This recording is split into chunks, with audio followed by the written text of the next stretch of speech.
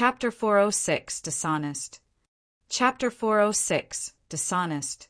Arriving in midair, Pei Chunyu and Shuiyang looked down from above to witness Poison Sect in a wretched state with corpses strewn all over the floor. Warm blood flowed everywhere. It was a living hell beneath them. Poison Sect was truly destroyed. How could this be? The same doubt flashed through the both of their minds. In that bloody battle on the long street, the strength that Su Zimo displayed was far from enough to destroy Poison Sect. Could that man have broken through once more and increased his strength significantly in more than 10 days? A look of caution flickered through their eyes. Of course, the most shocking thing for them was Su Zimo's current condition. Steadied breathing and a calm expression. He did not seem like he had just been through a massive battle. This should have been a battle that was tougher and more dangerous than the bloody battle on the long street. However, neither of them could spot any signs of fatigue on Su Zimo's face nor wounds on his body. Was it all a farce? Well, the truth was that he was at the end of the road. Pei Chunyu and Shuiyang glared intently at Su Zimo, wanting to expose his true weakened self. However, a moment later, the two of them gave up. They couldn't read him at all. That man looked to be a frail scholar when he was calm. One could only experience the terrifying strength emitted from his body after he made a move, and it was even fiercer than ancient ferocious beasts. Pei Chunyu took a deep breath of air and turned his gaze towards Tang Yu's group. When he saw their size, he gave up on his idea. No matter what Su Zimo's current condition was, it would be difficult for him to attempt to kill Su Zimo at this moment. Of course, that did not mean that Glass Palace was afraid of Elixir Yang sect. In a head-on battle, the strength of the 4 unorthodox groups would never match the Immortal and Fiend sects as well as the Buddhist monasteries. Right now, the Elixir Pool sect ruins had yet to appear, and they hadn't seen any treasures yet. There was no need for him to fight anyone to the death, since outsiders could seize the opportunity to take advantage of them while they were weak. Subtly, Pei Chunyu turned to leave with his group from Glass Palace. On the other side, the fiend heir of Malevolent Earth sect, Shuiyang, made the same decision expressionlessly and returned to the city's west. In reality, Su Zimo's appearance was truly not faked. After attaining lesser mastery of the orifice clearing section, the bit of strength he had expended was nothing to him. The battle had turned into a one-sided massacre after Du Kai's death. Making use of his movement techniques, speed, and ethereal wings, Su Zimo killed brashly, and no one could hold out a single round against him. For some of the cultivators that escaped further, Su Zimo hunted them down with the Moon Concealment Bow. In this battle, more than 100 Poison Sect cultivators were completely annihilated with no survivors. Little Fatty, Jian, and the others took it relatively well. However, Feng Man, Thousand Crane Sect, and Elixir Yang Sect were completely stunned as they froze on the spot. Earlier on, Tang Yu was reminding them repeatedly that after entering the battlefield, their priority was rescue instead of fighting. However, their plans could not catch up to the changes. By the time they arrived, they didn't even have the chance, even if they wanted to fight Poison Sect cultivators. Although Tang Yu had high regards for Su Zimo's strength, she could not believe that he could overwhelm Poison Sect, one of the 5 heretical doctrines, single-handedly. Su Zimo strode over leisurely and arrived before Tang Yu and the others, smiling gently. "I've caused you guys worries. I'm fine." In that short period of time, Tang Yu went through a roller coaster of emotions.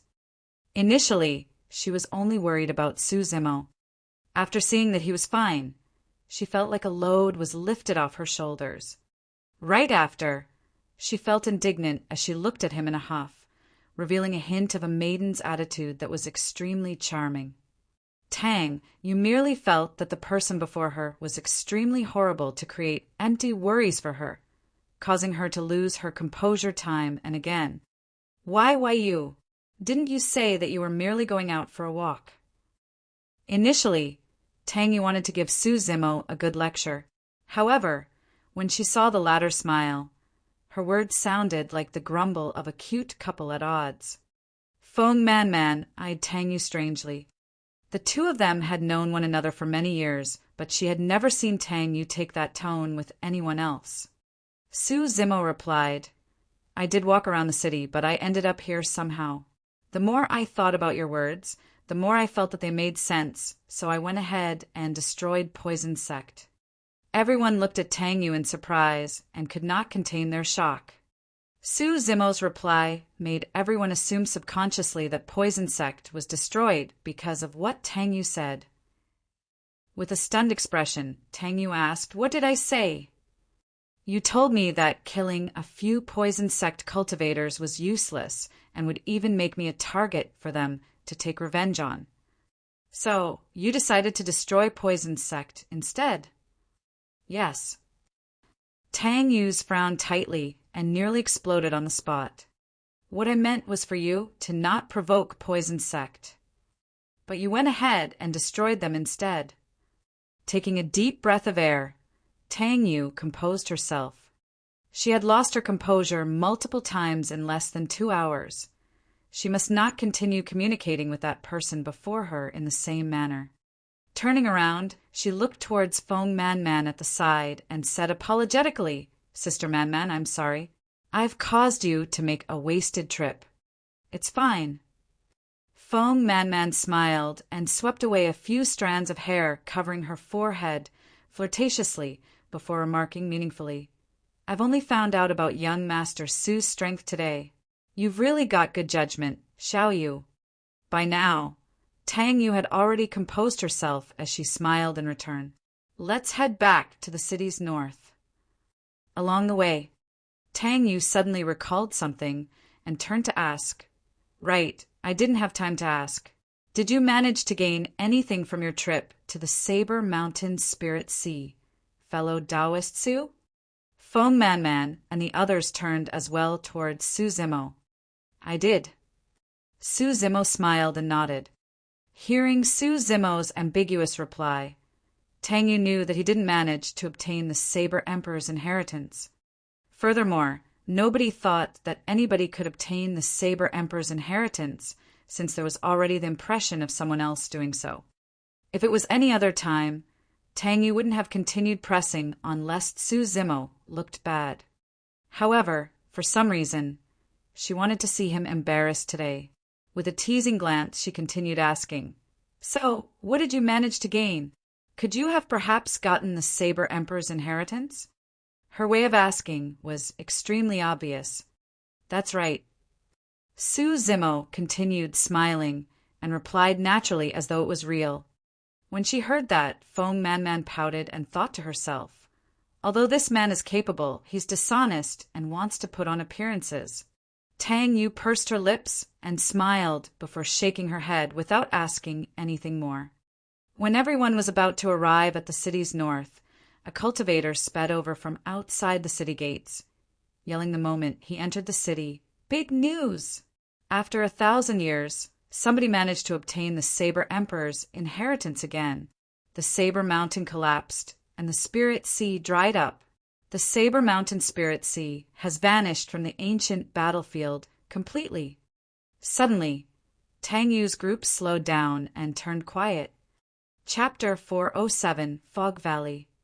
Chapter 407, Fog Valley. That piece of news was enough to stir up the entire ancient battlefield. In fact, it would cause a stir in the cultivation world as well after they left the ancient battlefield. Theoretically, everyone should start to discuss and wonder about who obtained the Saber Emperor's inheritance thereafter.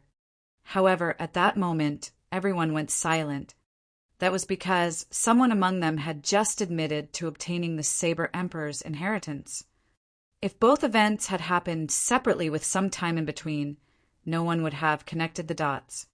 But now that someone had just admitted to it, the news spread to the city. Everyone looked towards Su Zimo instinctively with strange expressions. Was it for real? It was a fleeting thought, as everyone denied it internally right after. The Saber Mountain Spirit Sea was formed in the ancient era. Since then, countless geniuses had attempted, and yet only a single person had managed to pass the test and obtain the inheritance. It was obvious how difficult it was. It was not ridiculous to call the fiend sect cultivator 1,000 years ago a peerless paragon. Could a peerless paragon exist among their midst as well? It was a mysterious and surreal feeling. "Everyone, I'll go check on Xiaoning." Right then, Su Zimo spoke and bid farewell with cupped fists before floating off. After Su Zimo was far away, Feng Man suddenly asked, "Xiaoyu, do you think that he was speaking the truth?" "I have no idea as well." Tang Yu chuckled bitterly and shook her head.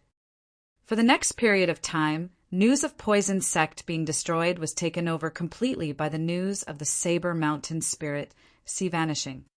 Nearly everyone in Xiantian City was discussing who the cultivator who obtained the Saber Emperor's inheritance was. While everyone had different sayings and guesses, none of them had an accurate answer. Among them, there were people who said that a green-robed cultivator obtained the inheritance. That saying did not mean anything much to outsiders. However, Tang Yu and the others thought of Su Zimo instantly the moment they heard that. However, Su Zimo had been in seclusion during this period of time, and Tang Yu did not have the chance to verify the facts. As time passed by, the atmosphere in Xiantian City became more tense. Recently, many foreign faces appeared in the city, and they possessed extraordinary strength. The seal of Elixir Pool sect was about to disperse. Previously, things were relatively fine between the major factions in Xiantian City. However, once the seal was dispelled and treasures revealed themselves, it would definitely bring about an apocalyptic and bloody battle royale. This day, an Elixir Yang sect disciple knocked on Su Zimo's door, requesting for him to gather at the front hall. Su Zimo sat in a lotus position on his bed with blood quencher placed horizontally before him.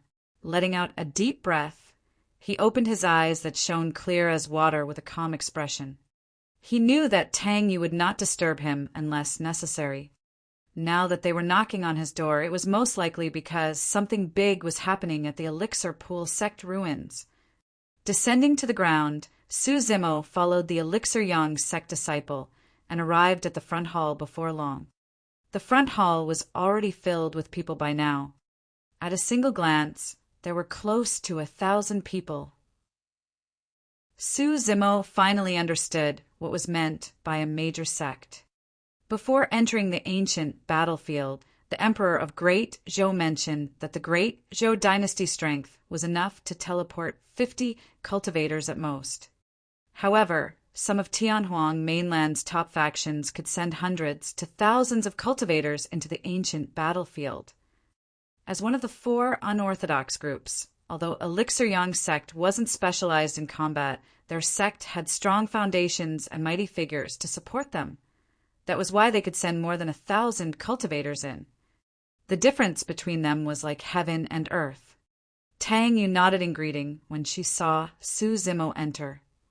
Unlike his ordinary self, Uncle Liang, who was behind Tang Yu, took the initiative to smile at Su Zimo as well. Ji Qingtian and Xiaoning had arrived long ago. Suddenly, Su Zimo felt a hostile intent and could not help but frown. Turning around, he glared over without being subtle. It was Yan Jun. 10 days ago, Yan Jun fainted after receiving a slap from Su Zimo. In reality, Yan Jun was not severely injured because Su Zimo showed mercy. Thanks to the miraculous elixirs of Elixir Yang sect, Yan Jun recovered within a couple of days.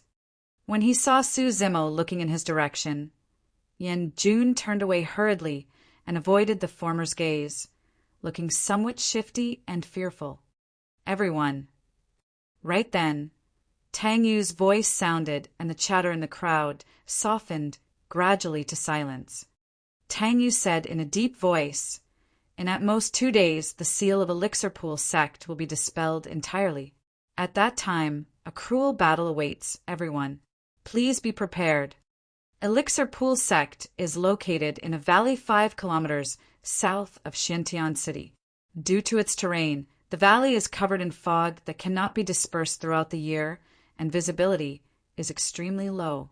That is also the reason why the Elixir Pool Sect ruins haven't been discovered till now. These were extremely valuable news, and everyone listened attentively. The dispelling of the Elixir Pool Sect's ruined seal does not mean that we can have a smooth journey and arrive safely. According to the scouting of a few junior brothers, the valley is home to many pure-blooded ferocious beasts, ancient remnant beasts, and extinct ancient life forms with terrifying strength. The lifespan of demon beasts is much longer than that of humans. These pure-blooded ferocious beasts have not been able to form inner cores due to the rules of the ancient battlefield. However, their strengths are at the peak of Foundation establishment, and they are extremely terrifying. Su Zimo furrowed his brows slightly. Through those simple statements, he could tell how dangerous it was and that the situation was not to be underestimated.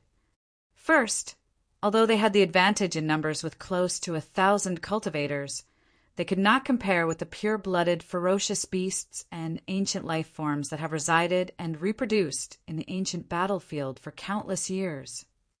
Second, this place was deep in the ancient battlefield. Pure-blooded, ferocious beasts aside, even the most ordinary ancient life forms possessed terrifying strength. Third, environment. The environment was extremely unfavorable for them. The intelligence of those pure-blooded ferocious beasts was not inferior to humans. The reason why they rarely attacked the city was because they knew that the humans had the terrain advantage and they couldn't win. However, the situation was reversed this time round. The demon beasts had the terrain advantage. All the factions had limited knowledge about the valley and did not know much about the terrain within. However, these demon beasts that had lived inside for countless years knew everything. Apart from that, there was an even scarier reality: night.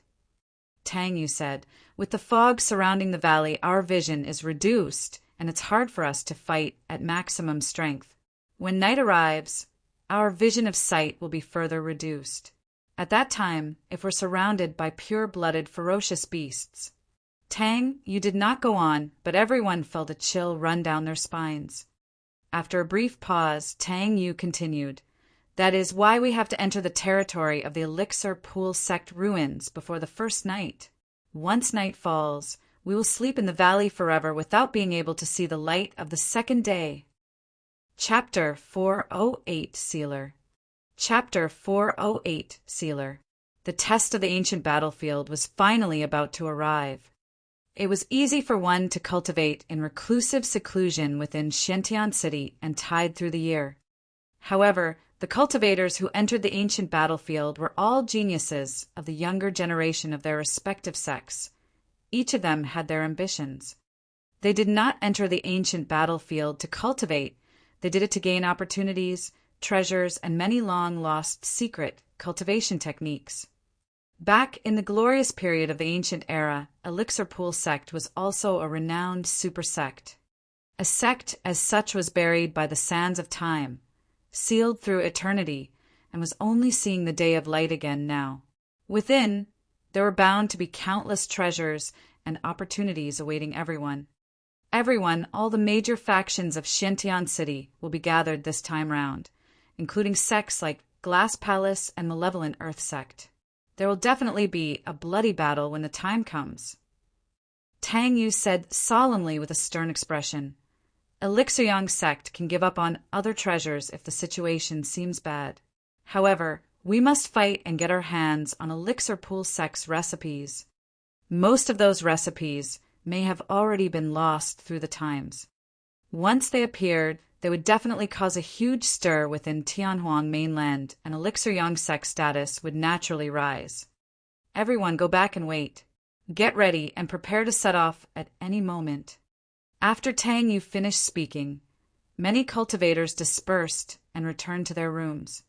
"Fellow Taoist Su, fellow Taoist Ji, please wait up." Tang Yu held back Su Zimo and Ji Qingtian, and they took their seats after everyone left. "Have you guys heard of the Sealer?" Tang Yu did not beat around the bush and asked directly. Su Zimo and Ji Qingtian were slightly stunned, exchanging gazes before shaking their heads. Their understanding of the ancient battlefield was far inferior to these disciples of supersections. Tang Yu had expected that and wasn't surprised. If Su Zimo hadn't even heard of the Saber Mountain Spirit Sea, it was only logical that he wouldn't know about sealers. Tang Yu explained, apart from geniuses at Foundation Establishment Realm, some major sects of Tianhuang mainland will teleport golden cores here as well. What? Su Zimo and Ji Qingtian were shocked. Su Zimo had heard from demoness Ji that the ancient battlefield was a separate dimension of its own, formed by fragments left behind by an apocalyptic war back in the ancient era. There were elementary, intermediate, and advanced ancient battlefields. Right now, they were in the elementary ancient battlefield. The 3 grades of the ancient battlefields were decided based on their relative stabilities. The elementary ancient battlefield was the most unstable. If the energy fluctuation is too great, it would cause a dimensional tear, devouring the cultivator entirely and releasing him into the voids to be shredded by the void currents. After countless years of testing, the breaking point was decided at the Golden Core realm. As long as the cultivators were below the Golden Core realm, they would not cause a dimensional tear. As for the dimension of the intermediate ancient battlefield, it was stabler and golden cores can enter and attack freely within it. A dimensional tear would not be caused as long as their cultivation realms were lower than nascent soul. As a world of its own, the ancient battlefield possessed self-preservation instincts and could reject cultivators with power beyond the breaking point. Take the elementary ancient battlefield, for example. Golden cores had no way of entering it. It was more like a rule that could not be defied.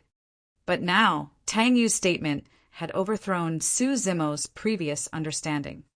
Tang Yu explained, some of the major sects with strong foundations and had been around for ages have mighty figures among them with supreme methods.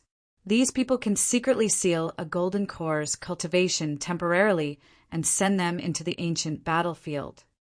These golden cores are referred to as sealers. Su Zimo and Ji Qingtian's eyes were filled with shock when they heard that. Methods that could defy a world's rules were truly supreme. However, Ji Qingtian was puzzled right after and asked with a frown, even if they are able to send sealers in secretly, these people would only be able to exert the strength of a peak foundation establishment cultivator. What's the point of spending so much effort? Without replying, Tang Yu smiled and looked at Su Zimo in a testing manner. After pondering for a moment, Su Zimo's eyes lit up and he said slowly, more so to intimidate. When he heard that, Uncle Leon nodded to himself with a look of admiration in his eyes. That's right.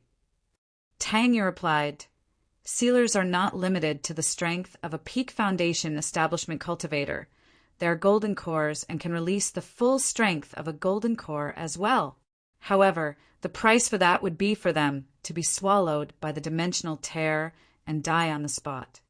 Therefore, most of the time, sealers are only there to intimidate others, and they will not release the strength of a golden core unless absolutely necessary.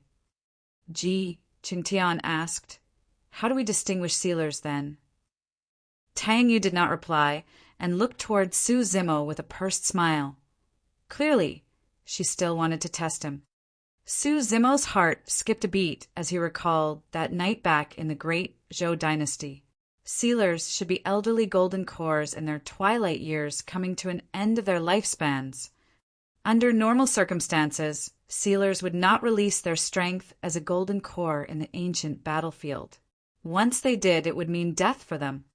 Only golden cores at the end of their lifespans would agree to entering with the risk of dying at any moment. That night, back in the great Zhou dynasty, the reason why those 2 golden cores disregarded the imperial notice and tried to assassinate Su Zimo despite knowing that they would die was because they were at the end of their lives without many years to live anyways. Tang Yu looked at Su Zimo with her mouth agape in shock. She had not expected him to reveal one of the secrets behind it with just a single sentence. Su Zimo continued, Since sealers are there to intimidate, they should be by the side of the respective sect's commanders to protect them as well. With that said, he turned to look at Uncle Liang, who was behind Tang Yu, smiling gently. Uncle Liang, you're a sealer, right? Haha, bravo. Uncle Liang stroked his beard and laughed while praising. In reality, Su Zimo had deduced Uncle Liang's identity long ago. Normally, those who entered the ancient battlefield were all young geniuses. It was truly strange for an elderly man with white hair such as Uncle Liang to appear in the ancient battlefield. Tang Yu continued, since sealers are old with failing physique and weak stamina, they rarely fight even without using the strength of a golden core. Pondering for a moment, Ji Qingtian asked again, if that's the case, why don't you send more sealers? That amount of strength should be enough to sweep through the ancient battlefield. It won't. Tang Yu shook her head. First, there aren't many golden cores in their twilight years. Second, sending a sealer has already disrupted the balance of the ancient battlefield. If the golden cores truly wage war and cause multiple dimensional tears, the world would be even more unstable and might even be destroyed. The result of a destroyed dimension would be for all beings in it, regardless of whether they were alive, to be reduced to dust and return to chaos. In order to prevent the ancient battlefield from being destroyed, the major sects had an agreement that they would only send a single sealer in each time. After a slight pause, Tang Yu turned to Su Zimo. What I want to remind you is that Pei Chunyu and Shui Yang each have a sealer by their sides as well. Chapter 409, Entering the Valley. Chapter 409, Entering the Valley. Tang Yu knew that Su Zimo wanted to fight for the perfect meridian unlocking elixir. However, Pei Chunyu and the others were bound to fight for a perfect meridian unlocking elixir as well. At that time, a massive battle would break out, and Su Zimo's enemies were not only Pei Chunyu and Shui Yang, but their sealers as well. It was obvious that Tang Yu was implying for Su Zimo to back off. Su Zimo's current strength was enough for him to go against Pei Chunyu and Shui Yang. However, even without using their strength as golden cores, sealers were equivalent to 8 Meridian Foundation establishment cultivators just by releasing the strength at Peak Foundation establishment.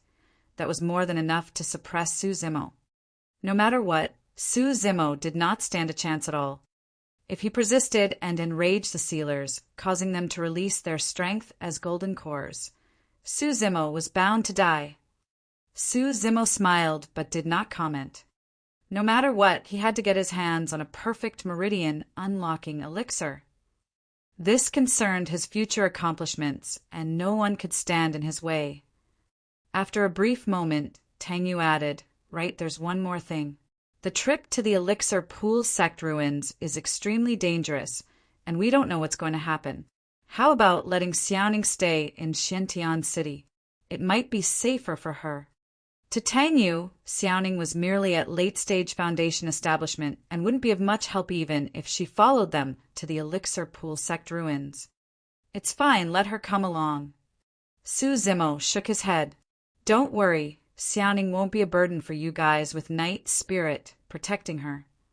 Normally, it would indeed be much safer for Xiaoning to stay in Xiantian City." However, Su Zimo decided to take Xiaoning along with him after taking into account that mysterious elixir furnace she had in her possession. Su Zimo believed that given his and Night Spirit's strength, he would be able to ensure Xiaoning's safety no matter how dangerous it was. After chatting a little more, they dispersed and waited for news of the Elixir Pool sect ruins. A day later, after 5 p.m., nearing dusk, 5 kilometers away from the south of Xiantian City, a violent quake happened as beams of light shot into the skies before disappearing. The seal of Elixir Pool sect had dispersed. Many cultivators came out of seclusion in Xiantian City, and countless figures soared into the skies, heading towards the valley 5 kilometers to the south on their flying swords. Glass Palace, Malevolent Earth Sect, Tomb Sect, Puppet Sect, and various other sects made their moves, and in the blink of an eye, the entire Xiantian City was in an uproar. Because Su Zimo and the others were prepared, they assembled at the front hall swiftly the moment they saw the phenomenon. Tang Yu gazed up at the skies with a dark expression and worry in her eyes. Su Zimo knew what was on her mind. Right now it was evening, and there were only 2 hours left till night. It was relatively dangerous for them to barge into the valley right now. If they did not manage to pass the defenses of the ferocious beasts and arrive at the Elixir Pool sect ruins before nightfall, all of them might end up dying in the valley. However, if they were to stay here and another sect broke through the ferocious beasts and arrived first, all the treasures inside Elixir Pool sect were bound to be wiped clean. Junior sister, let's go. Glass Palace and the other sects have already set off. We'll be too late if we don't move. Yanjun urged at the side. Sighing internally, Tang Yu waved her hand. Let's go. Everyone rode on their flying swords and sped towards the south. Among the crowd, Yanjun glanced at Su Zimo with a killing intent flickering briefly past his eyes. Su Zimo sensed at the moment it appeared. Although he did not turn back, his expression was cold as he slowed down and came to Yanjun's side. Without even looking at him, Su Zimo remarked indifferently, "A word of advice. It's best if you don't harbor any designs on me." At that moment, Yanjun felt as though his heart was being grabbed by someone and had stopped beating. How did he realize it? His expression was frightfully pale as sweat poured down his forehead. He could not understand how he was found out when he had merely glanced at Su Zimo once with a fleeting, killing intent. Yanjun's legs were trembling, slightly. He tried to control them, but he could not do so. Taking a deep breath of air, he pretended to be calm as he faked a laugh at Su Zimo. Fellow Taoist, who are you talking to? I merely knocked you out with that slap from before, but the next time, your head will explode. After a slight pause, Su Zimo continued. All right, this is not a threat. It's just a reminder. Without looking at him still, Su Zimo sped up after that statement and returned to the front of the group.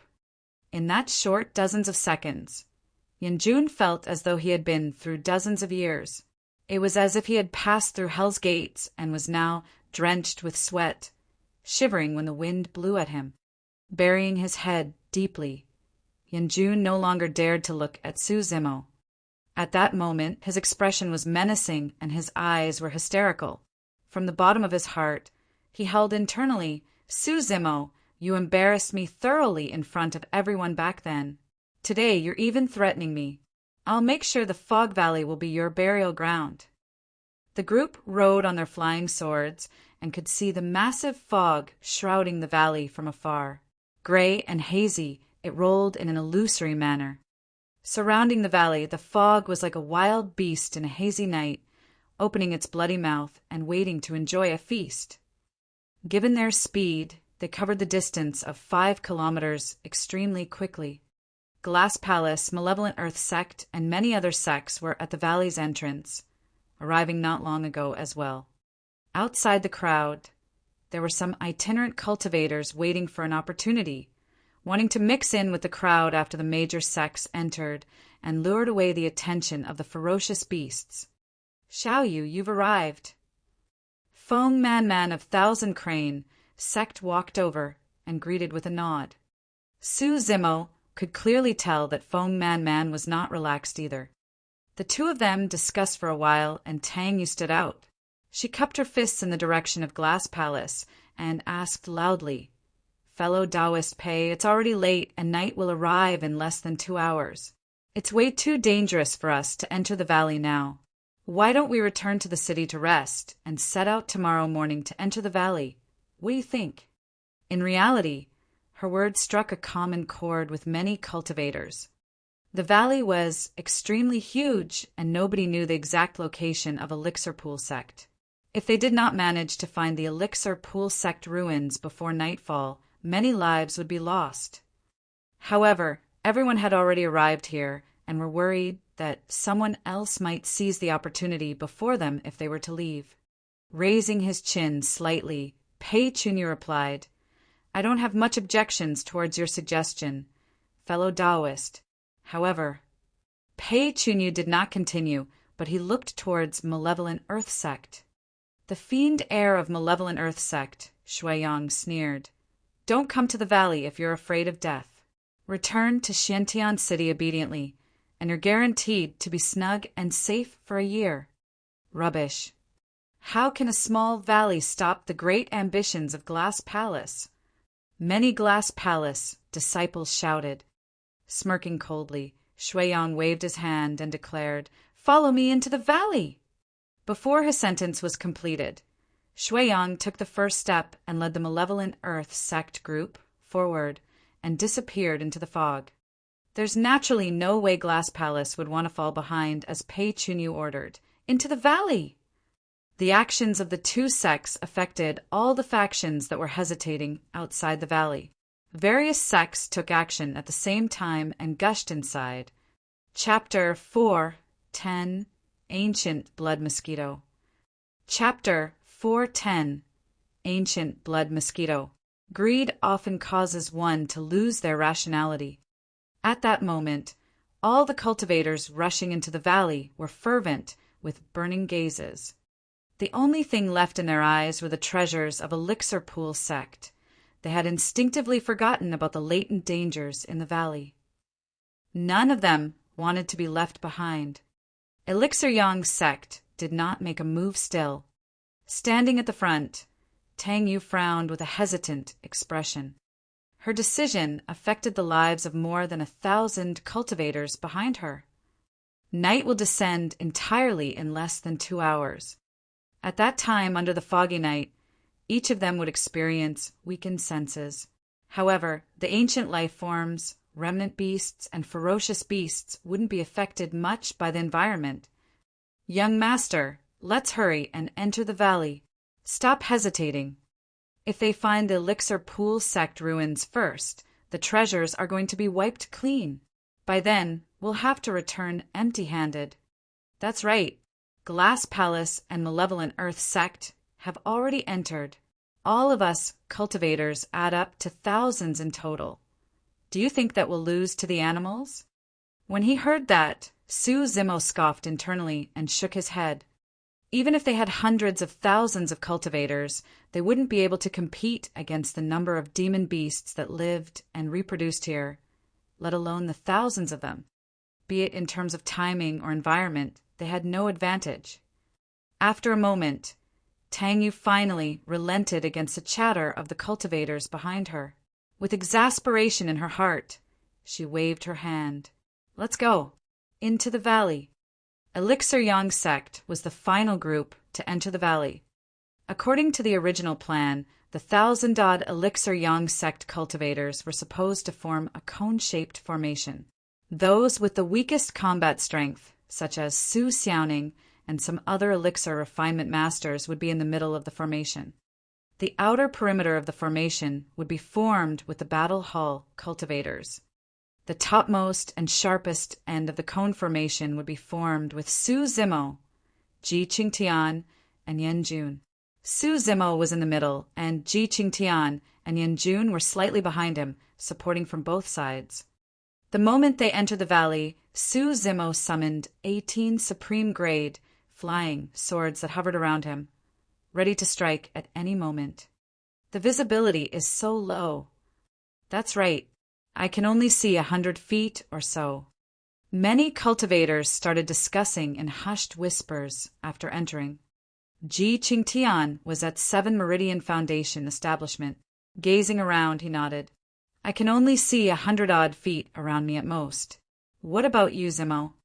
Around the same. Su Zimo replied ambiguously.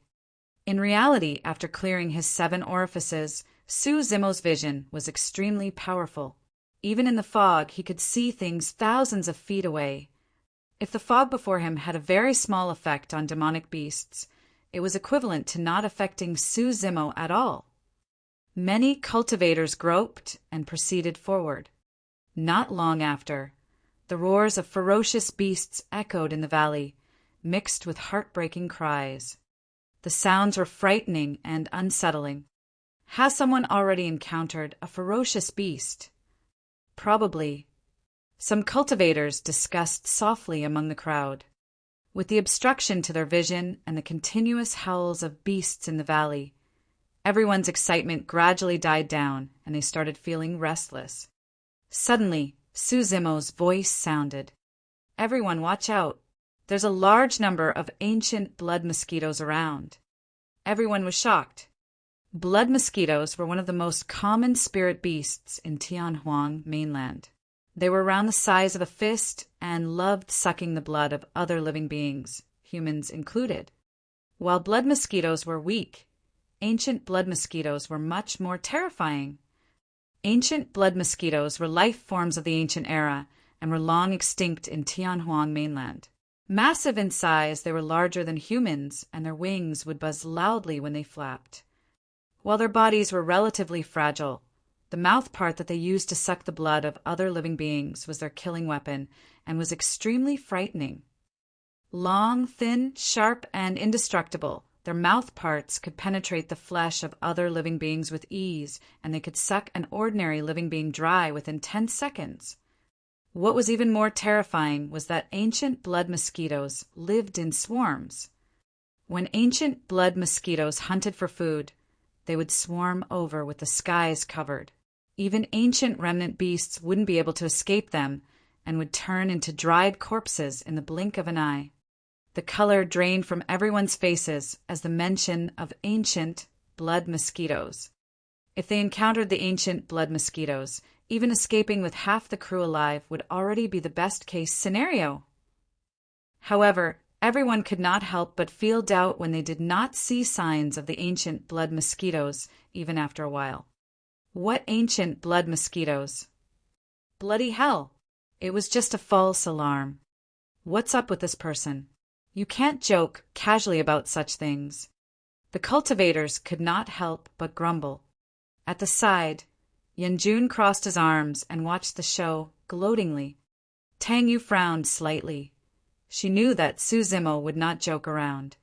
However, when she saw that there was still nothing around them after a while, she could not help but head forward and ask, "Fellow Taoist Su, are there truly ancient blood mosquitoes?" "Of course."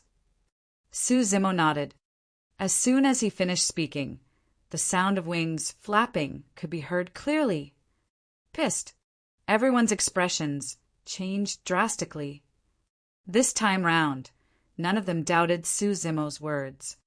However, none of them could understand how he managed to discover the ancient blood mosquitoes so early. Tang Yu squinted her eyes, and her gaze flickered as her thoughts raced. The ancient blood mosquitoes had flown at least a few thousand feet from the time Suzimo gave his warning until now. Could it be that Suzimo had spotted the ancient blood mosquitoes from more than a few thousand feet away? The thought of that possibility gave Tang Yu a shock. There was no time to think as a swarm of ancient blood mosquitoes appeared before them. In fact, Tang Yu could make out the bloodshot eyes and the thin, long mouth parts that were stained with blood of the ancient blood mosquitoes. Many of them could not hold it any longer as they roared and summoned their spirit weapons, attacking the dense swarm of ancient blood mosquitoes. In the blink of an eye, a brilliant spirit light shone in the fog, and sword chi filled the place. Clang, clang, clang. The flying swords of many cultivators pierced through the air. The ancient blood mosquitoes lightly shook their mouth parts and collided with the flying sword, causing the sound of metal clashing to ring out. Many flying swords were repelled, returning empty-handed. The distance between them shortened once more. The attacks of the flying swords could not break the defenses of the ancient blood mosquitoes. The cultivators were flustered as they hurriedly summoned spirit talismans and released spirit arts, temporarily stopping the ancient blood mosquitoes in their tracks. However, they had a limited number of talismans, and they could not release spirit arts continuously either, as they required a huge consumption of spirit energy. After withstanding the first wave of attacks from the ancient blood mosquitoes, they still had to use their flying swords to defend. Poof, poof, poof. Right then, in the void at the most front, ancient blood mosquitoes were sliced apart by flying swords and fell to the ground one after another. Tang Yu looked over and found Su Zimo controlling the 18 supreme-grade flying swords. Without even condensing a sword formation, he was causing massive damage to the ancient blood mosquito swarm. Suddenly, Su Zimo's voice sounded. "Don't let the ancient blood mosquitoes get close. Their mouth parts are extremely lethal, indestructible, and can go against flying swords. Everyone, there's no need to fight them head-on. Use the agility of your flying swords to wrap around or behind them, and you can kill them with ease." Upon hearing those words, everyone was invigorated and attacked, as per his advice.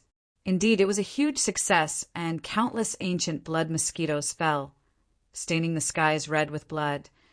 Chapter 411, Ground Dragon. Chapter 411, Ground Dragon. There were too many ancient blood mosquitoes as they filled the skies and swarmed over like locusts. Even though they knew the weakness of the ancient blood mosquitoes, it was inevitable for them to have openings in their defense, allowing the ancient blood mosquitoes to close in. Those blood-stained, thin and long mouthparts were extremely sharp. Once a cultivator was pierced by them, bloody holes would be formed and they would be sucked dry in the blink of an eye, leaving behind nothing but a skeleton. Initially, cultivators died as the group continued ahead, causing gaps in the formation. Under Tang Yu's lead, the group gathered even more closely and tightly, covering the gaps so that the formation wouldn't be destroyed and torn apart. Although they were similarly at 6 Meridian Foundation establishment, Su Zimo's spirit energy was much richer than the Battle Hall cultivators of Elixir Yang sect and was comparable to that of a 7 Meridian Foundation establishment cultivator. Coupled with his supreme-grade flying swords and ethereal sword, Su Zimo's 18 flying swords created an immense amount of damage ahead and were unbeatable. No ancient blood mosquito could reach him as blood mists appeared continuously ahead along with the tragic cries of the former. With Su Zimo taking over most of the attacks, the pressure on Ji Qingtian and Yan Jun lessened significantly and the group continued pushing forward. Even without turning back to look, Su Zimo could sense cultivators falling to the ground repeatedly, unable to get up. In that fog valley, one was as good as dead if they suffered serious injuries. Since those cultivators chose to enter the valley in pursuit of elixir pool sex treasures, they had to accept the dangers they were currently facing. Su Zimo was not a saint and did not have the energy or will to save everyone. All he could do was ensure that the front of the formation was preserved as much as possible and lead the group through the obstacles ahead. An hour later, the group of them broke out from the encirclement of the ancient blood mosquitoes. The surrounding ancient blood mosquitoes were gradually minced by the flying swords and fell. Everyone, take a rest and treat your wounds. Use elixirs to recover your energy. Tang Yu declared with a heave of relief after breaking out from the ancient blood mosquitoes. Su Zimo frowned and did not comment when he heard her decision. The cultivators stopped in their tracks and started bandaging their wounds while consuming elixirs, panting heavily with pale faces. Everyone looked towards Su Zimo at the front with complicated expressions. Previously, none of them could understand why Tang Yu was willing to offend the 4 mounted bandits, just to recruit Su Zimo. But now, all of them realized how terrifying Su Zimo was. After that battle, he was calm and composed as usual. Compared to them, he was worlds apart. People like Tang Yu and Uncle Liang understood everything even better. If Su Zimo had not paved the bloody path in front of them, they would have lost at least half of their group of cultivators.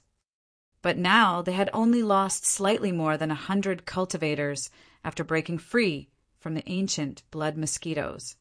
Not long after, when Su Zimo saw that everyone had consumed elixirs and treated their wounds, he came before Tang Yu and said softly, "Let's hurry and leave. This is not a good place to linger." There was less than an hour before nightfall. Time was extremely pressing for the group from Elixir Yang sect. the longer they lingered in the valley, the more danger they would face. Furthermore, what they faced earlier was just a group of ancient blood mosquitoes. There were many remnant and variant beasts that had yet to appear. Su Zimo had a feeling that pure-blooded ferocious beasts would definitely appear once night fell. At that time, the valley would be a nightmare for all the sects and cultivators. Tang Yu nodded. Just as she was about to speak, Yen Jun sneered. Su Zimo, you have a strong physique and can continue on the road. However, you've got to consider the feelings of others. His voice was very loud, as if he was intentionally speaking to others. Many cultivators looked towards Su Zimo with displeasure upon hearing that. Tang Yu hesitated when she caught sight of their expressions. Loudly, Yen Jun declared, "Everyone, there's no need to be anxious. Resting a little more won't make a difference." Su Zimo smiled and did not say anything more. Suddenly, he sensed something, and a cold glint flashed through his eyes. Spinning around, he looked towards the back of the formation. "What's wrong?" Tang Yu asked hurriedly when she saw Su Zimo's strange expression. Before she finished speaking, the ground at the back of the cone-shaped formation began to tremble. Gradually, it turned soft and weak, showing signs of sinking in. It was as if some terrifying creature was about to break out of the soil. "Hurry, let's go!" Su Zimo shouted. Tang Yu also sensed that something was amiss and yelled, "Everyone, follow me! Let's leave this place quickly." Bang! Boom! Boom! The ground at the back collapsed suddenly, and dark red tentacles, as thick as a water bucket, extended from beneath, yanking the cultivators underneath. "Ground dragons! It's ground dragons!" Uncle Liang exclaimed in shock. Ground dragons were not dragons, and usually lived underground. Although they were shaped like anacondas, they had no scales and their bodies were filled with spiral patterns instead. They were dark red in color with no eyes and were extremely sensitive to light and trembles on the ground.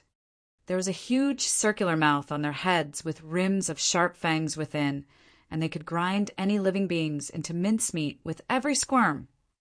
The most terrifying thing was that ground dragons had an exceptional regeneration capability. Even if they were cut into several pieces, they could recover to their original states as long as they dug back underground and rested. Any living being that was dragged underground by a ground dragon was most likely doomed, and even ancient remnant beasts were no exception.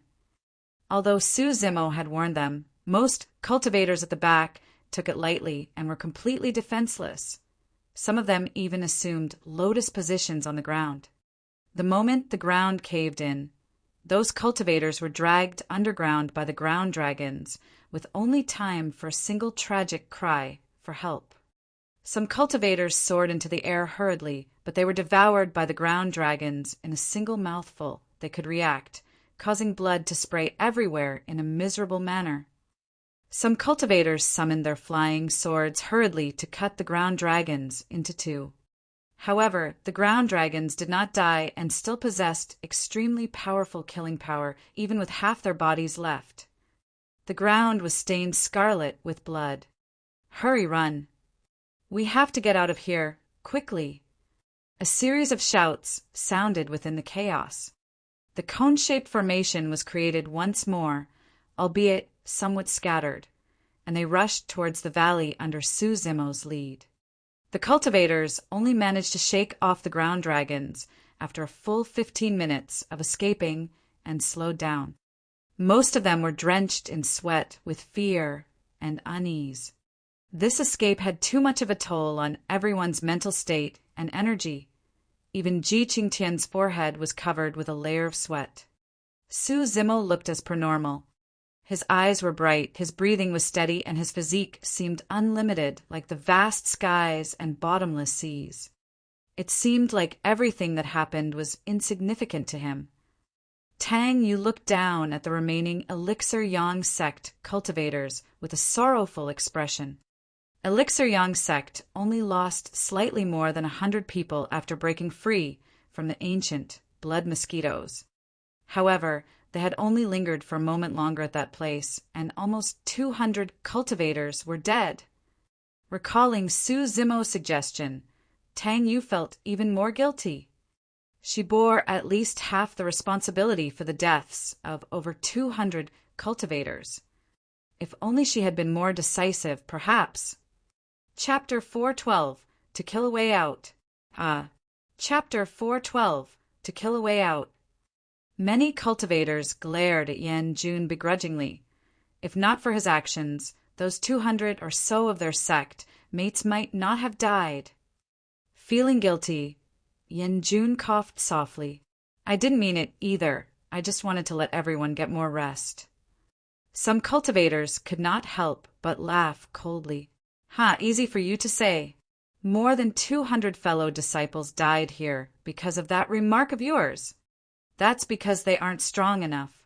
Don't follow us into the valley if you're afraid of death. Senior brother Yen, we're all from the same sect. How can you say something like that? That's enough. Sensing that the tension was strong and that they were only going to argue more intensely, Uncle Liang hollered and stopped the commotion. Feeling frustrated, Tang Yu raised her brows slightly and waved her hand. Everyone quietened down. I made the wrong decision earlier on. She took a deep breath of air and came to Su Zimo's side, asking softly, Fellow Taoist, what should we do next? We can only continue our journey and try to locate the Elixir Pool sect ruins as soon as possible. That's the only way for us to avoid the threat of the demon beasts in the valley. All right.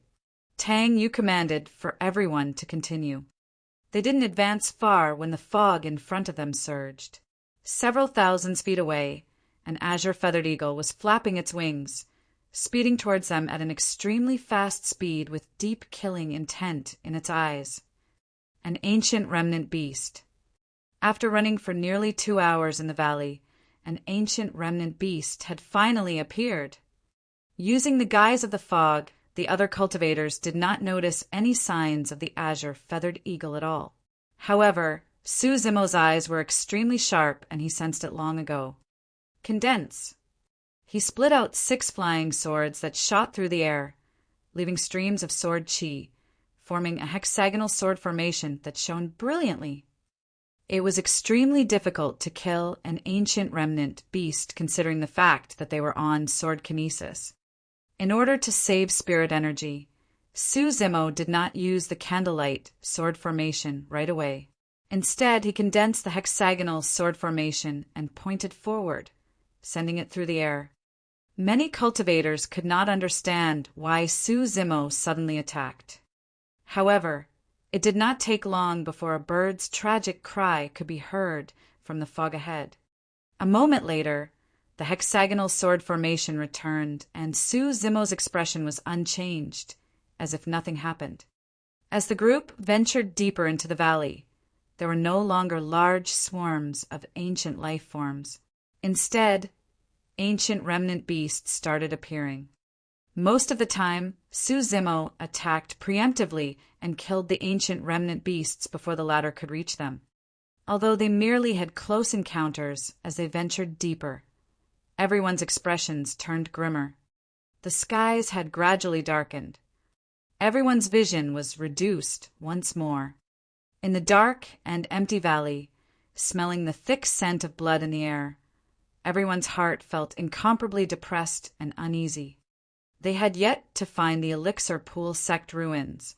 This meant that the group would have to continue in the night. Before long, night finally fell, and their surroundings were pitch black. Initially, everyone could still see a distance 100 feet in front of them, but now that range had shrunk to 30 feet. Before they knew it, their surroundings had gone silent. There were no longer birds crying or beasts roaring. In fact, there weren't even screams of cultivators anymore. It was as if all the demon beasts hid themselves in an instant and vanished without a trace. It was like the calm before a storm. The silence was so eerie, sinister, and frightening. Under Su Zimo's lead, everyone proceeded forward and could even hear their own hearts pounding. The rustling of the withered leaves they stepped on sounded particularly piercing. What's going on? Why aren't there any demon beasts left? Finally, someone could not bear the pressure and asked with a quivering voice, panting slightly. Tang Yu was a little afraid as well. She could even sense the aura of death in that darkness. Right now, the only thing that could calm her down was that back view in front of her that was sturdy, even if it was not broad. It was as if their hope would not be extinguished as long as that figure did not fall. The darkness before them was filled with unknown dangers. However, Su Zimo's footsteps did not stop at all as he continued advancing.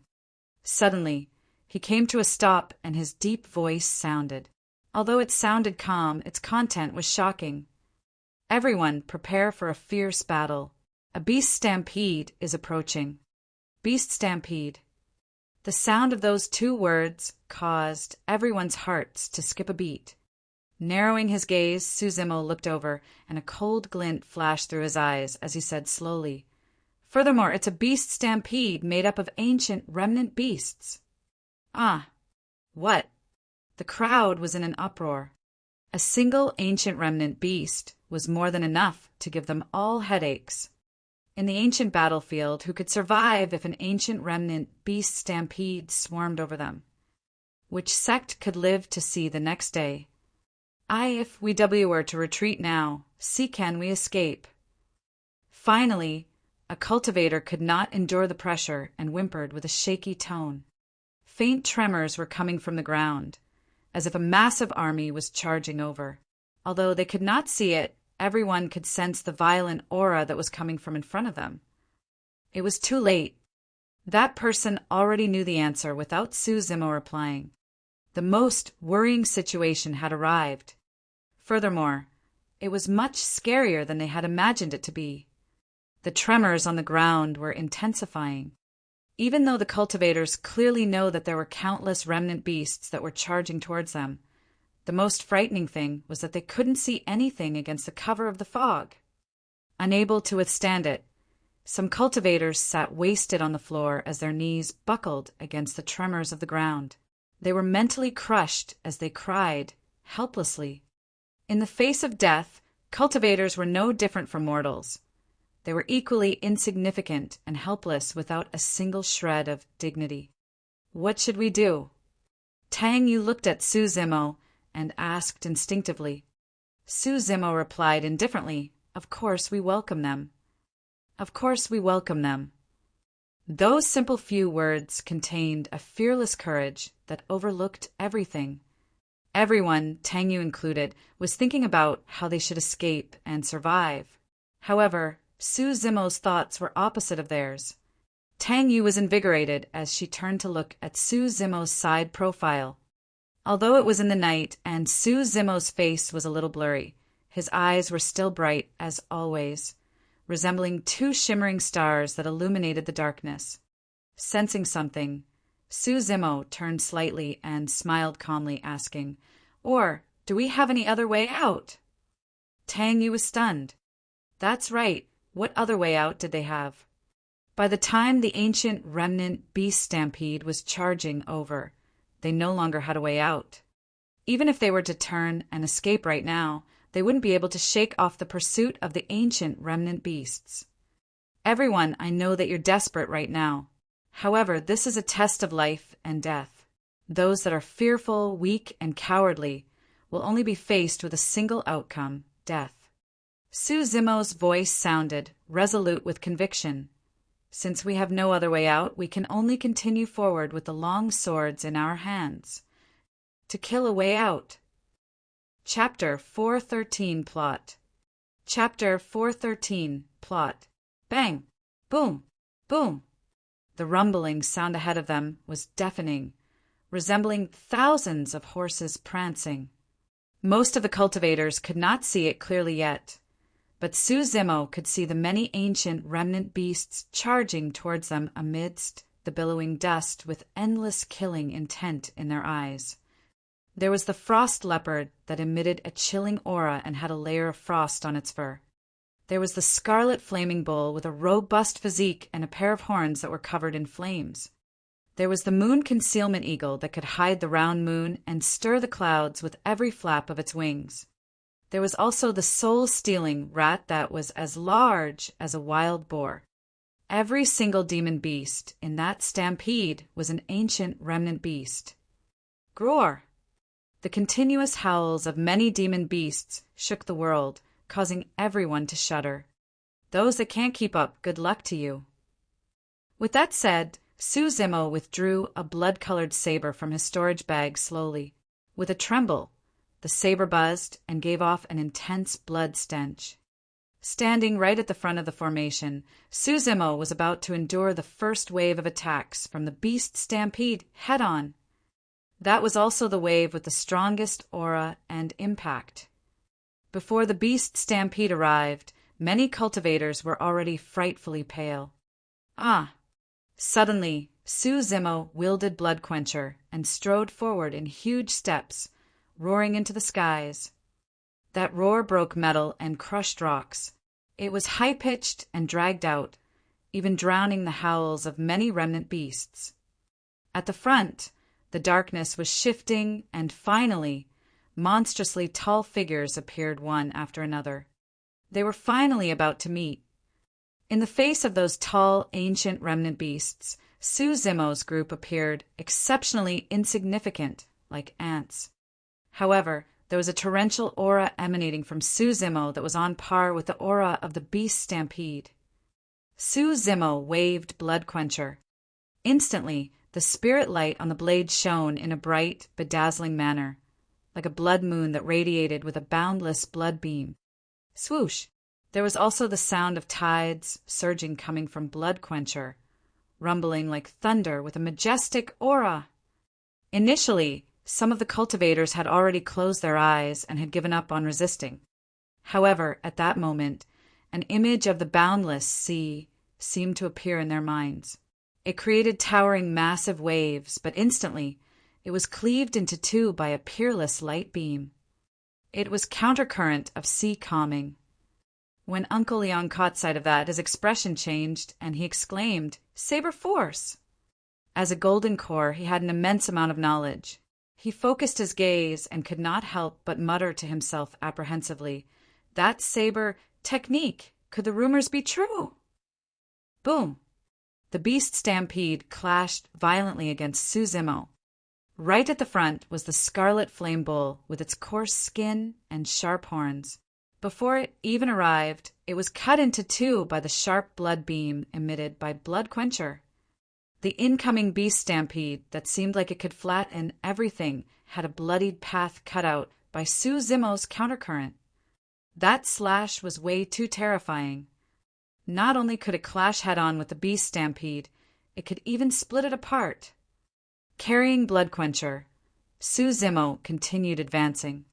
His bloodline had already started to circulate within his body, and his eyes shone brightly. An aura that was even more ferocious than the ancient remnant beasts was exuded as his black hair swayed freely. The cultivators followed him hurriedly. Taking a deep breath of air, Tang Yu declared loudly, "Everyone, please try your best to protect yourselves. Don't let the ancient remnant beasts break our formation, and don't stop in your tracks." Other than Su Zimo, the other 6 Meridian Foundation establishment cultivators in the group did not have secret skills as their trump cards, and they were barely a threat to the ancient remnant beasts of the valley to begin with. At the front, Su Zimo had been killing the ancient remnant beasts to create a path that was filled with blood and corpses. As long as everyone could stay alive against the attacks of the ancient remnant beasts and followed behind Su Zimo, they had a chance of surviving. However, it was extremely difficult to defend against the attacks of the ancient remnant beasts, even if the cultivators defended with all their might. In the fog of the night, everyone's vision was reduced to a range of around 10 feet. Against ancient remnant beasts, 10 feet was an almost instant distance. The moment everyone caught sight of the ancient remnant beasts, the latter would have already lunged at them, and it was too late to summon their flying swords or conjure spirit arts. By then, many of them could only rely on their defensive talismans to survive the attacks before defending again. However, most of them would be dragged away by the ancient remnant beasts, shredded and devoured in an instant. With Su Zimo killing at the front, the pressure on Ji Qingtian and Yan Jun wasn't too great. From time to time, Yan Jun's gaze would land on Su Zimo's back with an occasional cold glint. All of a sudden, a frost leopard pounced towards him from the side.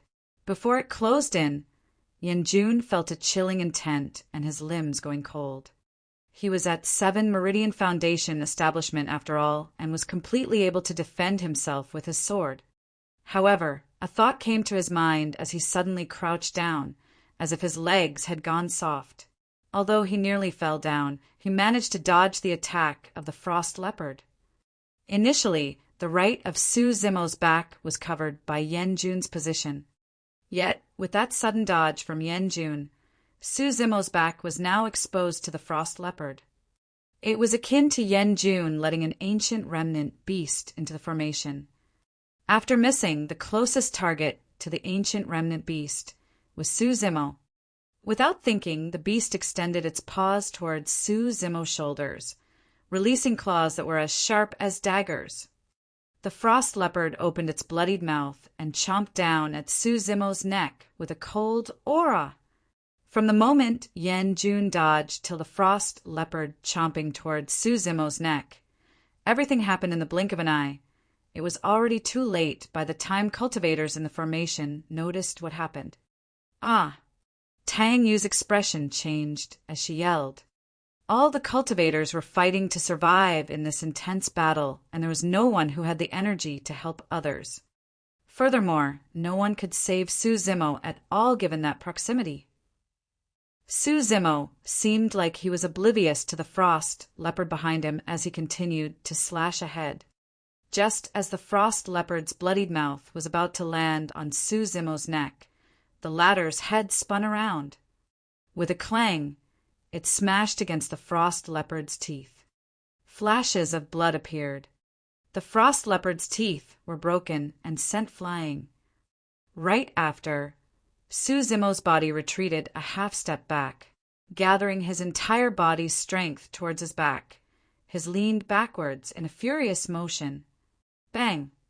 The massive frost leopard was sent flying, turning into a mist of blood in midair. Everyone was dumbfounded when they saw that. An ancient remnant beast was smashed into sludge by a human. Who would have believed it if they had not seen it themselves? With widened eyes and an agape mouth, Yan Jun was shocked in disbelief. What happened was completely different from what he had expected it to be. How could this be? That doesn't make sense. Yan Jun's mind was in a mess. Before he could resolve his doubts, Su Zimo suddenly stopped in his tracks and turned around. Instantly, Yan Jun felt his heart clench as shivers ran down his body.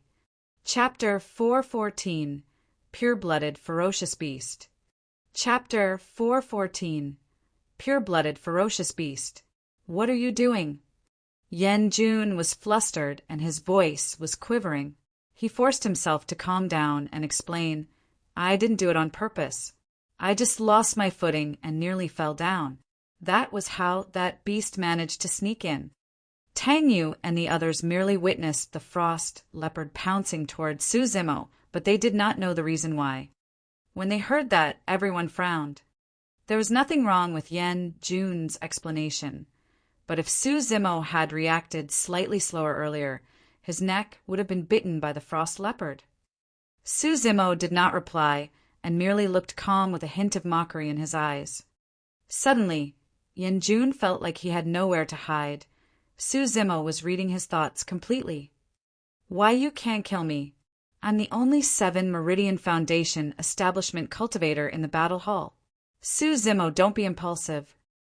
Yan Jun's eyes darted around, and he panted slightly, getting more nervous by the moment. 2 ancient remnant beasts crept over stealthily. As if he had eyes behind his back, Su Zimo slashed with Blood Quencher in reverse.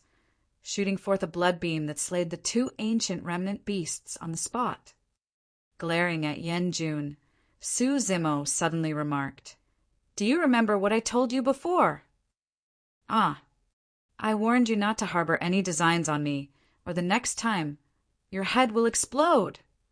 Right after saying that, Su Zimo's eyes lit up and his figure flashed, creating a series of surreal afterimages in his wake.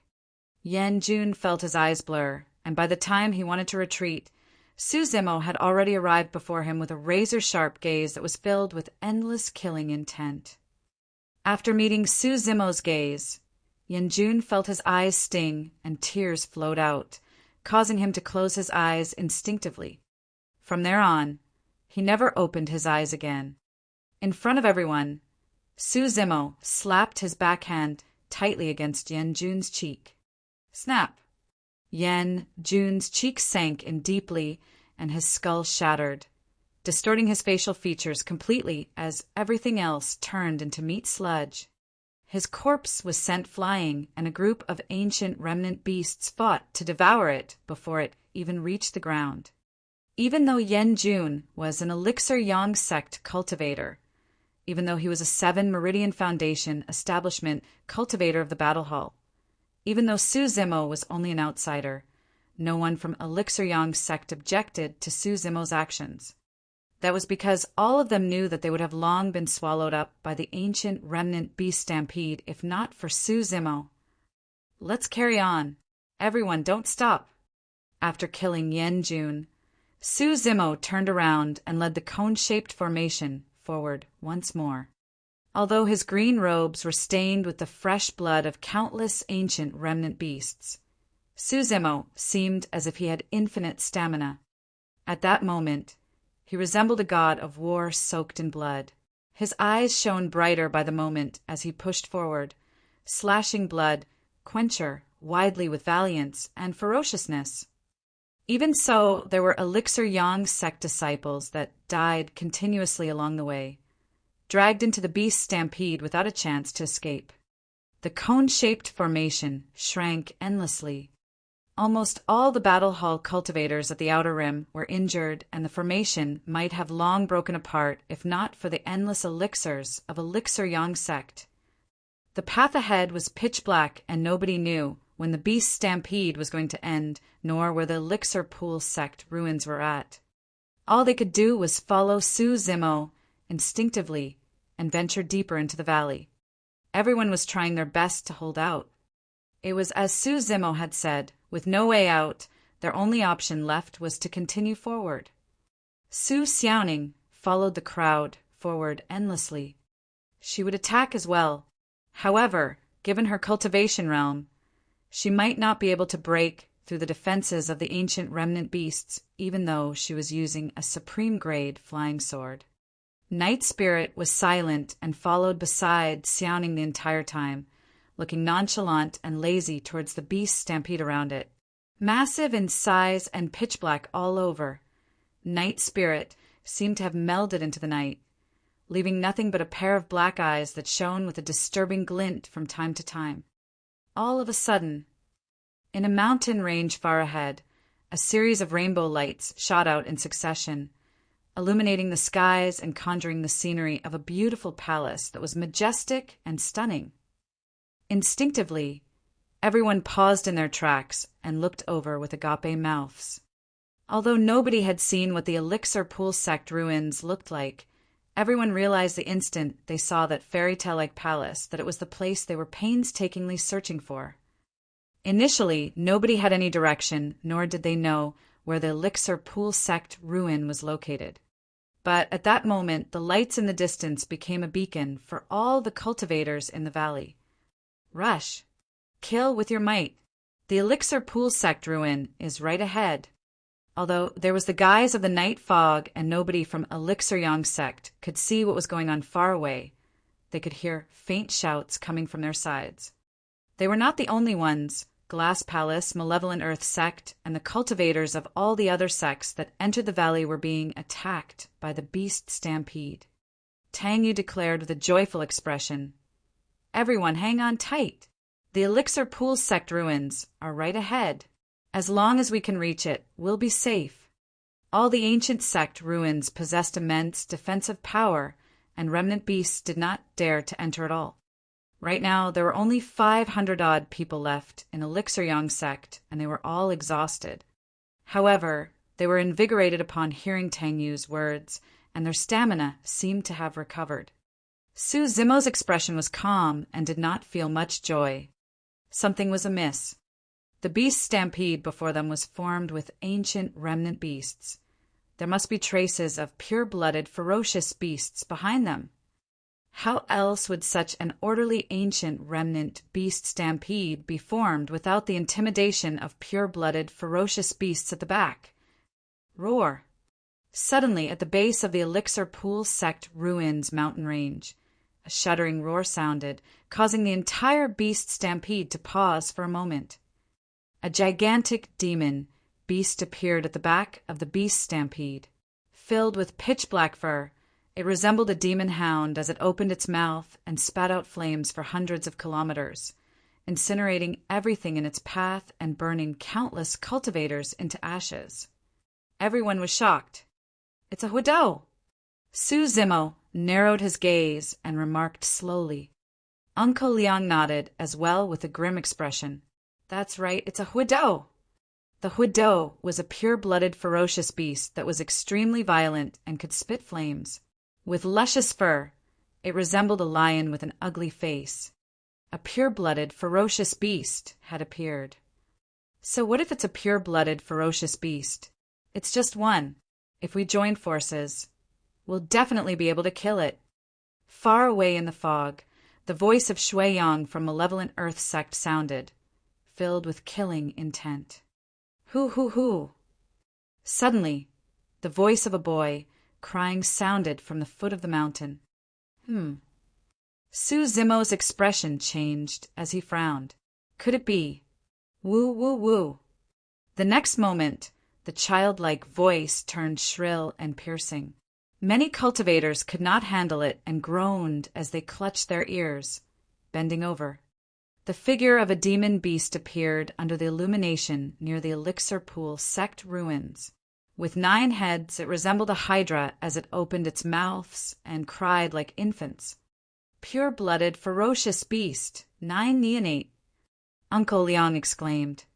Chapter 415, Supreme God Strength. Chapter 415, Supreme God Strength. Pissed, pissed, pissed. Before the cries of the infant could subside, a series of strange sounds came from the other side, resembling the hiss of a snake. However, the sound was really loud. Looking over subconsciously, everyone was shocked and took a deep breath of cold air. There was truly a snake beneath the mountain range. The gigantic snake coiled up from the ground and stretched its upper body, revealing a height over 1,000 feet tall and scales the size of a basin. The snake's head could almost reach the top of the sky as it looked down at everyone with cold and vicious eyes, twisting the clouds with every breath. Swoosh!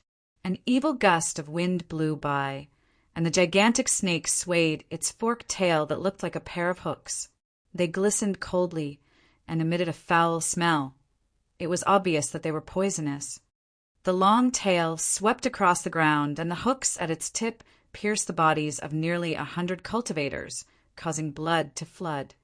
Many of those cultivators reacted quickly and managed to crush protection talismans first. However, their protection talismans were like paper against the hooks of the gigantic snake and could not even withstand a single blow. Many of the cultivators hung on the hooks, with blood dripping down in a ghastly sight. They struggled and yelled as they were slowly sent into the mouth of the gigantic snake. With a squirm of its throat, the gigantic snake swallowed almost 100 cultivators in one gulp. Pure-blooded, ferocious beast, hook snake. Even Su Zimo's expression was turning slightly grim. The current situation was obvious. If they wanted to get to the Elixir Pool sect ruins, they would not only have to fight a way out from the beast stampede, but get through the defenses of the 3 pure-blooded, ferocious beasts as well. Furthermore, All three pure-blooded ferocious beasts were clearly at peak foundation establishment and had terrifying strength. This was far beyond what Suzimo had expected. It would be difficult if he wanted to kill three pure-blooded ferocious beasts, given his current strength, unless he chose to take on his demon form. After assuming demon form, Suzimo would become an extremely powerful existence that was even more terrifying than the pure-blooded ferocious beasts. Screech! All of a sudden, a high-pitched roar pierced through the clouds at the horizon. A massive bird soared through the skies with its golden body that was extremely piercing in the night. It had 2 horns on its head and spread its 100-feet wide wings, looking down with a sharp gaze. With a swoop, the bird opened its sharp claws and tore 2 cultivators apart, splattering their meat and blood everywhere. All the cultivators who entered the ancient battlefield were completely defenseless against the pure-blooded ferocious beasts. After killing dozens of cultivators, the bird screeched again, looking excited with its cruel gaze. See, could that be another pure-blooded ferocious beast? An Elixir Yang sect cultivator asked with a trembling voice. Uncle Liang nodded and gulped. That should be a Gu bird, one of the ancient pure-blooded ferocious beasts. It's said that the bloodline of an immortal bird, the golden rock, flows within it. Tang Yu took a deep breath to compose herself and said slowly, "That's the 4th pure-blooded ferocious beast." Uncle Liang whispered, "Young master, retreat. Even if I have to give up my life, I'll make sure you get to escape." Previously, Uncle Liang did not waver even against the beast stampede formed by the ancient remnant beasts. However, upon seeing the 4 pure-blooded ferocious beasts, he finally had the intention to retreat. Nobody in their group was a match for the pure-blooded ferocious beasts. Even if they could break free from the obstructions of the pure-blooded ferocious beasts, it would be a miracle if even a 10th of their current 500 cultivators could survive. Tang Yu looked hesitant and turned toward Suzimo instinctively. Sighing, Uncle Liang lamented internally. Although that lad's methods are sharp and powerful, he isn't a match for the pure-blooded ferocious beast still. At that thought, Uncle Liang urged again, "Young master, we have a chance to escape now that the pure-blooded ferocious beasts haven't turned their attention towards us yet. If—" Dong! Dong! Dong! Before he could finish, Uncle Liang was interrupted by a series of dull sounds. It was mighty and strong, as if someone was beating the heavenly drums. The next moment, a gigantic white ape leaped out from behind the mountain range, over 100 feet tall. Its massive red feet stomped heavily on the ground, giving off deafening bangs. The ground was torn asunder and revealed a series of dark ravines. Rearing its head and roaring, the gigantic ape drummed against its chest with its fists, giving off the dull sounds. Right after, its gaze turned towards the group from Elixir Yang sect, baring its fangs in a bloodthirsty manner. Not good. Uncle Liang was alarmed. It was probably too late even if they wanted to retreat now. They had already been targeted by a pure-blooded, ferocious beast. The 5th pure-blooded, ferocious beast had appeared. A white head with red feet and the appearance of an ape, the only pure-blooded, ferocious beast that fit this description was a Zhu Yan. Roar! The Zhu Yan roared in the direction of Elixir Yang sect and suddenly extended a massive palm, smashing the mountain range near it. Instantly, the mountains collapsed and the earth cracked. Everyone was dumbstruck. That was the power of a pure-blooded, ferocious beast. It could crush mountains and split the earth, swallowing rivers with its mighty energy. Hugging a gigantic mountaintop with both arms, the Zhu Yan flung it towards the area where Elixir Yang sect was. Although the mountaintop did not seem huge against the massive figure of the Zhu Yan, it seemed to cover the skies as it was thrown over. That was no mountaintop, it was an entire mountain. Everyone merely felt their vision turn dark as the gigantic mountain crashed down towards them with a mighty aura, filling the skies with debris. Even ancient remnant beasts would turn into sludge if they were crushed by that mountain. Hurry, run! Unable to withstand the pressure, someone shrieked and turned to run, wanting to get out of the radius of the mountain before it landed. Tang Yu wanted to retreat, but she realized that Su Zimo was rooted on the spot, looking at the descending mountain with a raised head as though he was scared stiff. Hurry, let's go! Feeling her heart clench, Tang Yu hurriedly advanced and grabbed Su Zimo by the arm, wanting to drag the latter away. Suddenly, Su Zimo let out a long howl, and the sound of a tsunami roared from within his body. Tang Yu froze in her tracks, and her expression changed slightly. Channeling his bloodline, Su Zimo stomped on the ground heavily before leaping up, welcoming the descending mountain with both arms. Boom! When Su Zimo's hands met the bottom of the mountain, gravel flew everywhere with a deafening sound. His clothes were completely torn, revealing a pair of muscular arms with swelling muscles that intertwined like liquid steel. Splash! Pang! Pang! Pang! Tsunami blood and tendons like a bowstring. This was the limit of Su Zimo's strength without assuming demon form. The mountain was still descending. Against the descending mountain, Su Zimo seemed incomparably small. In fact, he wasn't even as large as the spilling gravel and looked laughable, like an ant trying to shake an ancient tree. However, the mountain was stopped just as it was about to land on the ground. An upright figure stood between the mountain and the ground, straight as a pencil with unbuckling knees and a fervent gaze, holding up an entire mountain with his supreme God strength. Notwithstanding the many Elixir Yang sect disciples, even the Zhu Yan who was watching from afar was dumbfounded, as if it could not understand what was happening. Taking a deep breath of air, Su Zimo channeled strength into his arms and lifted the mountain above his head, flinging it back in the opposite direction. Chapter 416. Severely wounding the Zhu Yan.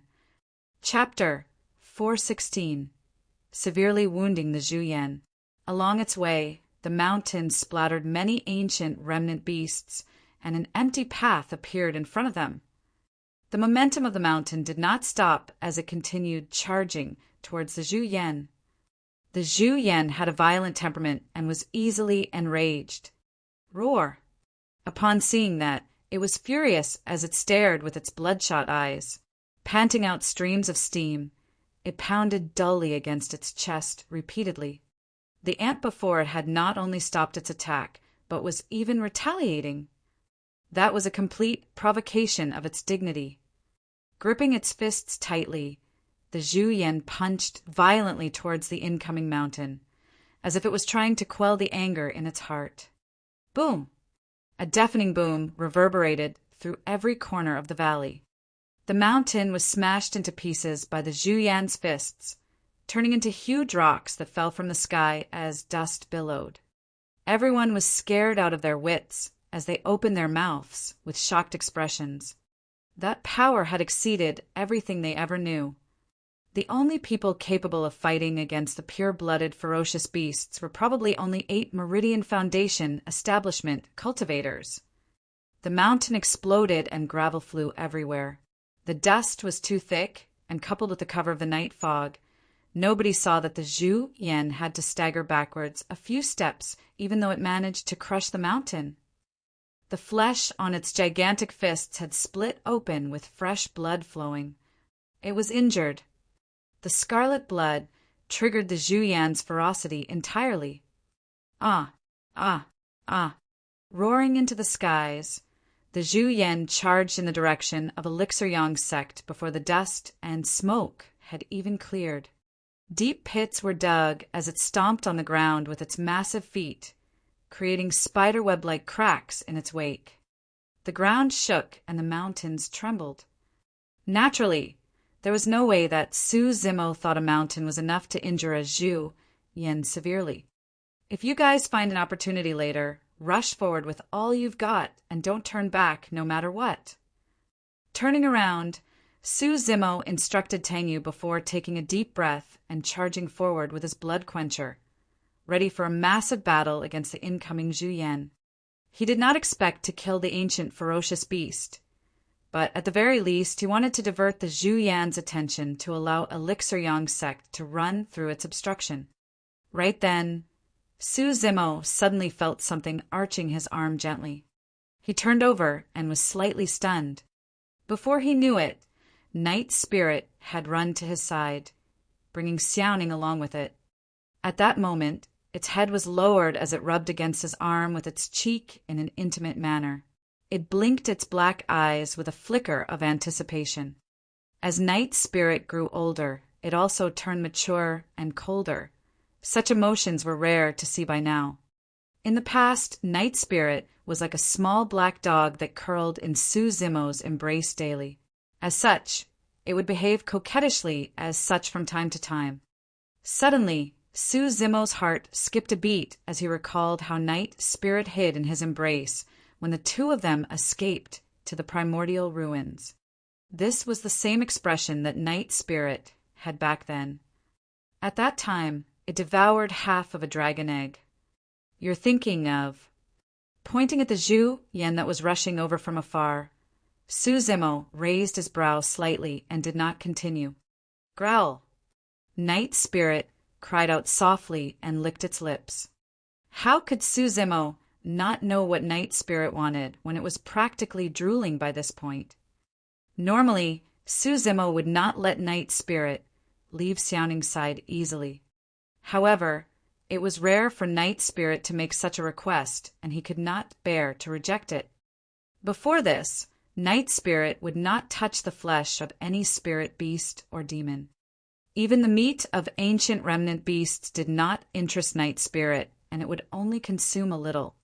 Su Zimo could not figure out what Night Spirit liked to eat, and he could not possibly hunt for dragon eggs for it repeatedly.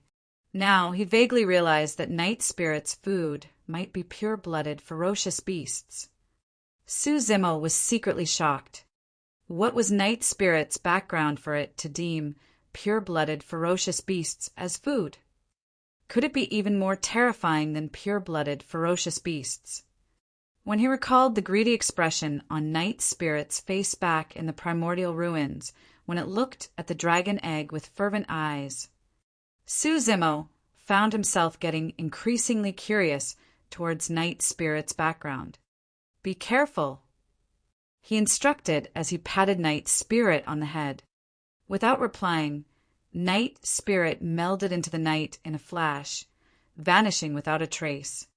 Akin to a ghost in the night, Night Spirit moved silently, and nobody apart from Su Zimo noticed what was going on. At that moment, there were still ancient remnant beasts charging at them and tearing at their formation.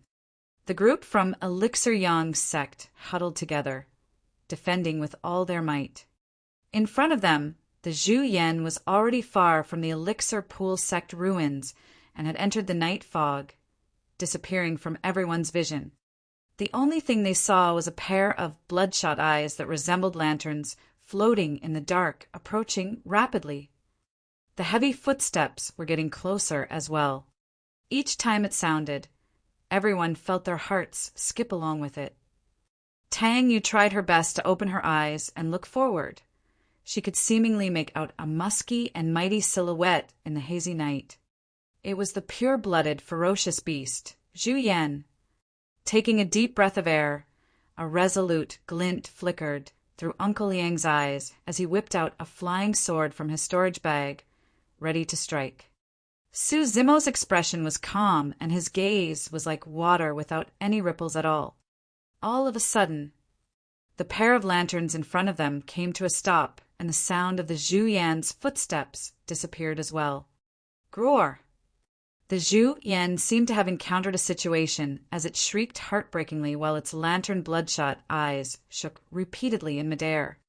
Su Zimo hollered, "Charge!" Now. Tang Yu was stunned. Now. Wielding Blood Quencher, Su Zimo sliced up two ancient remnant beasts that pounced at them and led the charge, pulling Xiaoning with his left hand. Su Zimo did not know what Night Spirit's true strength was at this point and whether it could kill the Zhu Yan. However, he knew that it was the best opportunity for them now that the Zhu Yan had no time to spare. Ow! Ow! As if it had gone mad, the Zhu Yan held insanely and had clearly descended into a frenzied state. In the night fog, nobody from Elixir Yang sect could see what was happening to the Zhu Yan. They could only make out a vague black shadow on the pure-blooded, ferocious beast's back with the faint light that was shining from its scarlet eyes. Those sharp claws extended stealthily with a cold shimmer in the night. Poof! There was a crisp sound. After emitting a stream of blood, one of the bloodshot eyes turned dark. Pissed, the cultivators gasped in shock. One of the Zhu Yan's eyes had been blinded by that mysterious black shadow.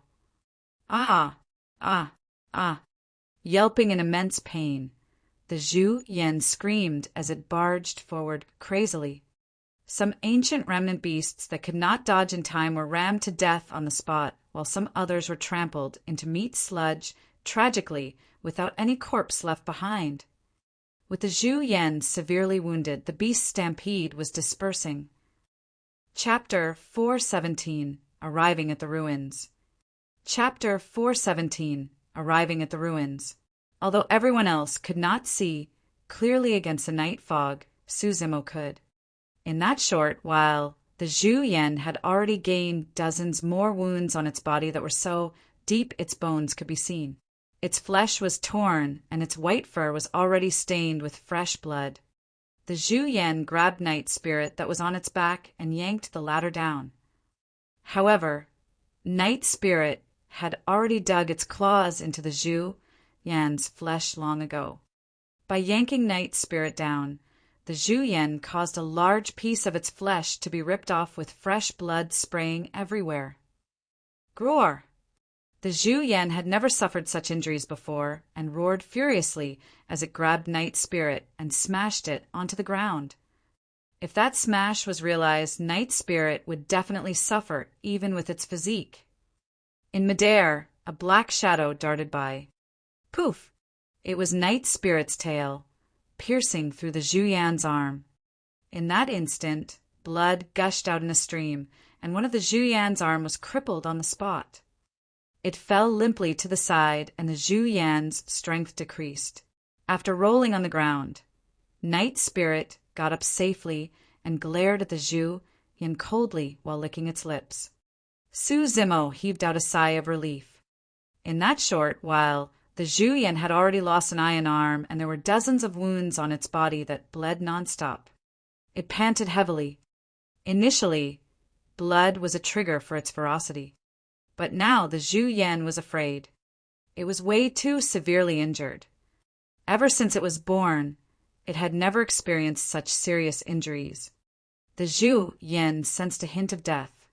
Looking at that black figure that was countless times weaker than it close in, the Zhu Yan felt an inexplicable sense of fear well in its heart while shattering his guts. That fear seemed to originate from the depths of its bloodline, from deep in the memories of its lineage. As if recalling something, the Zhu Yan shuddered. Its lone eye was filled with fear as it turned and fled without hesitation. Su Zimo shook his head secretly upon seeing that. The Zhu Yan might have had a chance of surviving if it chose to fight Night Spirit head-on with its life. But now that its back was exposed to Night Spirit, it was dead for sure. Su Zimo led the Elixir Yang sect group ahead, sprinting in the direction of the Elixir Pool sect ruins. The beast stampede had dispersed, leaving only a couple of scattered ancient remnant beasts that no longer posed much of a threat. As the Zhu Yan fled, the path ahead was clear. On the other side, there were 4 other pure-blooded ferocious beasts that were keeping Glass Palace, Malevolent Earth Sect, Puppet Sect, Thousand Crane Sect, and all the other sects outside. Elixir Yang sect was the first to arrive at the Elixir Pool sect ruins. Apart from Su Zimo, who could still stand, Tang Yu and the rest were slumped on the ground, drenched in sweat. Their faces were pale as they panted heavily. Everyone felt deeply exhausted after the journey. The exhaustion came not only from the body, but also from the spirit. The pressure of advancing at the boundaries of death, where death was imminent, was enough to make everyone feel exhausted. Thankfully, they survived. They rushed out of the encirclement of the ancient blood mosquitoes, broke free of the ground dragon's pursuit, paved out a path from the beast stampede, and arrived at the Elixir Pool sect ruins against the obstruction of the pure-blooded, ferocious beasts. Everyone felt surreal. Everyone was laughing. It was an indescribable joy that came from surviving a calamity. Everyone revealed a hint of gratitude and reverence in their eyes as they gazed at the only figure that could remain standing among the crowd. If not for that man, they would have died a long time ago. Even Uncle Leon could not deny that he had underestimated Su Zimo still. When he saw the ancient remnant beast stampede, Uncle Leon expected that the best outcome was if 10% of their 1,000 cultivators managed to survive. When he saw the pure-blooded, ferocious beasts blocking the way, he already had the intention to retreat. He truly hadn't expected that more than 400 Elixir Yang sect cultivators would have managed to arrive at the Elixir Pool sect ruins, alive, under Su Zimo's lead. Tang Yu raised her head slightly and looked at Su Zimo's back view with a dazed expression. Just who in the world are you? Suddenly, she was filled with immense curiosity toward Su Zimo. What was that mysterious beast that fought with the Zhu Yan? I don't know, I didn't manage to see it clearly. It's fortunate that the mysterious beast appeared to help us, or we would have been doomed. Some of the Elixir Yang sect disciples discussed softly as they consumed elixirs to recover their strength. After resting for a short while, Tang Yu stood up and clapped, declaring, "Everyone, now is not the time to rest. Let's check out what treasures Elixir Pool sect has." "All right," everyone replied.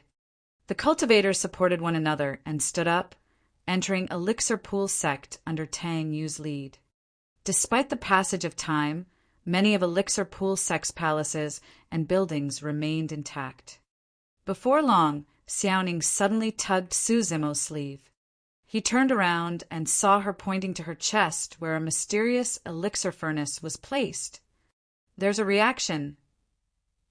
Su Zimo asked. "Yes, it's getting hotter," Xiaoning replied. Su Zimo nodded.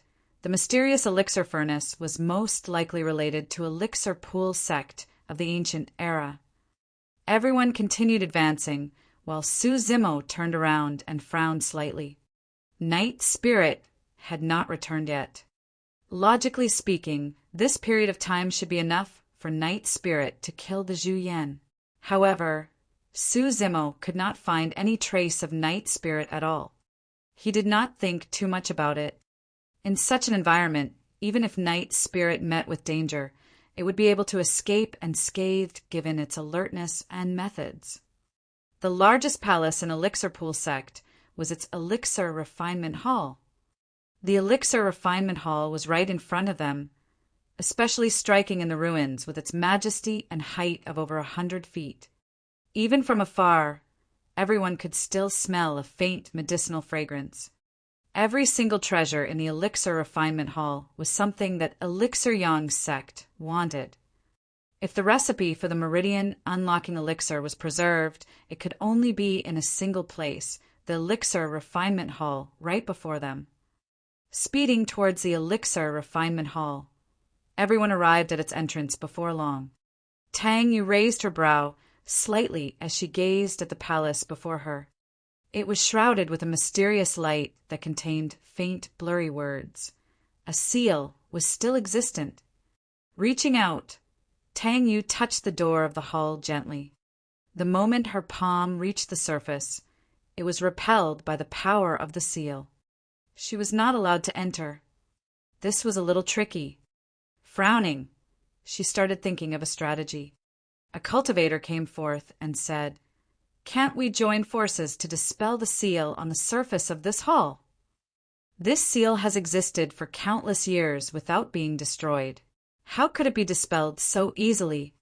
Pondering for a moment, Uncle Yang said slowly, "Legend has it that the Elixir Refinement Hall is Elixir Pool Sect's most important inheritance ground. Other than legacy disciples, nobody can enter easily. By the looks of it, that legend should be true. Elixir Pool Sect has disappeared since the ancient era. How could there be any legacy disciples left? A cultivator shook his head. Chapter 4:18 Consciousness Inheritance. Chapter 4:18 Consciousness Inheritance. Right then, Su Xiaoning walked out slowly from the crowd with a dazed expression, as if she had entered a trance, and walked slowly towards the Elixir Refinement Hall before them. Her chest shone with a mysterious brilliance. As she approached the hall, the brilliance intensified and turned dazzling, almost enveloping Xiaoning's figure entirely. This is... Everyone was dumbfounded. Standing by the side, Su Zimo did not stop her. Back in the capital of Great Zhou, he had already noticed that the elixir furnace was extraordinary. After entering the ancient battlefield, his conjecture was further verified. Upon arriving here, Su Zimo could almost confirm that the mysterious elixir furnace had a deep connection to Elixir Pool Sect. Right in front of everyone, Xiaoning walked towards the hall step by step, reaching out with her jade-like hand to touch the seal of the hall gently. To everyone's surprise, she was not repelled by the seal. On the contrary, the mysterious emblems that revolved on the surface gathered towards Xiaoning continuously, as if they were attracted by something. Consciousness inheritance, Uncle Liang exclaimed. All the cultivators present let out envious expressions when they heard that. In the ancient battlefield, elixirs and treasures were not the most precious things. The true opportunities came from obtaining the inheritance of ancient mighty figures and sects. In truth, the Saber Mountain Spirit Sea was one of those.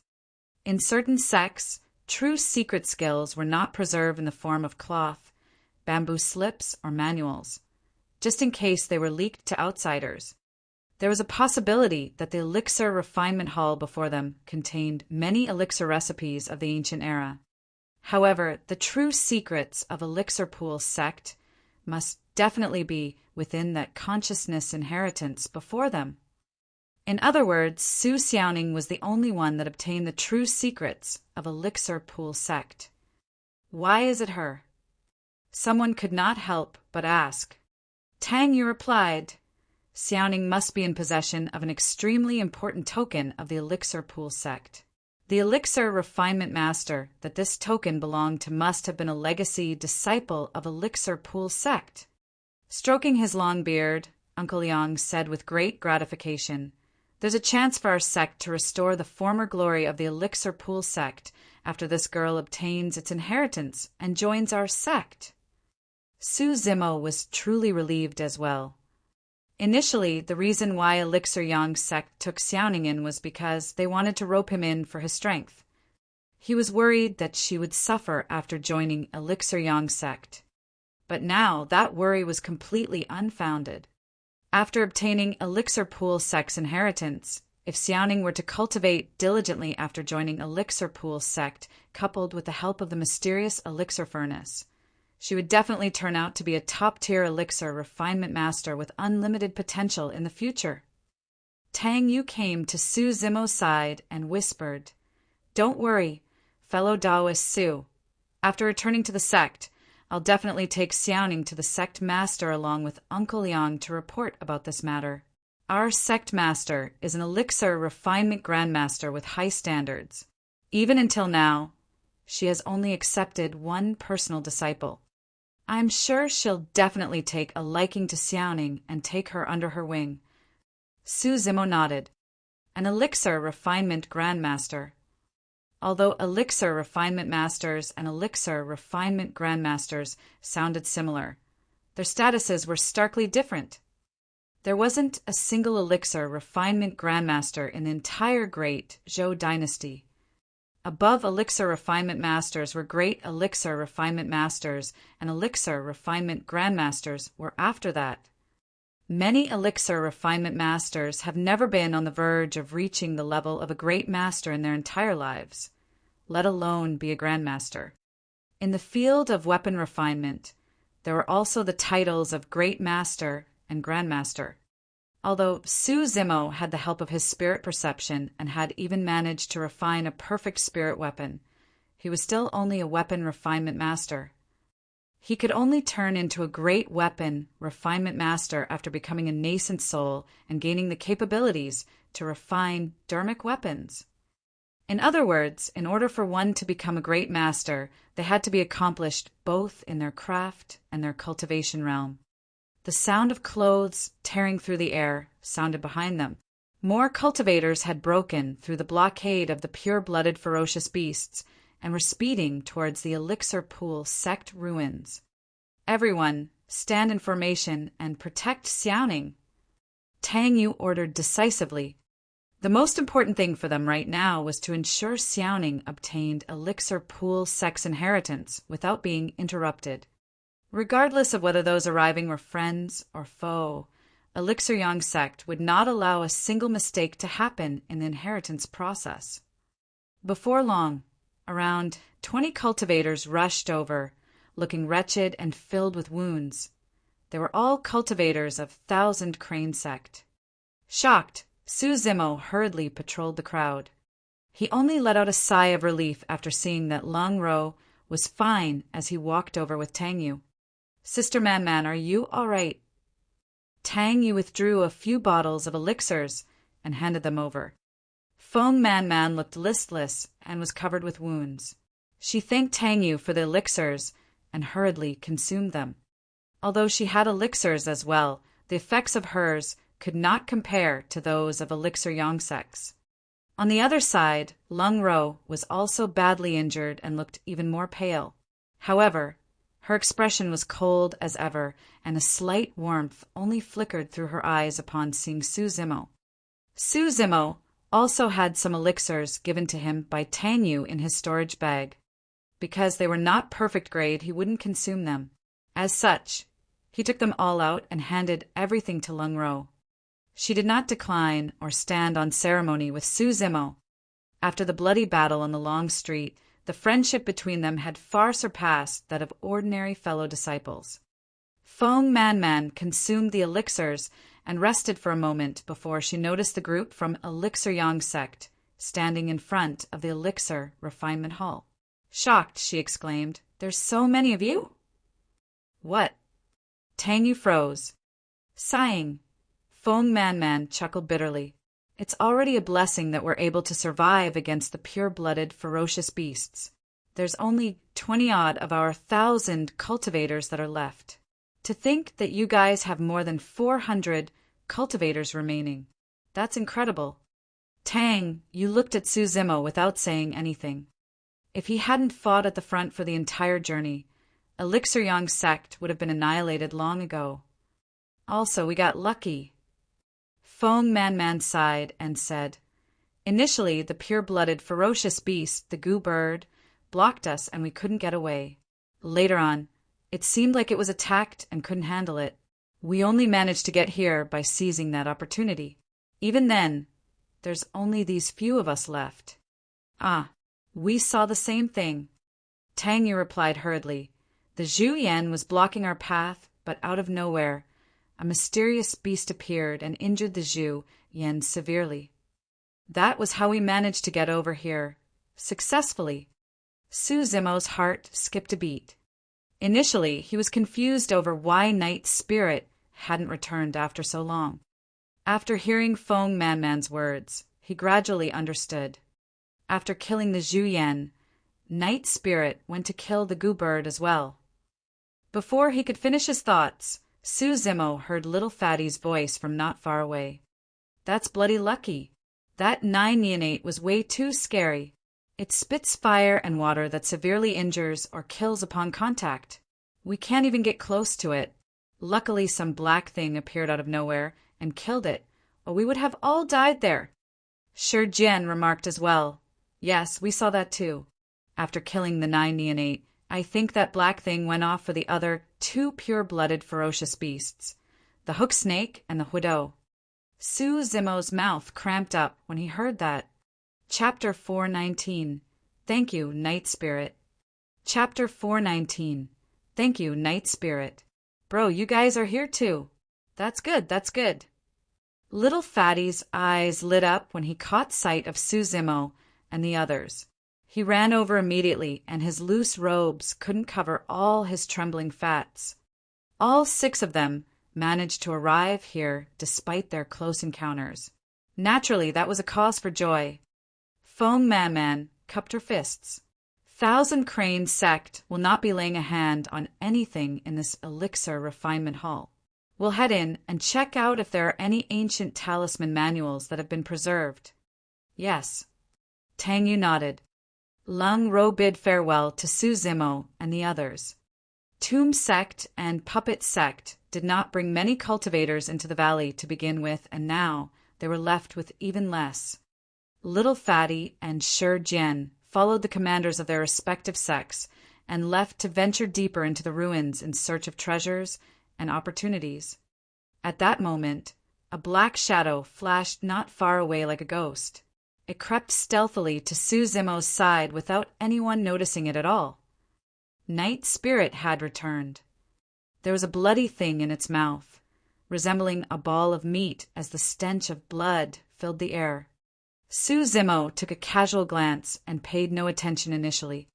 But right after, as if he thought of something, Suzimo turned back and looked carefully, causing his eyes to twitch uncontrollably. It was the Zhuyan's head. Its neck area was clearly torn off by sharp claws, and it was missing an eye. Biting on its snapped head, Night Spirit had returned just like that. Isn't that Night Spirit? Tang, you smelled the stench of blood and turned to see Night Spirit with a bloody thing in its mouth, standing beside Suzimo. Yes. Suzimo replied without saying anything more. Tang Yu frowned slightly. Suddenly, she realized that something was amiss. Night Spirit seemed to have disappeared for a period of time, right after the Zhu Yan appeared. However, everyone's attention was drawn to the Zhu Yan, and they were all trying their best to escape.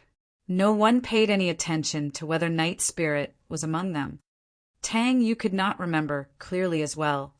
No matter how she tried, she could not recall Night Spirit with them during that period of time, as if it had vanished into thin air. Hesitantly she asked, "Fellow Taoist Su, was Night Spirit with us the entire time?" Yes, it was. Suzimo nodded with a calm expression. Then what's that? Pointing to the blood lump in Night Spirit's mouth, Tang Yu asked in confusion. Suzimo replied ambiguously, "I don't know either. It must have bitten that off the corpse of a random ancient remnant beast on the way here." By now, the Zhu Yan was completely disfigured. Its flesh was torn in a mess, and its head was dyed red with blood.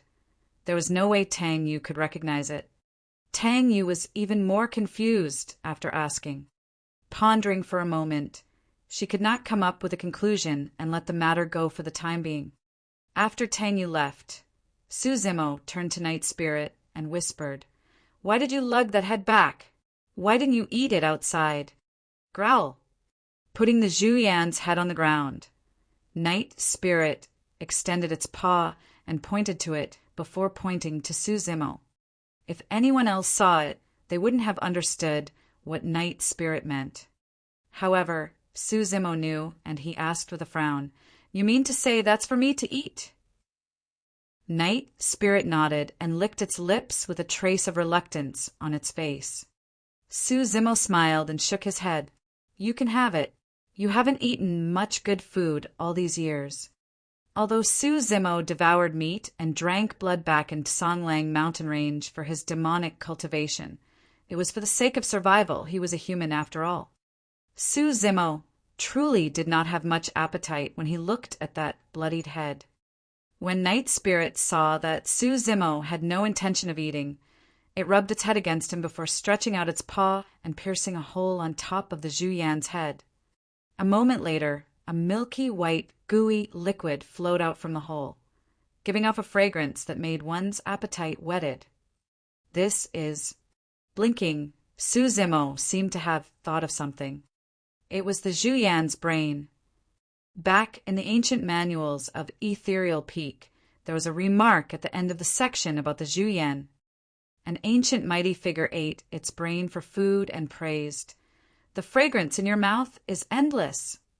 It was clear how delicious the Zhuyan's brain was for an ancient mighty figure to give such an evaluation. Night Spirit used its tongue to lick the brain that seeped out and revealed an intoxicated expression. After a while, it lifted the Zhuyan's head again and handed it over to Su Zimo, indicating to him that he could just suck from the hole. Night Spirit was becoming more and more humane, and was clearly at the peak of Foundation establishment. It could condense an inner core at any time and transform itself, taking on human form. Su Zimo felt a sense of warmth in his heart, but still shook his head nevertheless, saying with a smile, "Eat it. I'm still not used to eating something like this." Night Spirit turned to look at Su Zimo with slight disbelief. It could not understand how someone would not like a delicacy as such. Night Spirit only picked up the Zhuyan's head after ensuring that Su Zimo was truly unmoved, sucking strongly from the hole in the head. Night Spirit drank the Zhuyan's brains cleanly with a couple of gulps. It even licked its lips wistfully, yearning for more. "Growl!" Crying once more, Night Spirit swayed its tail and nimbly circled it in front of Su Zimo. Su Zimo focused his gaze and saw an egg-shaped object pierced on the tip of the tail.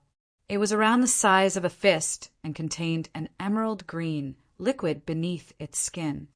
"This is the hook snake's gallbladder." Su Zimo pondered for a moment before probing. Nodding, Night Spirit handed the gallbladder in front of Su Zimo, indicating for him to eat it. If the Zhuyan's brain was considered as a rare delicacy, the hook snake's gallbladder was considered as one of the rarest herbs in the world. A single drop of the hook snake's gallbladder juice would ensure that an ordinary mortal could live a long life healthily without any ailments. For cultivators, their immunity systems would improve significantly after consuming it, allowing them to be resistant to most poisons.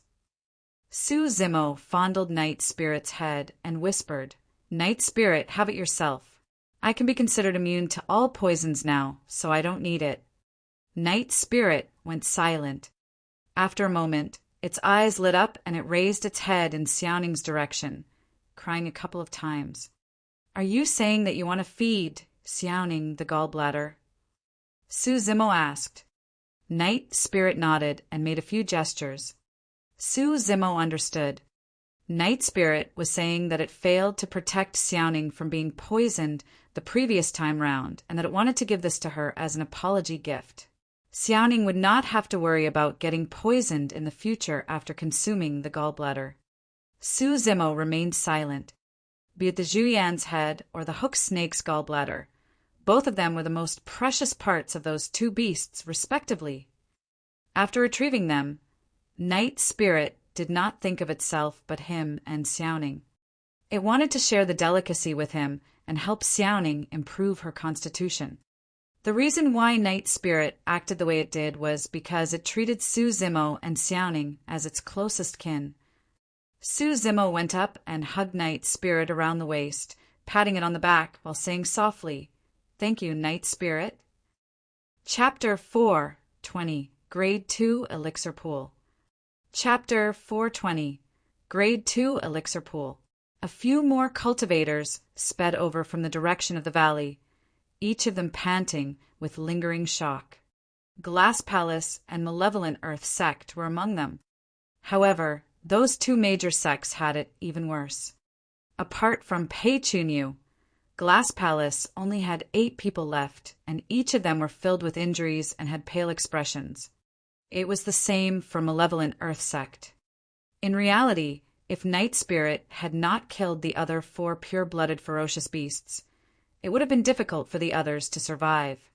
The only way out for them would be for a sealer to kill the pure-blooded ferocious beasts by invoking their powers as golden cores. This time round, Su Zimo finally caught sight of the sealers of the 2 major sections. An elderly man in golden robes, stood behind Perpetual. Although his hair was gray, his gaze was burning with dominance and his skin possessed a sparkling luster similar to a baby. On the side of Malevolent Earth Sect, a skinny old man in black robes followed closely behind Shuiyang with a dark gaze resembling a ghoul. The two sealers had appeared. Among the major factions, not all the super sects would send sealers out with their teams. For example, Poison Sect, Puppet Sect, and Tomb Sect of the four unorthodox groups did not send sealers. Pei Chunyu and the others arrived at the vicinity of the Elixir Refinement Hall and revealed shocked expressions when they swept their gazes across. More than 400 Elixir Yang sect disciples had survived and made it here. Although Glass Palace and Malevolent Earth Sect coveted the treasures within the Elixir Refinement Hall as well, they did not dare to force things given the number of people that Elixir Yang sect had. After a slight delay, Glass Palace, Malevolent Earth Sect, and some other itinerant cultivators headed into the depths of the ruins. Su Zimo gazed at the cultivators of the sects, leaving thoughtfully. A moment later, he patted Night Spirit on the head and whispered, "Stay here and guard Xiaoning. I'll check out the depths of the ruins. Are you really going to fight for the Meridian unlocking elixir?" Tang Yu frowned when she noticed Su Zimo's intention of heading into the ruins. "Xiaoning's receiving the inheritance here, and in order to prevent any accidents, we can't leave. If you head in alone, you don't stand a chance against all the elites of those major sections. I must get my hands on the perfect Meridian unlocking elixir." Su Zimo replied with conviction and a resolute gaze. Initially, he wanted to head into the depths of the ruins with everyone after Xiaoning received the inheritance. However, by the looks of things now, Xiaoning wouldn't be able to complete the inheritance process within a short period of time. Yet, Glass Palace, Malevolent Earth Sect, and other sects have already ventured into the depths of the ruins. Su Zimo could not wait any longer. "You have to be careful. They have sealers with them. Don't force yourself if the situation doesn't look good." Tang Yu said, "I reckon that Xiaoning will definitely inherit the recipe for the Meridian unlocking elixir as well. If you don't rush things, you'll definitely get your chance to consume a perfect Meridian unlocking elixir in the future." "Got it." Su Zimo nodded, and in a flash, a pair of spirit wings appeared behind him. He soared into the air and sped into the depths of the ruins. Su Zimo had no idea where the Meridian unlocking elixirs were located within Elixir Pool Sect as well. At that moment, he looked down with the help of the ethereal wings and relied on his shocking eyesight to survey the place continuously while his ears twitched intently to pick up news from the surroundings. "East side, hurry. The elixir storage is there. Ah, hurry over." Vaguely, Su Zimo caught wind of some intermittent conversations. Standing in the air, he looked towards the east and saw a series of spirit lights shooting into the air from a certain area with many cultivators heading over. There's no mistake.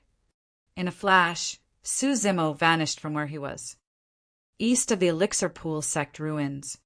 From above, it could be seen that there were gigantic jade bottles made from rocks lying on the ground, resembling cave abodes. The bottlenecks were the entrances of the caves where words were written.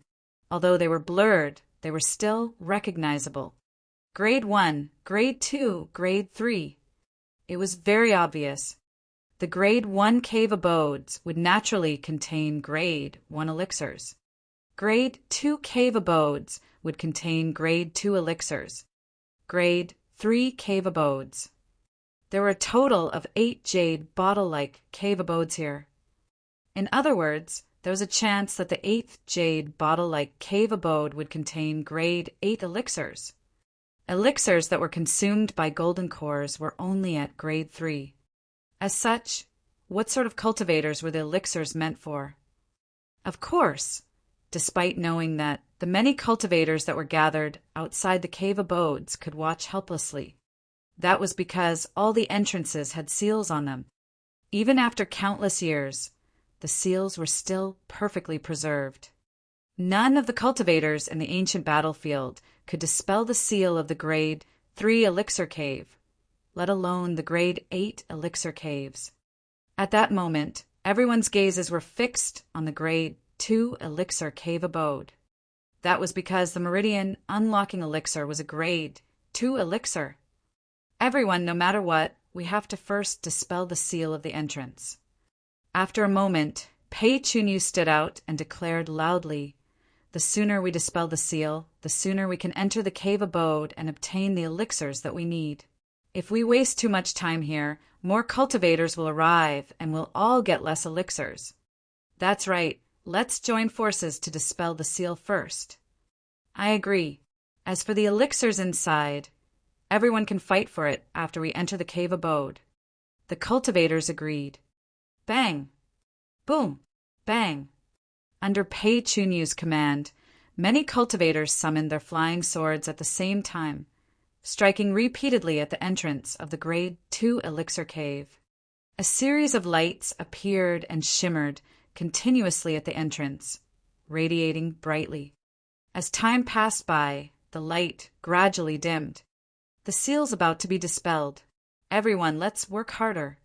Some cultivators yelled excitedly.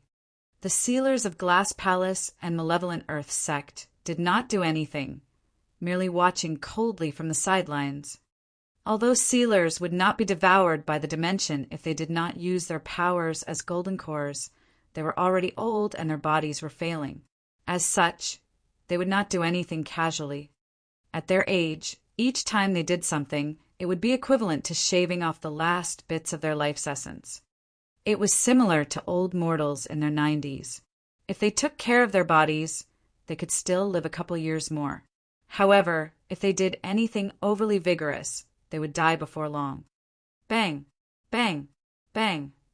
Yet another series of explosions occurred, and cracking sounds echoed from the entrance. A moment later, the light barrier shattered. The eyes of the cultivators lit up as they rushed forward at the same time, swarming towards the entrance. Although the cave abode was sealed for countless years, there was no rotten smell within it. Instead, it was filled with an invigorating medicinal scent. The masses charged forward, and before long, their vision opened up in the depths of the cave. A gigantic spirit pool resided at the end of the cave abode. Many jade bottles were floating on it, looking dense and compacted. Each of those jade bottles contained elixirs. The reason why the elixirs were not rotten after thousands of years was because they were nourished by the spirit liquid. This was a true elixir pool. Chapter 421 Success. Chapter 421 Success. Clear words were etched on the surfaces of the jade bottles. Spirit Regeneration Elixir, Mystic Yang Elixir, Snow Lotus Elixir, Great Essence Nourishing Elixir. The elixirs that everyone were familiar with were all available. Some of the elixirs that had been lost in Tianhuang mainland were also floating in the elixir pool. In fact, there were even some elixirs that nobody heard of. However, none of this was important. Everyone's eyes were fixed on the elixir pool, searching for a particular elixir, the Meridian Unlocking Elixir. Over there. Someone with a keen eye caught sight of a Meridian Unlocking Elixir's jade bottle and exclaimed, "Swash! Swash! Swash!" A series of figures bolted over, reaching out for the Meridian Unlocking Elixir in the elixir pool. Scram! Pei Chunyu shouted and channeled his bloodline, and crystal-like rays of light covered his skin. Punching in reverse, he ruptured the head of a cultivator beside him. Completely helpless to resist, a headless corpse fell from midair before the person could make a single sound. At the side, someone withdrew a flying sword and pierced towards Pei Chunyu's head. Without dodging or retreating, Pei Chunyu extended his palm and caught the flying sword in the middle of it. His palm was unharmed. Pei Chunyu's spirit weapon was a pair of gloves, and it was at perfect grade. He did not have to fear his opponent's flying sword at all. Humph! Someone the likes of you wishes to fight with me for the Meridian Unlocking Elixir. Laughing coldly, Pei Chunyu exerted force with his palm and snapped the superior-grade flying sword into two, pushing in reverse. Glass Palace cultivators possessed immense strength, and the snapped sword turned into a beam of light, piercing the other cultivator's chest, spurting a stream of fresh blood. Yet another person was dead. Displaying his might, Pei Chunyu's fists were like a pair of huge hammers, and no one could stand in his way.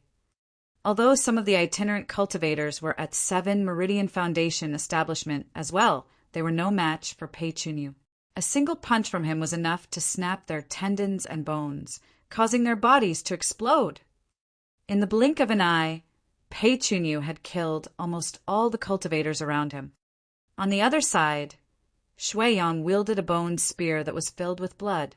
His expression was grim, and he did not hold back at all, killing dozens of cultivators consecutively and staining the elixir pool red.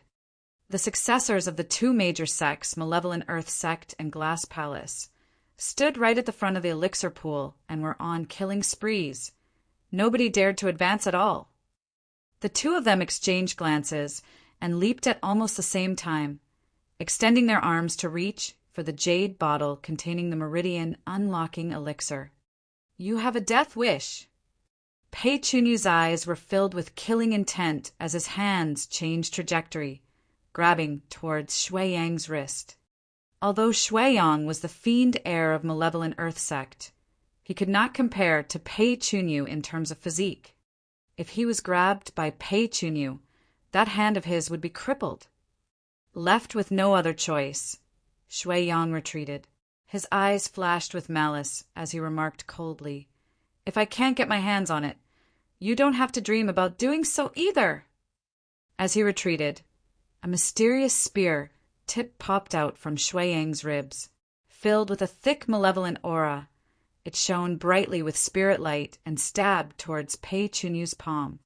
Although Shuiyang's bone spear was not a perfect spirit weapon, it was basked in malevolent aura day and night for dozens of years, and its might could not be underestimated as well. The collision of the two spirit weapons, coupled with the strength of the both of them, caused a golden and black burst of light to spread from the surface of the elixir pool. Piak! Piak! Piak! There was no way the delicate jade bottles floating in the elixir pool could withstand that amount of force as they shattered, spilling out countless elixirs that choked everyone with a rich medicinal aroma. Among the countless elixirs, there was a handful of Meridian unlocking elixirs that were of excellent quality. Almost all of them had 4 patterns and were at supreme grade. Almost at the same time, their gazes landed on one of the Meridian unlocking elixirs. Although that Meridian unlocking elixir was obviously smaller than the others, it had 5 dreamy elixir patterns on its surface. A perfect Meridian unlocking elixir. Both of their gazes turned fiery and their breathings intensified. Given their potentials, they had an 80% chance to unlock their 8th spirit meridians at one go if they obtained the perfect Meridian unlocking elixir. Right now, apart from Pei Chunyu and Shuiyang, no one dared to close into the vicinity of the elixir pool. Pei Chunyu had a serious expression as he said, slowly, "Shuiyang, there's only one of that Meridian unlocking elixir. You had better not fight me for it." Shuiyang revealed a strange smile. "You want me to back off with just a few words of yours? Everything is dependent on our own capabilities. I'll see for myself just how strong your glass heart sutra is." "All right, I'll let you have a taste then." Before his words were finished, Pei Chunyu strode forward and sped toward Shuiyang. Pei Chunyu had a strong physique and specialized in melee combat. Shuiyang would definitely lose if the former closed in. Naturally, Shuiyang understood that as well as he flicked his wrist and channeled spirit energy furiously into the bone spear. In the blink of an eye, the bone spear broke into 11 pieces. Previously, outside Xiantian City, the Malevolent Earth Sect cultivator, Dixing, who was sent to assassinate Suzimo, only had 10 pieces to his bone spear. Shuiyang's bone spear had an additional piece. "Go," using Malevolent Earth Sect's defensive weapon technique. Shui Yang controlled 11 pieces of the bone spear that were shrouded with black malevolent aura, surrounding Pei Chunyu and blocking the latter's path forward. Although Pei Chunyu was strong, he only had a pair of fists. When he saw the 11 pieces piercing over, Pei Chunyu slapped his storage bag and withdrew a glass metal shield that expanded and blocked in front of him. Boom! A loud bang sounded when the 11 pieces struck his glass metal shield. Both of them had used their full strength. Pei Chunyu staggered backwards, and Shui Yang's 11 bone spear pieces were reflected. Instantly, a blank area appeared between them. Swash!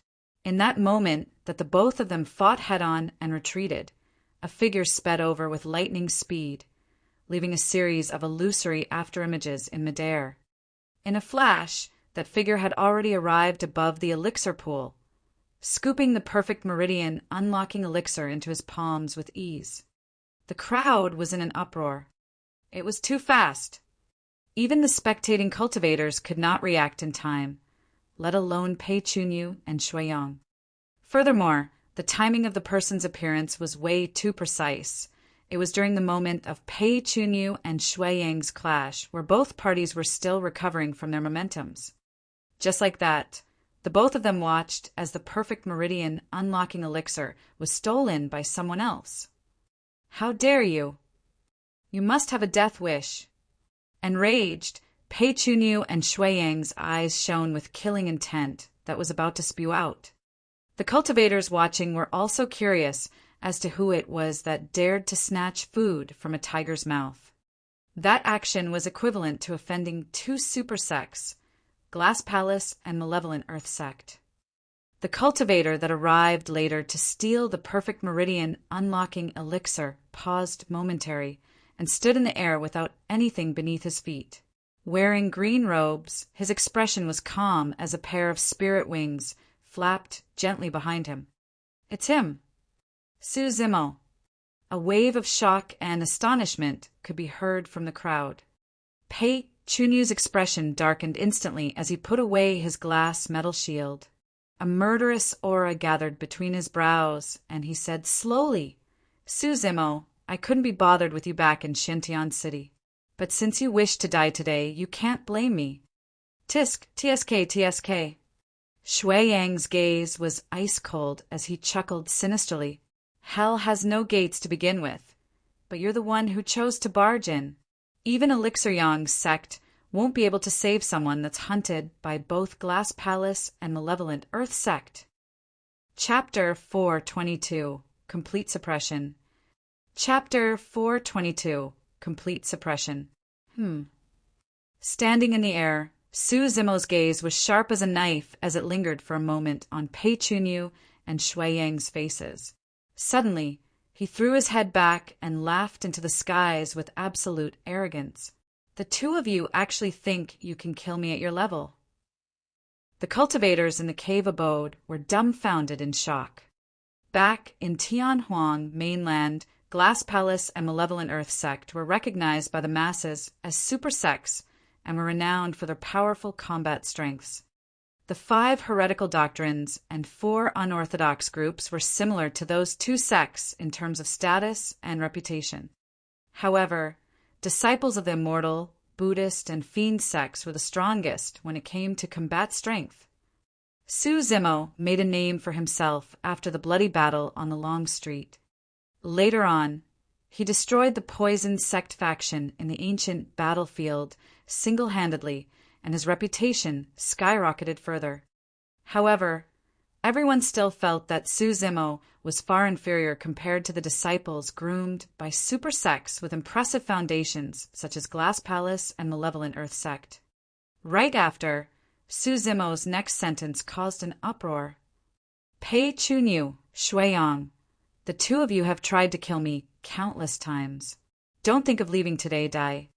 Putting away the perfect meridian unlocking elixir, Su Zimo withdrew Blood Quencher from his storage bag slowly. Flicking his wrist, the saber shone brightly with spirit light and buzzed. Su Zimo really doesn't know what's good for him. That's right. One of them is the successor of Glass Palace, and the other's the fiend heir of malevolent Earth Sect. What does an unknown cultivator have to challenge those two strong cultivators? He's a frog in the well at the end of the day. I doubt he even knows about sealers. Many cultivators shook their heads and looked at Su Zimo like they were looking at a fool. Normally, sealers wouldn't attack. However, they would naturally come forth if the successors of their sects were in danger. That was the reason why even Pei Chunyu and Shuiyang did not dare to claim that they could kill one another. If they were pushed to their limits and the sealers were forced to act, both sides would suffer immense losses and neither would benefit. But now, with the sealers watching, Su Zimo's declaration of killing Pei Chunyu and Shuiyang merely attracted mocking laughs. The sealer of Glass Palace was a golden-robed old man. Interesting. The golden-robed old man's eyes flickered with mockery and disdain. The sealer of malevolent Earth Sect, a skinny old man, smirked in ridicule. Ha ha ha. As though he had heard the greatest joke in the universe. Pei Chunyu laughed repeatedly. Su Zimo, you can't recognize the situation even now. Today, I'll let you know just how strong immortal sects are. He. Shuiyang laughed sinisterly. Su Zimo, it's your honor to die in the hands of the successors of immortal and fiend sections. Immortal and fiend sects? All of you bullshits can't even fight against my saber. Su Zimo roared, and 6 spirit meridians shone beneath his robes, channeling his spirit energy to the max. With a flash, he lunged toward Shuiyang at an extremely fast speed. Even under such circumstances, Su Zimo still dared to attack, first with a torrential aura. You must have a death wish.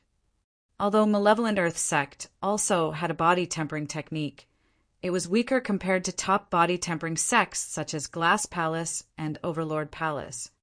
If Pei Chunyu was the one that charged over, Shuiyang would definitely retreat and keep his distance. However, when he saw that it was Su Zimo, Shuiyang did not retreat or avoid, knowing that he had a higher cultivation realm. Gripping his bone spear tightly, the spirit energy within his body that was tainted with malevolent aura shot forth, piercing towards Su Zimo in midair. Hiss! The bone spear in Shuiyang's hands coiled in strange circular arcs, resembling a viper. It made a strange sound when it pierced through the void. Many cultivators were secretly shocked when they saw his spear technique. Notwithstanding the power of Shuiyang's pierce, that spear technique alone was enough to awe. Everyone felt that they were in a difficult situation and could only retreat. Swash! At the same time, Pei Chunyu moved. Fast as lightning, his eyes shone with a shimmering luster and killing intent as he leaped forward and pounced towards Su Zimo's back. Pei Chunyu's plan was very clear. If Shuiyang's spear killed Su Zimo, Shuiyang would be in a state where he was recovering from his momentum and would definitely reveal openings. Pei Chunyu would be able to seize that moment of weakness to injure Shuiyang severely. On the other hand, even if Shuiyang did not manage to kill Su Zimo, he could make use of that opportunity to kill the latter while stealing away his storage bag. No matter the outcome, Pei Chunyu would be the biggest winner. At that moment, he did not realize that he missed out on a possibility. On the battlefield, after images of the spear were everywhere along with malevolent aura, and it was difficult to identify between reality and illusion. Su Zimo was in midair when suddenly the spirit wings behind his back vanished. Everyone was shocked when they saw that. To them, the only way for him to escape was to utilize his spirit wings and dash away instantly. Even so, he might not be able to escape from Pei Chunyu's pursuit entirely. But now that Su Zimo's spirit wings were gone and he was falling freely, it meant that he had no way of escaping and had to fight Shuiyang head-on. Although it was only a slight movement, the atmosphere in the battlefield changed miraculously. Descending from the skies, Su Zimo gripped his saber like a fearless god and suppressed Shuiyang completely in terms of aura. When they saw that, the expressions of the two sealers changed. Without waiting for them to think further, Suzimo shouted, "Countercurrent!" A huge saber descended from the sky. Splash! The blood light expanded and the sound of a sea tide surged. Alarmed, the two sealers exclaimed, "Saber force!" Wrong. The golden-robed old man's expression, and he murmured, as if he had just thought of something, "That saber technique resembles. See coming 5 stances." The skinny old man muttered. Instantly, a piece of news that they had heard more than 10 days ago flashed through the minds of all the cultivators. The disappearance of the Saber Mountain Spirit Sea. Another cultivator had obtained the Saber Emperor's inheritance after 1,000 years. So it was him. It was no wonder why Suzimo disappeared for a period of time after the bloody battle of the Longstreet and was able to uproot Poison's sect with unparalleled dominance upon his return. Everything made perfect sense all of a sudden. Everyone's doubts vanished. Against Countercurrent, Shui Yang's spear technique seemed extremely crude and weak. All the spear's shadows dissipated instantly, revealing the true spear. Clang! Blood quencher collided heavily against the bone spear, and billions of arcs of lightning surged within the blood beam, drowning and cleansing the malevolent aura on the bone spear. Suppression. It was a complete suppression in terms of aura, technique, bloodline, and power. Shuiyang yelled in pain as his palms split open with blood flowing out. Instantly, the bone spear flew from his hands and was repelled, turning into a cold streak of light. It pierced deeply into the wall behind him, and the end of the spear trembled endlessly. Crack! Crack! Crack! Against the impact of that terrifying slash, Shui Yang's protection talisman was shattered instantly as he collapsed, spitting out a mouthful of blood. He was severely injured after a slash. Chapter 4:23. I hate to be threatened. Chapter 4:23.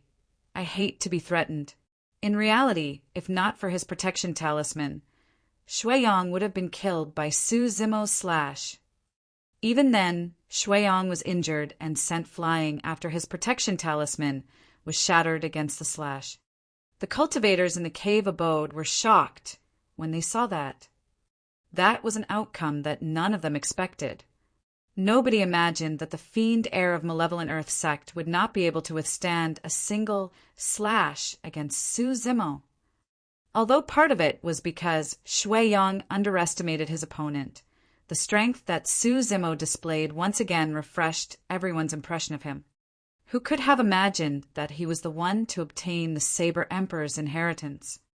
Furthermore, he had even managed to cultivate to the level of force.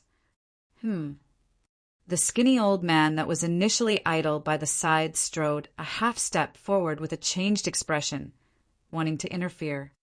But right after, when he saw the shadow behind Suzimo's back, he was relieved and stood back.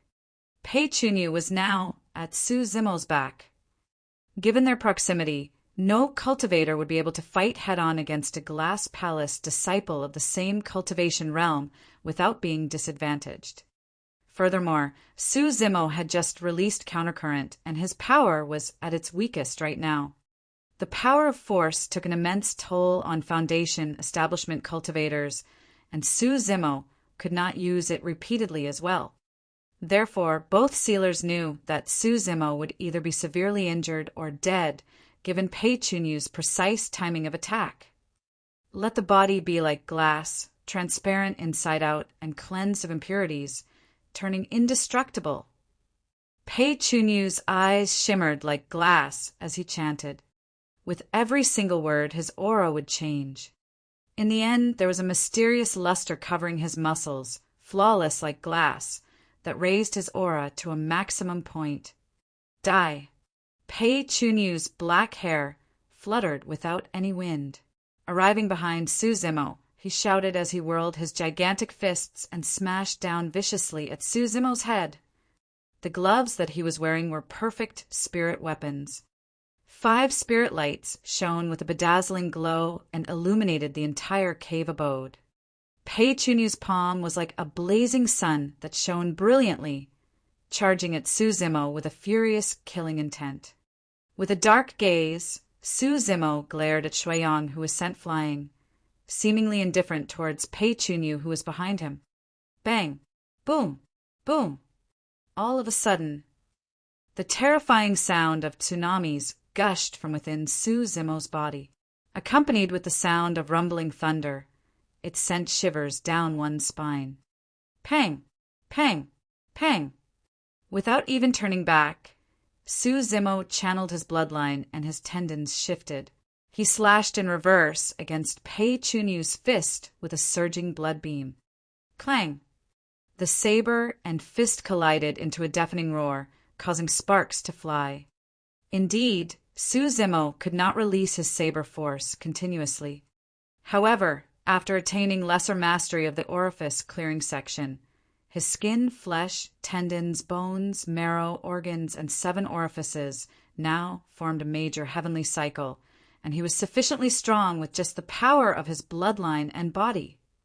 Grunting dully, Pei Chunyu's expression changed starkly as he retreated repeatedly. His feet dug into the ground with every step, creating a deep footprint.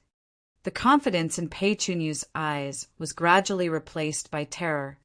He truly hadn't imagined that Su Zimo would have the energy remaining to force him to retreat even after inflicting a severe injury on Shuiyang.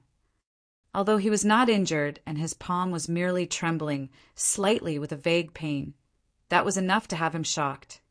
This meant that he was definitely not Su Zimo's match if they were to exchange blows when the latter was in his peak condition.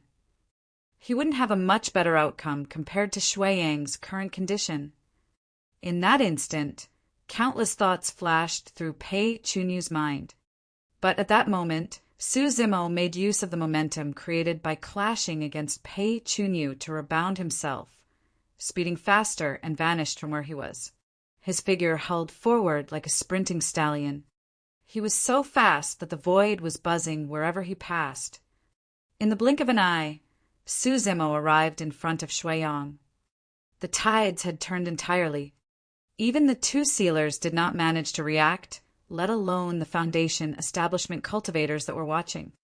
After he was sent flying by Su Zimo, Shuiyang wanted to retreat with the opening created by Pei Chunyu's attack. He wanted to consume elixirs before joining hands with Pei Chunyu to kill Su Zimo. However, that thought had just flashed across his mind when he heard the sound of Su Zimo and Pei Chunyu clashing. The next moment his vision blurred and Su Zimo had already closed into him. It was too fast. How could this be? Shuiyang was horrified out of his wits. Even if he was in his peak condition, he was not Su Zimo's match given this distance, let alone the fact that he was now injured. You. He merely said a single word when Su Zimo's massive palm covered his vision.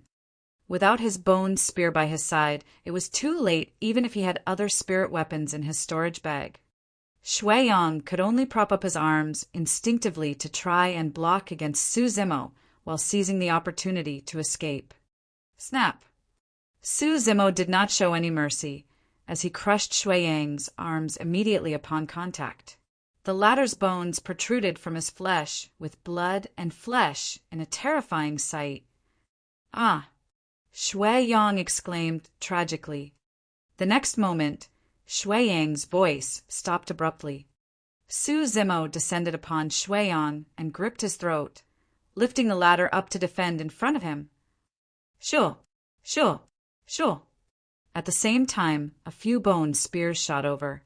A few bone spears that were shooting over stopped in their tracks immediately upon seeing that Shuiyang was in Su Zimo's hands. Not far away, the skinny old man had already attacked and wanted to kill Su Zimo with his bone spear to rescue Shuiyang. However, he was still a tad too late. At that moment, Shuiyang was in Su Zimo's hands, and the skinny old man did not dare to be reckless, wary of the consequences. The situation was now in a deadlock. Since the start of the battle, Everyone had subconsciously held their breaths in concentration and had already forgotten to breathe. It was only now that they heaved out long breaths. The way everyone looked at Su Zimo changed. Shui-Yong was not an ordinary cultivator of malevolent earth sect, but the fiend heir. A dignified fiend heir was gripped by Su Zimo by the throat, just like that, eyes bulging and tongue sticking out slightly with a purplish expression without being able to say anything.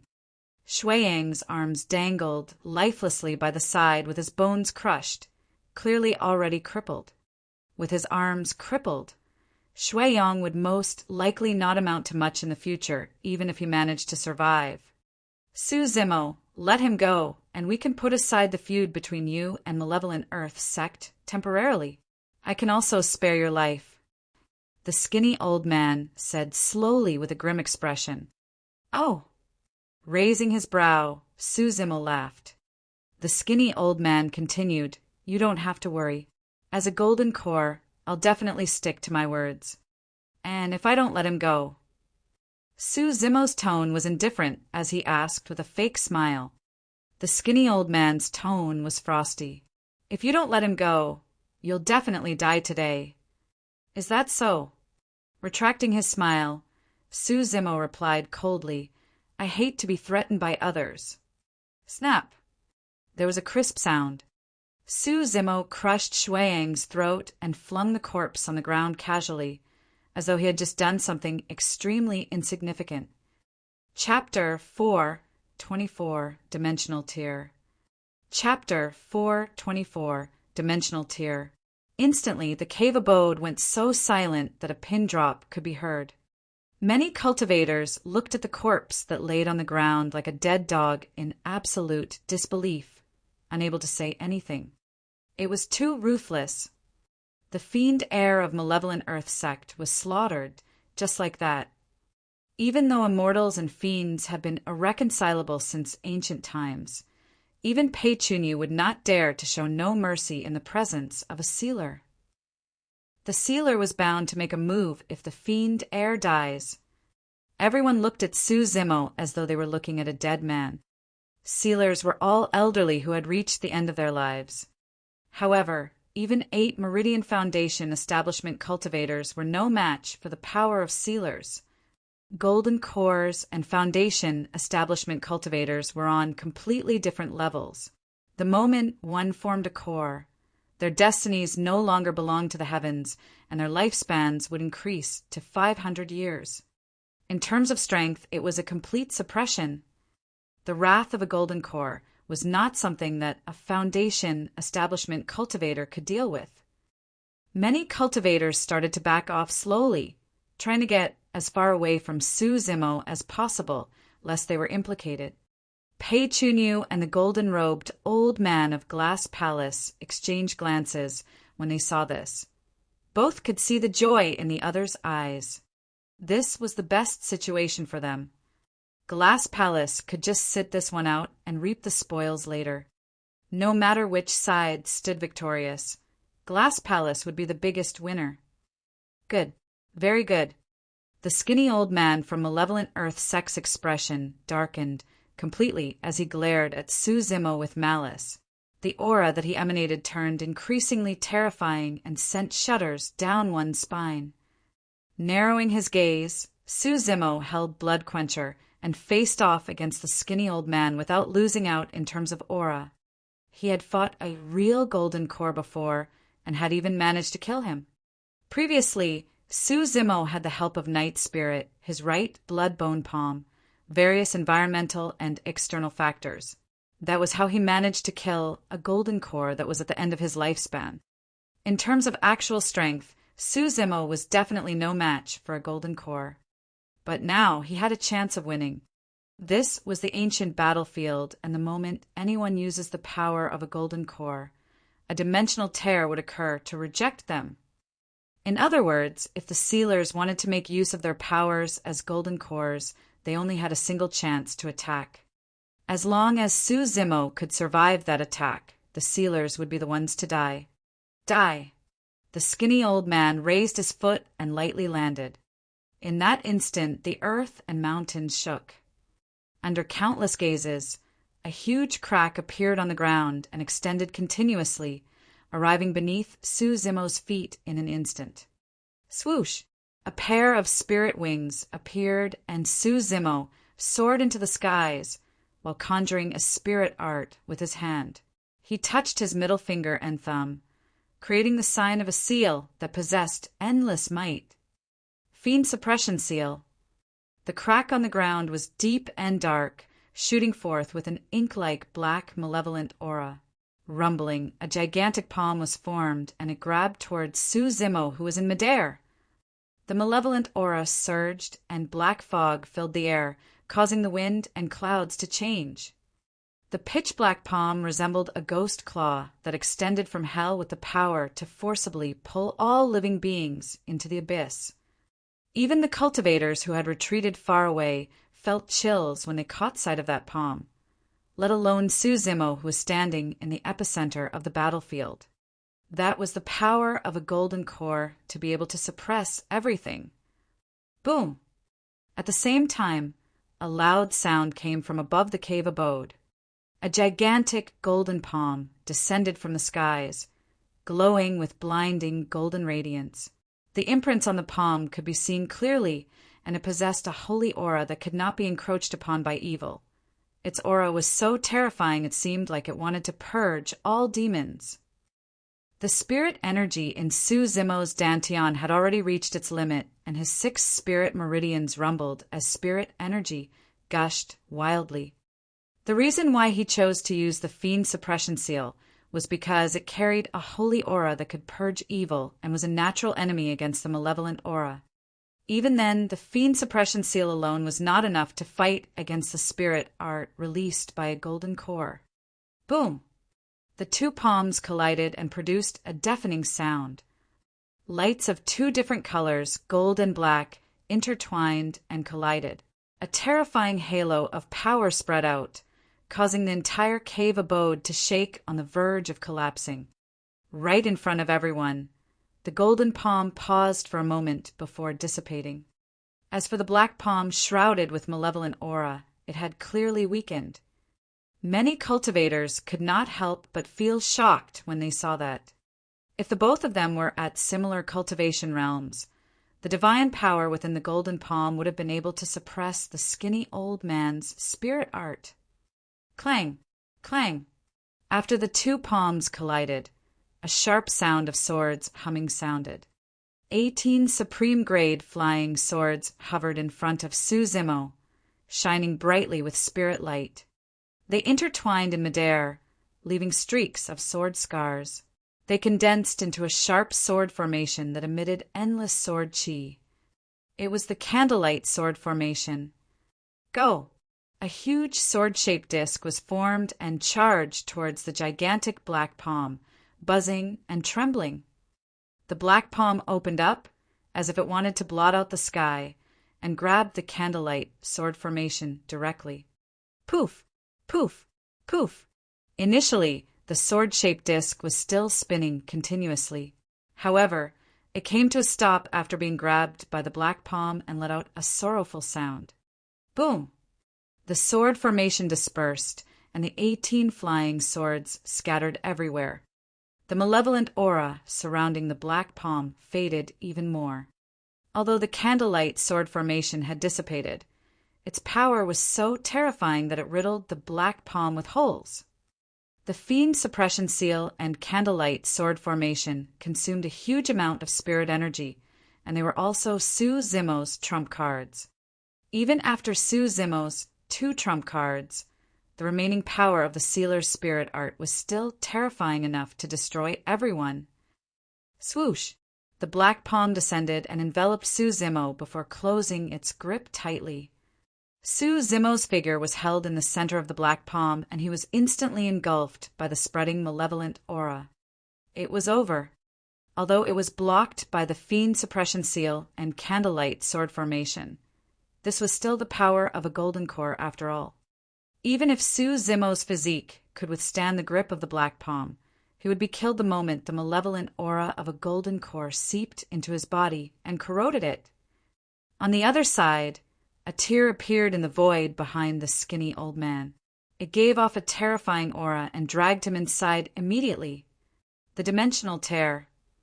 The rules of the ancient battlefield could not be breached at the end of the day. The skinny old man did not have the chance to strike a second time. Before the dimensional tear closed, the skinny old man's body was already torn to pieces with blood spewing and spraying everywhere, leaving nothing behind. A moment later, the dimensional tear slowly closed. Many people had complicated expressions upon seeing this.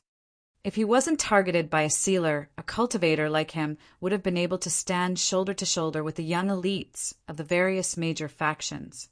He asked for it by being so arrogant and insolent. It's true that he's a rare genius to be able to obtain the Saber Emperor's inheritance. What a pity. There's nothing to be pitied. A fallen genius isn't a genius, and will definitely be forgotten by others in the end. It was quite an honorable death for him to exchange his life with the sealers. Some looked regretful, some gloated while others shook their heads and sighed.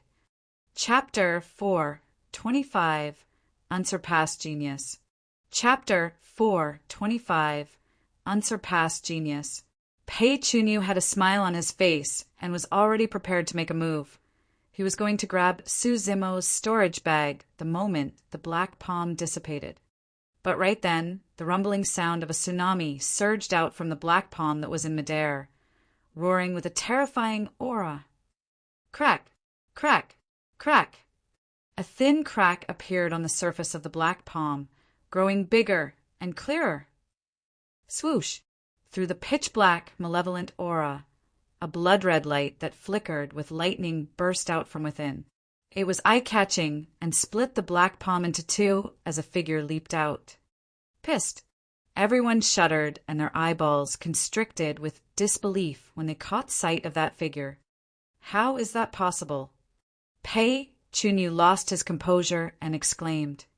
It wasn't anybody else, but Su Zimo, whom everyone had thought to be dead. His green robes were completely corroded by the malevolent aura. He looked wretched, staggering in his footsteps. However, his eyes were bright and clear as ever, and there was a fighting intent that was rising in his gaze. Exuding an arrogant aura, he possessed a dominance that looked down on everyone. He was still alive. Against the full strength of a sealer and the suppressive power of a golden core, Su Zimo managed to survive. This meant that the sealer had died for nothing. Malevolent Earth Sect's faction in the ancient battlefield was almost completely destroyed. In reality, Su Zimo had given it his all to be able to withstand that attack from the sealer. Apart from the fiend suppression seal and candlelight sword formation, the moment he was engulfed by the black palm, Su Zimo even circulated his bloodline and channeled his power to its peak, releasing countercurrent. Although that slash managed to split the black palm into two, allowing him to escape, he was still injured nevertheless.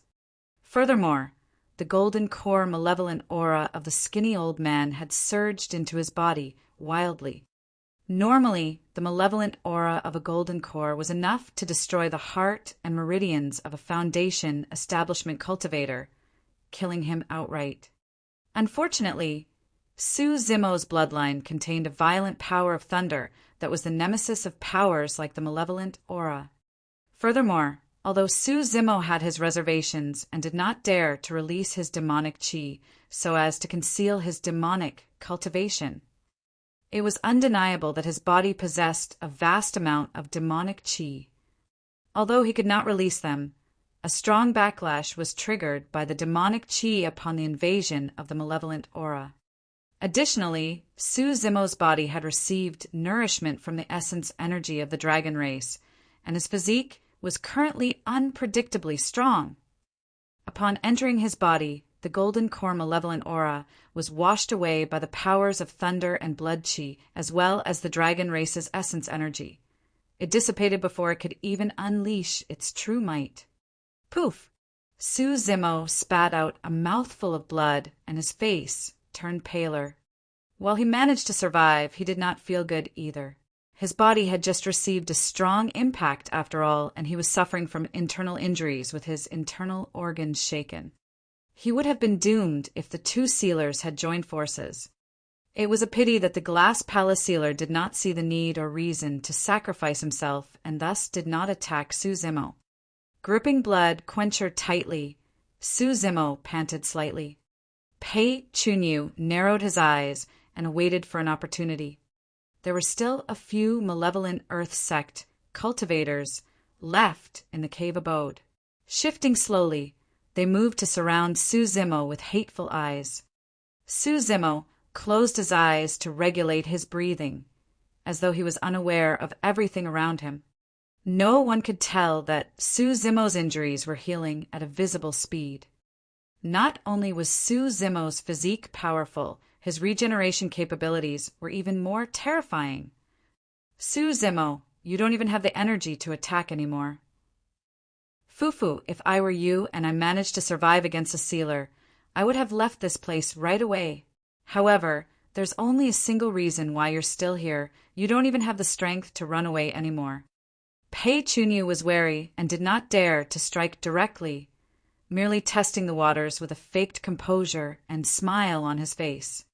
Su Zimo was expressionless and did not even open his eyes, as if he had heard nothing at all. Seems like I was right. Pei Chunyu retracted his smile and shouted coldly, "Kill him!" The moment he said that, the surrounding glass palace and remaining malevolent earth sect cultivators roared and attacked one after another. In a flash, the cave abode lit up. All of a sudden, two divine beams of light flickered in the void and was even more dazzling than the spirit lights on the various spirit weapons.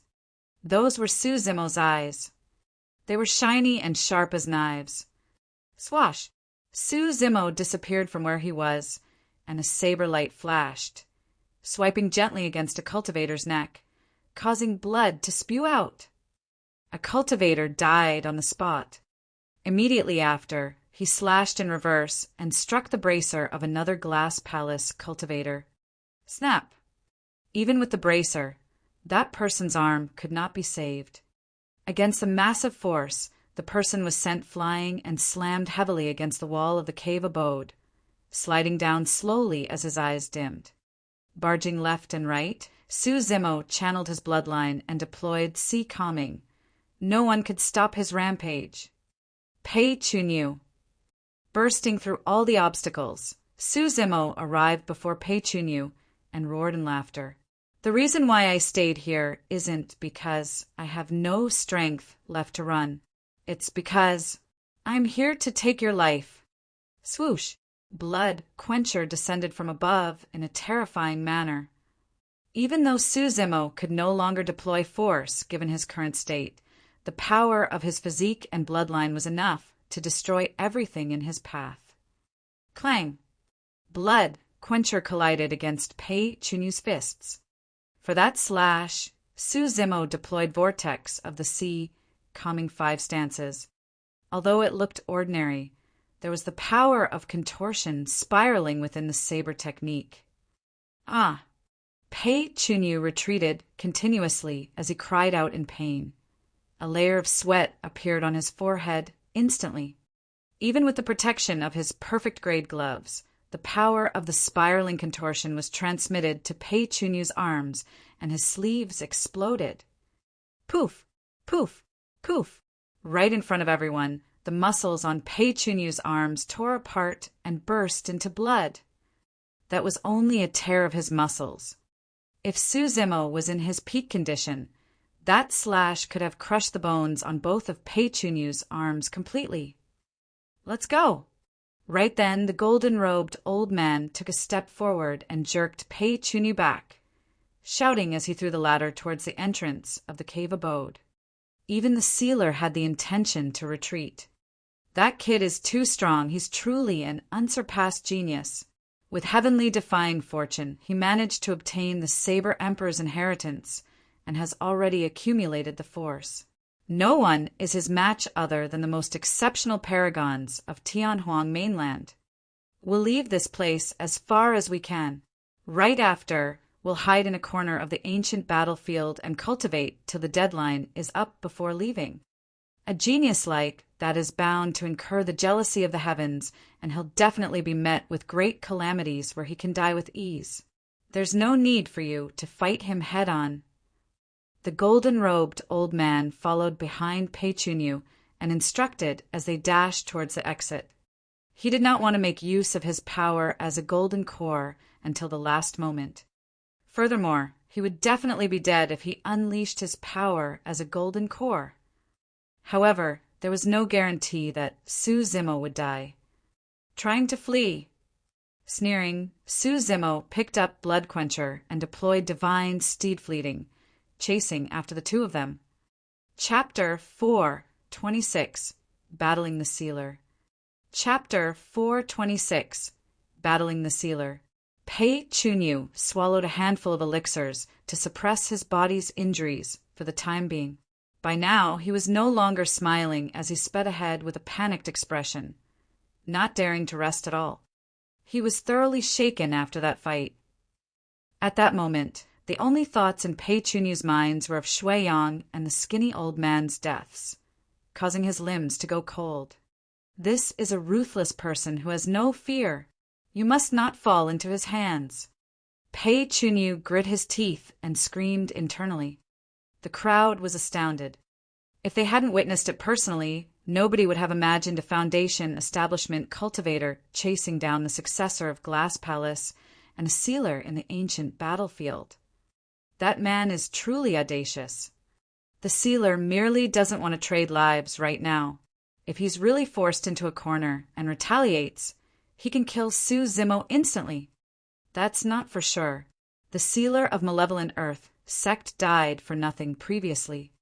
Many cultivators discussed as they started to fight for the Grade 2 elixirs of Elixir Pool sect before dashing out of the cave abode. All of them wanted to witness the outcome. In front of the Elixir Refinement Hall, Su Xiaoning's eyes were still closed as she received Elixir Pool sect's inheritance. The long duration of the inheritance implied that there were many things left behind by Elixir Pool sect. It was beneficial, be it for Su Xiaoning or Elixir Yang sect. Hundreds of Elixir Yang sect disciples protected Xiaoning in the middle, like stars surrounding the moon, layer by layer. They were so tight that even wind could not blow in, as they were afraid that the inheritance process would be disrupted. Tang Yu started to furrow her brows as she looked towards the depths of the ruins from time to time with a worried expression. Smiling gently, Uncle Yang asked, "You're worried about young Master Su, right?" "I'm praying right now that there's no perfect meridian unlocking elixir in Elixir Pool sect." Sighing, Tang Yu continued, "Given his personality, since he said that he definitely has to get his hands on a perfect meridian unlocking elixir, he'll definitely fight for one, against the successors of Glass Palace and Malevolent Earth sect. He doesn't stand a chance of winning." "Don't worry." Uncle Liang pondered and said, "Now that I think about it, the lad's saber technique should be the sea, calming 5 stances. In other words, the rumor was real, and he truly obtained the Saber Emperor's inheritance." Although Tang Yu had guessed it vaguely previously, she was still shocked when she heard Uncle Liang say it. The Saber Mountain Spirit Sea was formed from the ancient era, and countless geniuses have been buried in it throughout history. Now, an unknown cultivator managed to get his hands on it. Furthermore, that person had not even heard of the Saber Mountain Spirit Sea's existence beforehand. Everything seemed ridiculously absurd, and yet there was an indescribable mysteriousness to it, as if everything was predetermined. Uncle Liang continued, "Given the lad's current combat strength, he can definitely hold his ground against Perpetual and Shui Yang. Even if he can't win them, he'll be able to escape unscathed. You don't have to worry." "Yes."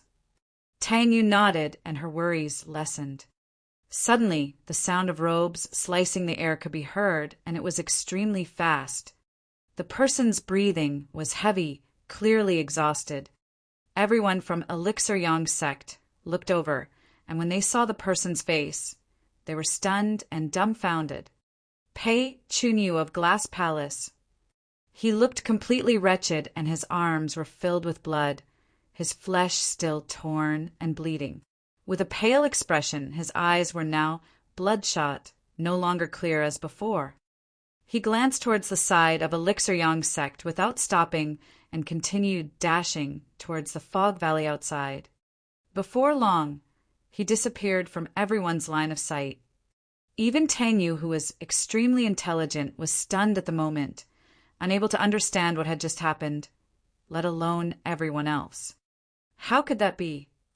Didn't Glass Palace head into the depths of the ruins in search of a perfect meridian unlocking elixir? Why was Pei Chunyu the only one left? What about his sealer? In other words, which faction managed to force Glass Palace to such a state? Uncle Liang's eyes flickered as he speculated.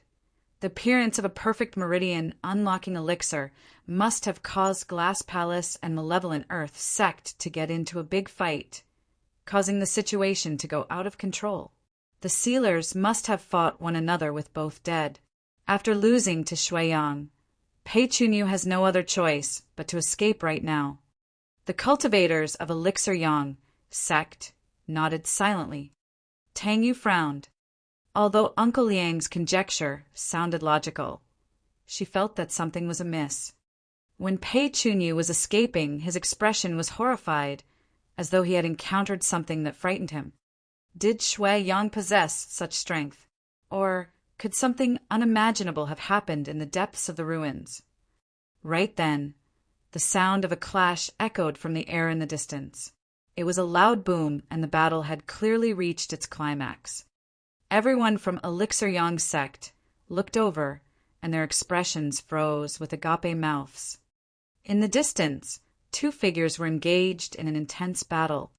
Spirit light shone brightly, and a blood beam filled the skies. Bang! Bang! Bang! Each time the two of them clashed, an extremely terrifying energy fluctuation would ripple out, causing everyone to shudder. One of them was the golden-robed old man, Glass Palace's sealer. The other person was in green robes and wielded a blood-colored saber. It was none other than Su Zimo, who had entered the depths of the ruins. This. Uncle Yang was completely dumbfounded. Tang Yu opened her mouth slightly and looked at the green-robed figure far away without blinking. All the confusion in her heart seemed to have been resolved. The person that Pei Chunyu feared was not Shui Yang, but Su Zimo. The situation on the battlefield was extremely tense. Although the sealer, the golden-robed old man, did not unleash his power as a golden core, all of his attacks were extremely forceful, carrying the might of an 8 Meridian Foundation establishment cultivator. On the other hand, Su Zimo was even more ferocious, slicing sharply with a fervent gaze. With the weight of Blood Quencher as well as Sea Calming, Su Zimo was not disadvantaged against the golden-robed old man. As time passed by, Su Zimo's blood surged, and the sounds of tsunami were endless, evidently intensifying as the battle raged on. As for the golden-robed old man, he was no longer as nimble as before, and the blood chi he produced gradually faded. This battle had exhausted him greatly. In just a few dozens of breaths' time, the golden-robed old man's skin had lost its luster, withering with wrinkles appearing. Tang Yu said in a deep voice, Glass Palace's sealer is already at the end of his life, and his stamina is weak along with his blood chi. He'll definitely lose if he continues battling. He won't. Uncle Liang said with a grim expression. The person who should be worried right now should be Su Zimo. The power of a sealer lies in his killing move with the power of a golden core. If Su Zimo stops now, he might be able to survive. If he forces the sealer to the point of no return, he's bound to die. No one dared to interfere, given the circumstances. Nobody could predict when the sealer would disregard his life and unleash his power as a golden core. Chapter 427, Baited Kill. Chapter 427, Baited Kill. Su Zimo was drenched in sweat, and steam emitted from his body like smoke. The power of his bloodline was being channeled at his limits. The battle was getting more intense. This also meant that the outcome of this battle would be decided soon. Ever since they entered the Fog Valley, Suzimo had been battling the entire time. Earlier on, he killed countless demon beasts and even took down a sealer without resting once. Coupled with the fact that he was injured, Suzimo was already pushing his body to its limits to be able to fight the sealer till now. This was also because he had cultivated the mystic classic of the 12 demon kings of the great wilderness, Void Thunder Manual, and devoured the dragon egg's essence. An ordinary body would have been destroyed by now. In the eyes of the golden-robed old man, Suzimo's stamina, physique and body had already surpassed a pure-blooded, ferocious beast. Of course, although Suzimo's body was at its limits, the golden-robed old man was in an even worse condition.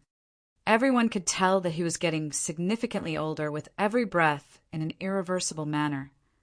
Each time the golden-robed old man attacked, he was using up the remainder of his lifespan. Suzimo narrowed his eyes and took a deep breath. Suddenly, a tremendous change occurred in his saber technique. Earlier on, it was tough and ferocious.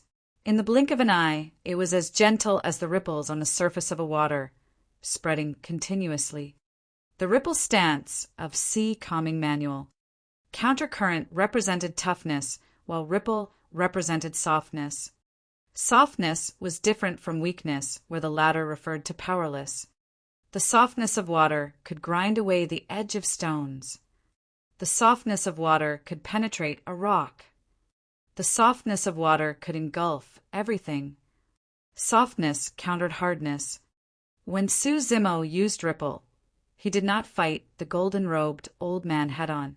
Instead, everything was a tap and go. The saber changed angles swiftly, and a series of ripples formed each time it struck. Every single attack looked weak and powerless, but they were fatal. The sudden change caught the golden-robed old man off guard. In a moment of carelessness, 2 wounds appeared on his arm and blood gushed out as he retreated continuously. "That's all there is to sealers." Suzimo smirked. Against Suzimo's mockery, the golden-robed old man calmed down quickly, and his eyes were cloudy and expressionless. Nobody could read his thoughts. He was looking for an opportunity. He wanted a perfect opportunity to unleash his power as a golden core and kill Suzimo in exchange for his life. At the moment, the golden-robed old man was expressionless. However, his heart had a surge of sadness, and he could only sigh internally. At the end of the day, he had reached this inevitable step. Part of the reason why he did not unleash his power as a golden core immediately was to hold back Suzimo, allowing Pei Chunyu sufficient time to escape. At the same time, in the depths of his heart, he still feared death. He was different from the skinny old man from before. If the skinny old man were to return to the malevolent earth secked alive with the fiend air dead, he would receive extremely cruel punishment which was worse than death. That was why the skinny old man could unleash his power as a golden core so easily, as he did not have any psychological burdens. The moment the fiend heir was dead, he was already a dead man as well. However, for Glass Palace, Pei Chunyu was still alive. The golden-robed old man still harbored hope that he would be able to force Suzimo back without unleashing his power as a golden core. However, it was a pity that his hope was about to be crushed mercilessly. Suzimo's gaze was fervent. As though he could read the golden-robed old man's mind, he spoke again without stopping in his attacks. "Actually, you had a chance to kill me." The golden-robed old man was unmoved and continued defending against blood, quenchers ripple expressionlessly. He knew that Suzimo was attacking his mental state. In a fight, top experts would often provoke their opponents to reveal openings so as to seize the advantage. Smiling gently, Suzimo continued, "Your only chance was to work together with the sealer of malevolent earth sect. If 2 sealers were to unleash their powers as golden cores and fight me with all their might, I would have most likely died. It's just a pity." The golden-robed old man's eyes flickered, and an imperceptible ripple appeared in his mind. Although he knew that Suzimo was attacking him mentally so that he would reveal an opening, the golden-robed old man felt a strong sense of frustration and indignance. Those words struck a chord in his heart. A gleeful expression flashed through Suzimo's eyes. "It's just a pity that you were too afraid of death. Even now, you harbor hope of surviving. But actually, you know in your heart that you'll definitely die today. You." The golden-robed old man's expression changed and was about to say something when his hand slowed down, revealing a major opening. Suzimo's eyes lit up as he strode forward, slashing in reverse towards the golden-robed old man's throat with a chilling, killing intent. All of a sudden, a terrifying aura burst forth from the golden-robed old man. "Suzimo, you've been tricked!" Ignoring the incoming saber, the golden-robed old man suddenly unleashed his power as a golden core, engulfing Suzimo with a gigantic palm. "Even if I have to die, I'll take you with me." Not good. Uncle Liang's heart skipped a beat, and he turned pale with fright when he saw that. Others might not read the situation clearly, but he understood it well given his experience. At first, Suzimo saw that he could not take down the golden-robed old man and began attacking the latter mentally to break the stalemate. Initially, the golden-robed old man was unmoved. However, after a few sentences, the golden-robed old man was enraged and revealed an opening. There was naturally no way Suzimo would let the opportunity go as he took advantage of the situation and charged forward. But in reality, that opening was revealed by the golden-robed old man intentionally. That was the reason why he said that Suzimo was tricked. The golden-robed old man was waiting for Suzimo to rush forward with no room to retreat before killing the latter by unleashing his power as a golden core. Heis! Uncle Liang sighed and shook his head. He's still too inexperienced after all. Before he could finish his sigh, a soft laugh came from the battlefield. "Fufu, the one that was tricked, is you." It was Suzimo's laughter. Although he was initially at the battlefield, by the time his sentence was completed, Suzimo had already ran far away from where he was. Boom! The golden-robed old man's palm slammed onto the ground, creating a clear palm print. He missed. What happened stunned all the cultivators once more. Standing from afar, Suzimo looked at the golden-robed old man with a mocking gaze and a fake smile. At that instant, the golden-robed old man aged considerably. A gigantic dimensional crack had already appeared behind him, devouring him mercilessly like a demon from hell, leaving him with no corpse. After pondering for a while, Uncle Liang came to a realization. Initially, he thought that Suzimo was tricked by the golden-robed old man's intentional opening. However, the truth was that Suzimo had also read the golden-robed old man's intentions and pretended to charge forward before escaping far away after the latter unleashed his power as a golden core. It was a bloodless battle of psychological warfare. A single mistake, and he would have lost everything and died on the spot. Both parties schemed and fought several times, but in the end, Suzimo came out on top and baited the sealer to his death. Chapter 428, Escape. Chapter 428, Escape. Uncle Liang's expression was complicated. Although the golden-robed old man did not die in the hands of Suzimo, he was still the reason why the former was devoured and killed by the dimensional tear. The fact that a sealer was not able to kill a foundation establishment cultivator despite sacrificing his own life was rather sorrowful. In reality, Suzimo had also taken an extremely huge risk in that battle. The moment the sealer unleashed his power as a golden core, Suzimo was not a match for him at all. In the Grade 2 Elixir Cave abode, he only managed to defend against the skinny old man by using all his trump cards. Even then, he was severely injured. Given Suzimo's current condition, There was absolutely no way he could have withstood another attack of a golden core level. That was the reason why he was fighting the golden-robed old man for so long. Eventually, he made use of his spirit perception and spotted the golden-robed old man's killing intent a moment earlier, allowing him to retreat and bait the latter to his death. Su Zimo was almost completely exhausted, and he would not have been able to hold on if not for his extremely strong regeneration capabilities.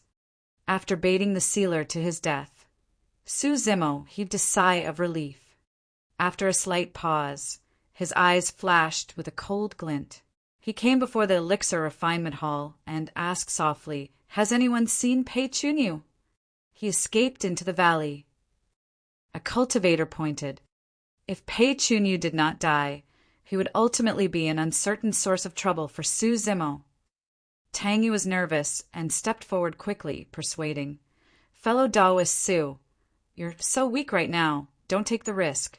Furthermore, even if you give chase now, you might not be able to catch up with him." Su Zimo shook his head and in a flash darted into the fog valley without explaining anything.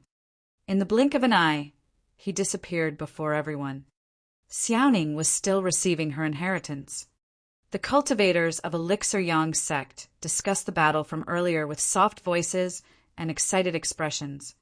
Although the sealer was at the end of his life and only had a single chance to strike, he was still a golden core, no matter what.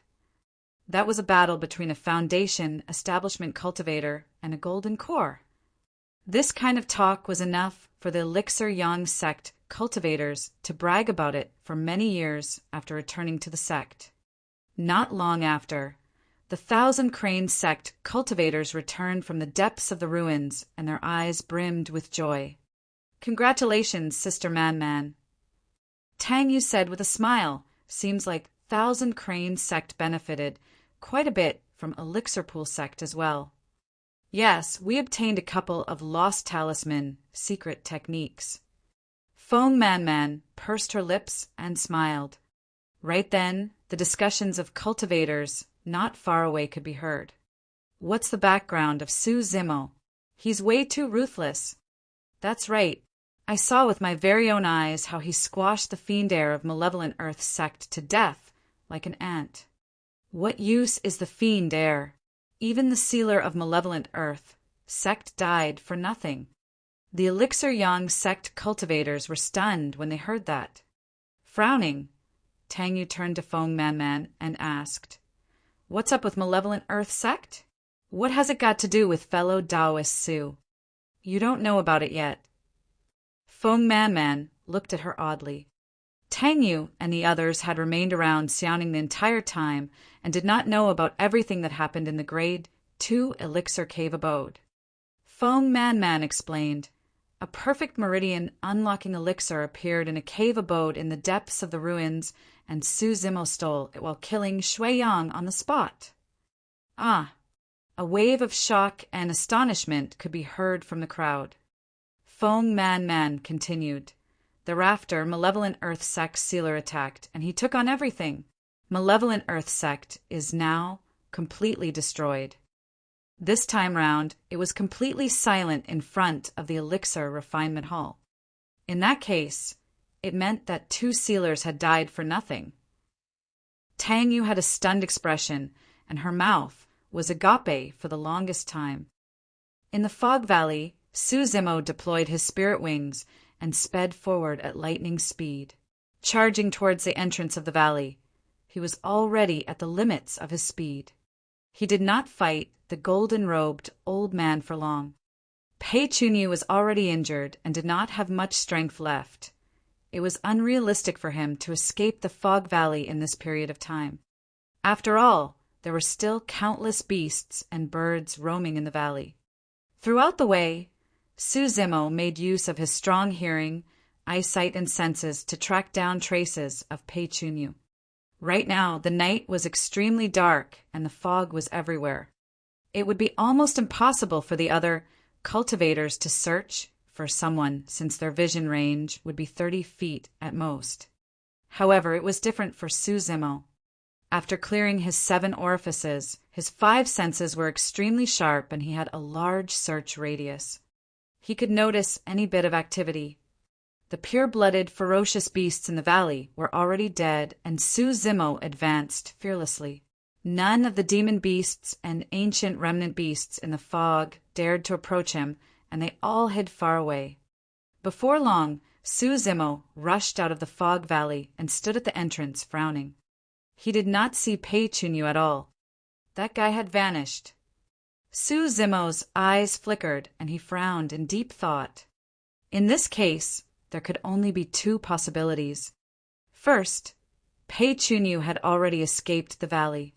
However, Su Zimo deduced that the probability of that wasn't great. Second, Pei Chunyu was still in the valley. It wasn't a simple task if one wanted to hide inside the fog valley. Birds filled the skies and beasts roamed the ground. There was no way a cultivator would be able to hide in peace, as they would definitely encounter battles and create a commotion. However, along the way, Su Zimo did not notice any signs, nor did he hear any activity. Weird, he murmured softly. Could he truly have escaped? On second thought, Su Zimo felt that it wouldn't be surprising for a disciple of Glass Palace, an immortal sect, to possess some life preservation methods. At that moment, Pei Chunyu might have already escaped 1,000 miles away from that place. After loitering around for a long time, Su Zimo returned from where he came from and disappeared into the fog. A long time later, the valley regained its tranquility. In the blink of an eye, the night had passed. The sun rose, casting away the night from the valley. An ancient remnant beast, the cloud-seeking leopard, walked slowly out of its cave, looking dispirited and terrible. It had devoured a human the previous night. However, for some reason, it did not manage to digest the human even after the night, and it felt bloated and uncomfortable. The cloud-seeking leopard did not walk far when it cried out and collapsed weakly to the ground with a throbbing pain in its stomach. Shing! Flashes of blood appeared. The abdomen of the cloud-seeking leopard was ripped open from the inside as countless organs spilled out of a gigantic hole along with a bloodied figure. The bloodied figure bent over and started retching. A while later, he reached out and wiped away the blood on his face, revealing a disfigured face that was horrifying like a ghost. Su Zimo, I will definitely make you pay 100 times for the humiliation I suffered today. The bloodied figure's gaze was venomous as he said with grit teeth. The previous night, Pei Chunyu predicted that it would be hard for him to escape from Su Zimo. Thus, he took the initiative to look for an ancient remnant beast and allowed it to devour him. That was an extremely dangerous move. The stomachs of demon beasts churned extremely strongly, and ordinary cultivators wouldn't be able to handle it. Anyone else would have been crushed into sludge. Furthermore, the digestive fluids of an ancient remnant beast was extremely corrosive and could even melt rocks and ores. If not for the fact that the Glass Heart Sutra tempered his body so powerfully, Pei Chunyu wouldn't have survived the night.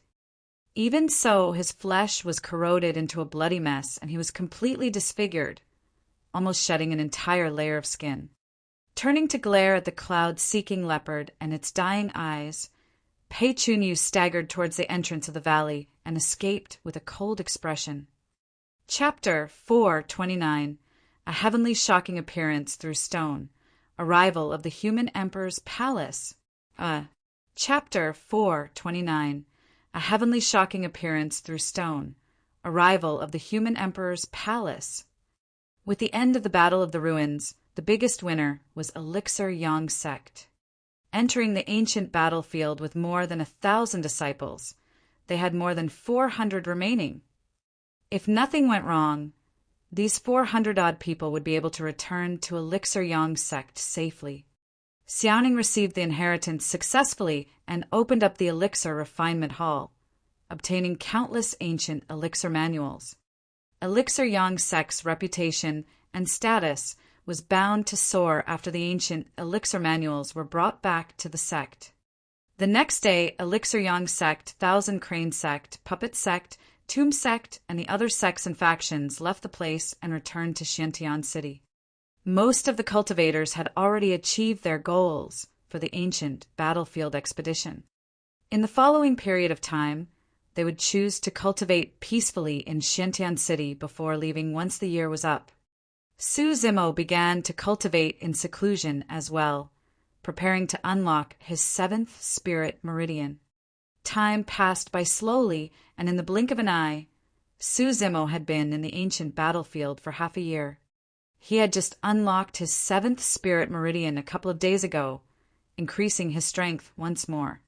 As long as he continued cultivating, Su Zimo might be able to reach the peak of 7 Meridian Foundation establishment before leaving the ancient battlefield. After returning to the great Zhou dynasty and consuming the perfect meridian unlocking elixir, he would have a chance of unlocking his 8th spirit meridian, turning into a foundation establishment cultivator with all meridians unlocked. By unlocking all 8 meridians, he would be at perfected foundation establishment cultivation realm and would definitely form a golden core. Furthermore, he would definitely have a golden core phenomenon accompanying his core formation. Of course, that was under the premise that everything went smoothly. The path of cultivation was unpredictable, and no one could guarantee that it would be smooth without any changes happening in this period of time. This day, the skies suddenly flashed with lightning and rumbled with thunder. A terrifying pressure instantly descended upon the ancient battlefield. Everything went silent. Time seemed to have frozen. All the living beings in the ancient battlefield, be it ancient remnant beasts or pure-blooded ferocious beasts, sprawled onto the ground obediently, and their eyes revealed endless fear. This was a fear that stemmed from the ancient era, something deep-rooted and indestructible. In every corner of the ancient battlefield, the successors of the various super sects of Tianhuang mainland came forward and looked up in the air in shock. Countless cultivators woke up from their seclusion cultivation and came out one after another. It didn't matter if it was Elixir Yang sect, Thousand Crane sect, Puppet sect, or Tomb sect that was in Xiantian City. At this moment, every single cultivator sensed something and arrived on the long street, roofs and midair, gazing into the distance. The cultivators were dumbfounded in shock. Even Uncle Yang, who was a sealer, opened his mouth with a look of disbelief. The clouds were shifting rapidly in the center of the sky. Dark clouds covered the place, and they churned, rotating slowly to form a gigantic black vortex that was extremely shocking. In that sea of clouds, numerous lightning snakes were packed densely together, forming a dazzling sea of lightning within the sea of clouds. The closer it was to the core of the vortex, the more concentrated the lightning became. Thunder rumbled and lightning crackled. It was as though a giant creature was about to descend from the vortex. This is... Standing in midair, Su Zimo gazed at the horizon with a bright light in his eyes. The aura that was emanated from the center of the cloud vortex was way too terrifying. Against its oppression, Su Zimo felt extremely insignificant and almost wanted to kneel down and worship. Some of the cultivators couldn't handle it and were already kneeling on the ground in fright. Gradually, a huge square-shaped stone slab appeared in the middle of the vortex, covering the entire place. As it descended, it seemed as if it could crush everything in the ancient battlefield into emptiness. This was only the tip of the iceberg for this unknown, terrifying existence. The stone slab continued descending and gradually revealed its full appearance. It was an extremely old palace with a round top and a square base. Possessing an ancient and boundless aura, it seemed like it had arrived against the flow of time from the ancient era. A circular top and a square base, the human emperor's palace. Uncle Yang gasped and exclaimed. At the same time, the successors of the various super sects in the ancient battlefield recognized the origin of this ancient palace, one after another. The human emperor's palace. Those words seemed to possess a special power, causing Su Zimo's blood to boil in secret. Su Zimo had not heard of the human emperor's palace before. However, judging from the looks of everyone else, he knew that the origin of this palace definitely surpassed the Saber Mountain Spirit Sea. Countless cultivators knelt on the ground and gazed at that ancient palace beneath the skies with endless awe and passion. The human emperor's palace stood tall in the sky, floating in the sea of lightning like a supreme god, peering down at the world with immense might. A heavenly shocking appearance through stone, a rival of the human emperor's palace. Taking a deep breath of air, Uncle Liang muttered to himself, "The appearance of the human emperor's palace means that chaos is about to arise in Tianhuang mainland, bringing forth a new golden age. Seems like a supreme emperor will definitely be born in this era. Perhaps we're about to welcome a prosperous era with multiple emperors arising, restoring the glory of the ancient era. To be fortunate enough to witness everything in my lifetime, I can now die without any regrets." South of the ancient battlefield, a buzz-cut cultivator stood with his upper body bare. Every single inch of his muscles shone with a bronze luster, giving off the feeling of explosive might. Breaking out of seclusion, a gigantic spear rested on this person's shoulder, and he gave off an extremely savage aura. Raising his head to look at the ancient palace, he roared in laughter. "Ha ha ha!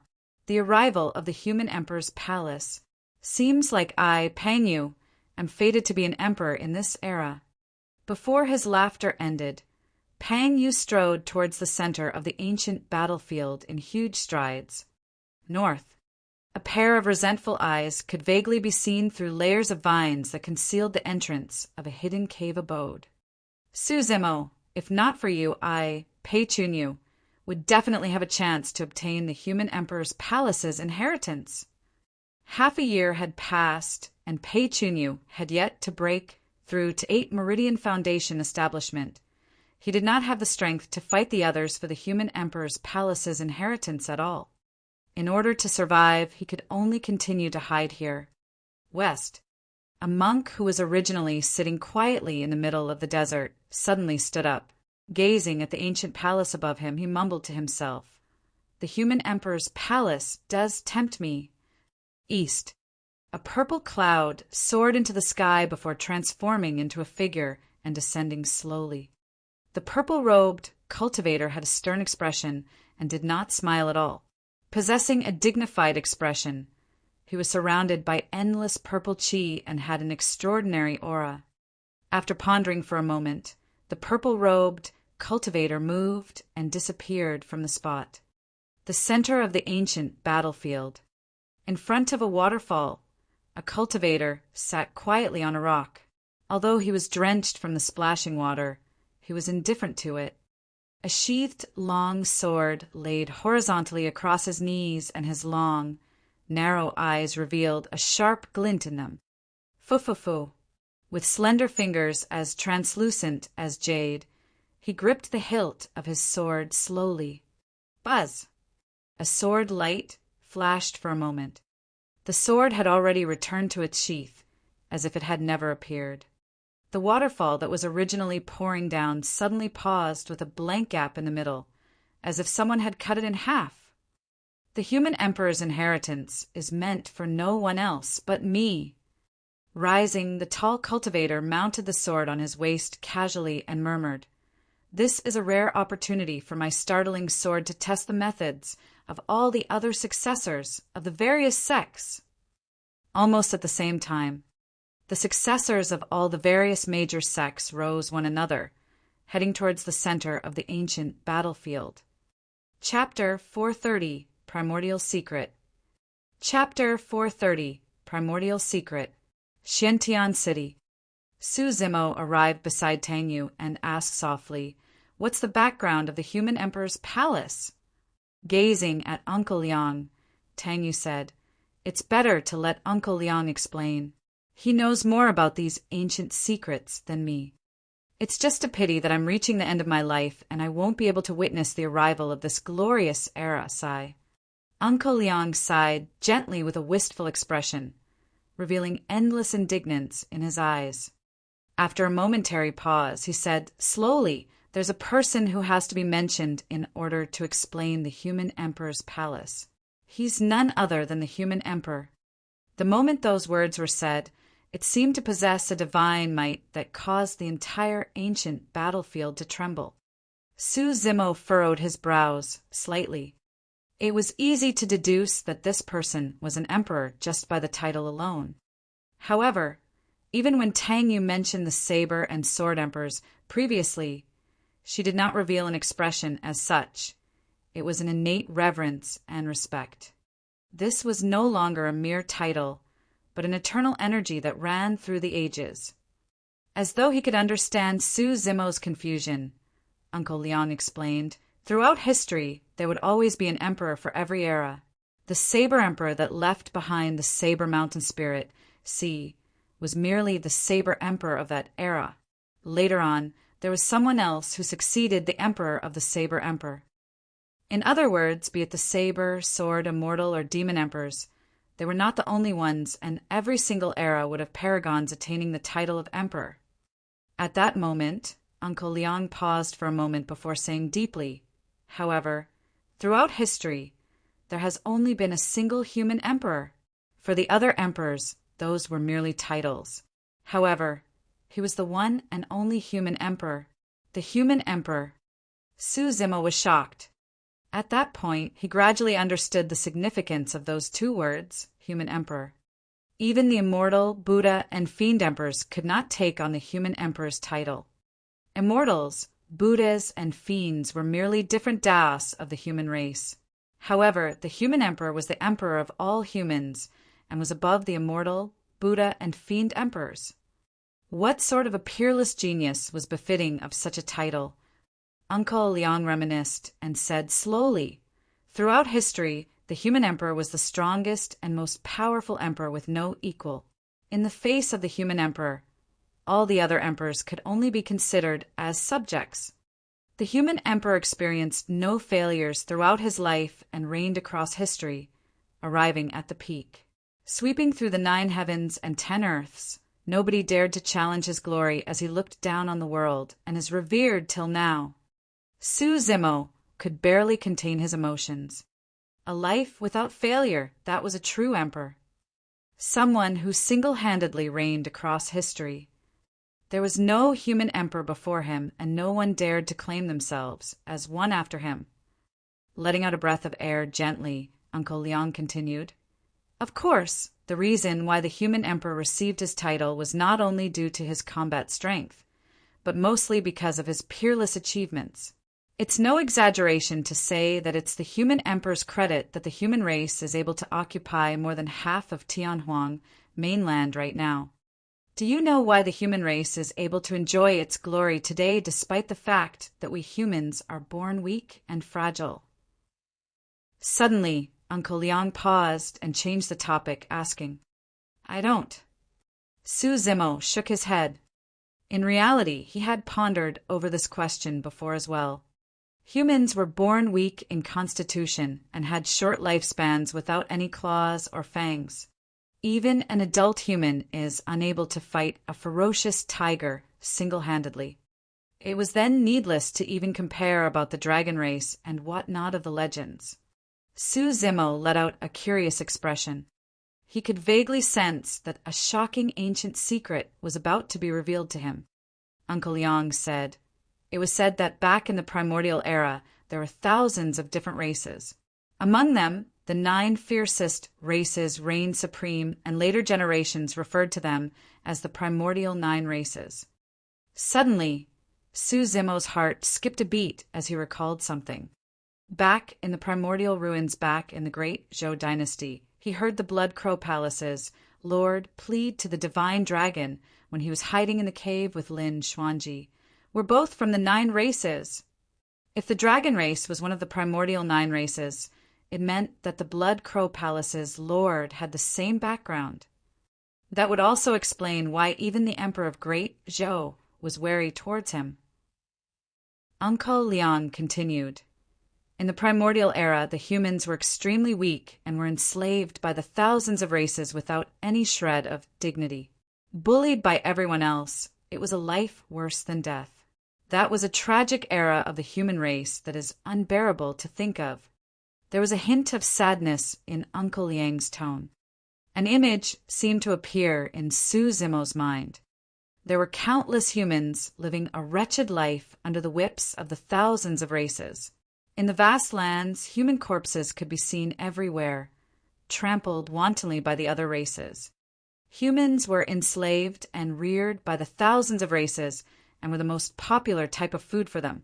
From time to time, they would devour our flesh and drink our blood for enjoyment.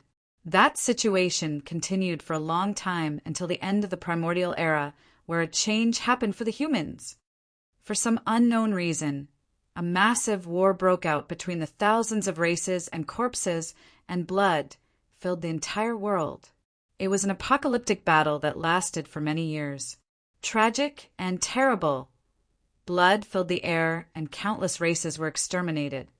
After the War of the Thousands of Races ended, there were only 100 races left, and the primordial era ended. All the cultivators were immersed in the primordial secret that Uncle Liang was recounting.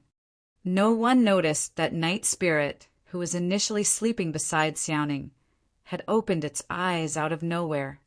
A cold killing intent flickered in those black eyes from time to time.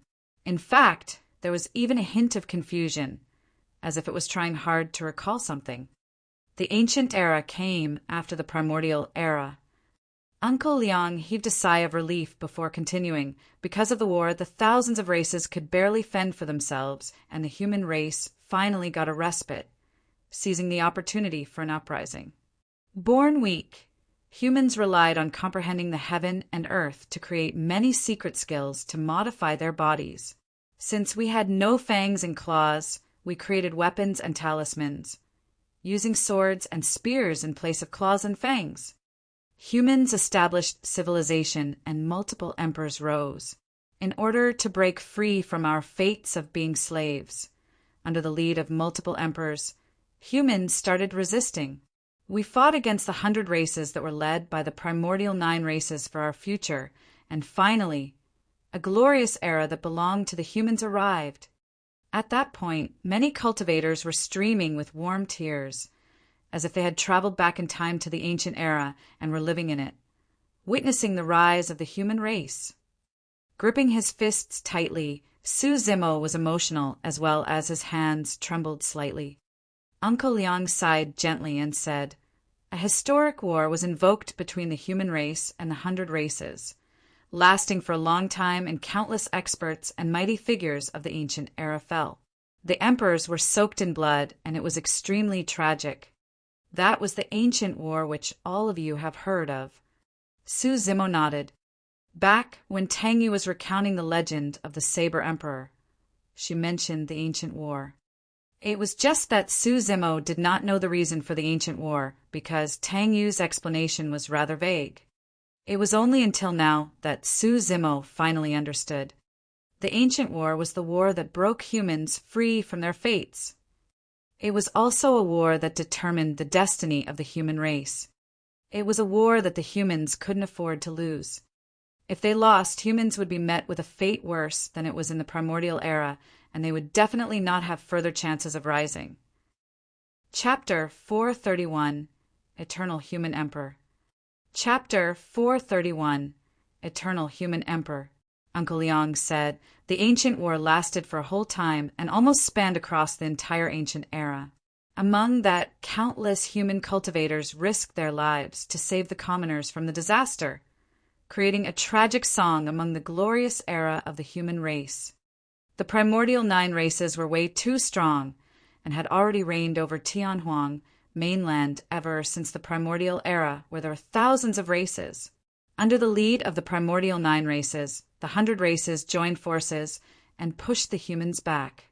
Slowly, the territories occupied by the humans decreased, and they were about to be engulfed by the 100 races that were led by the primordial 9 races at any moment.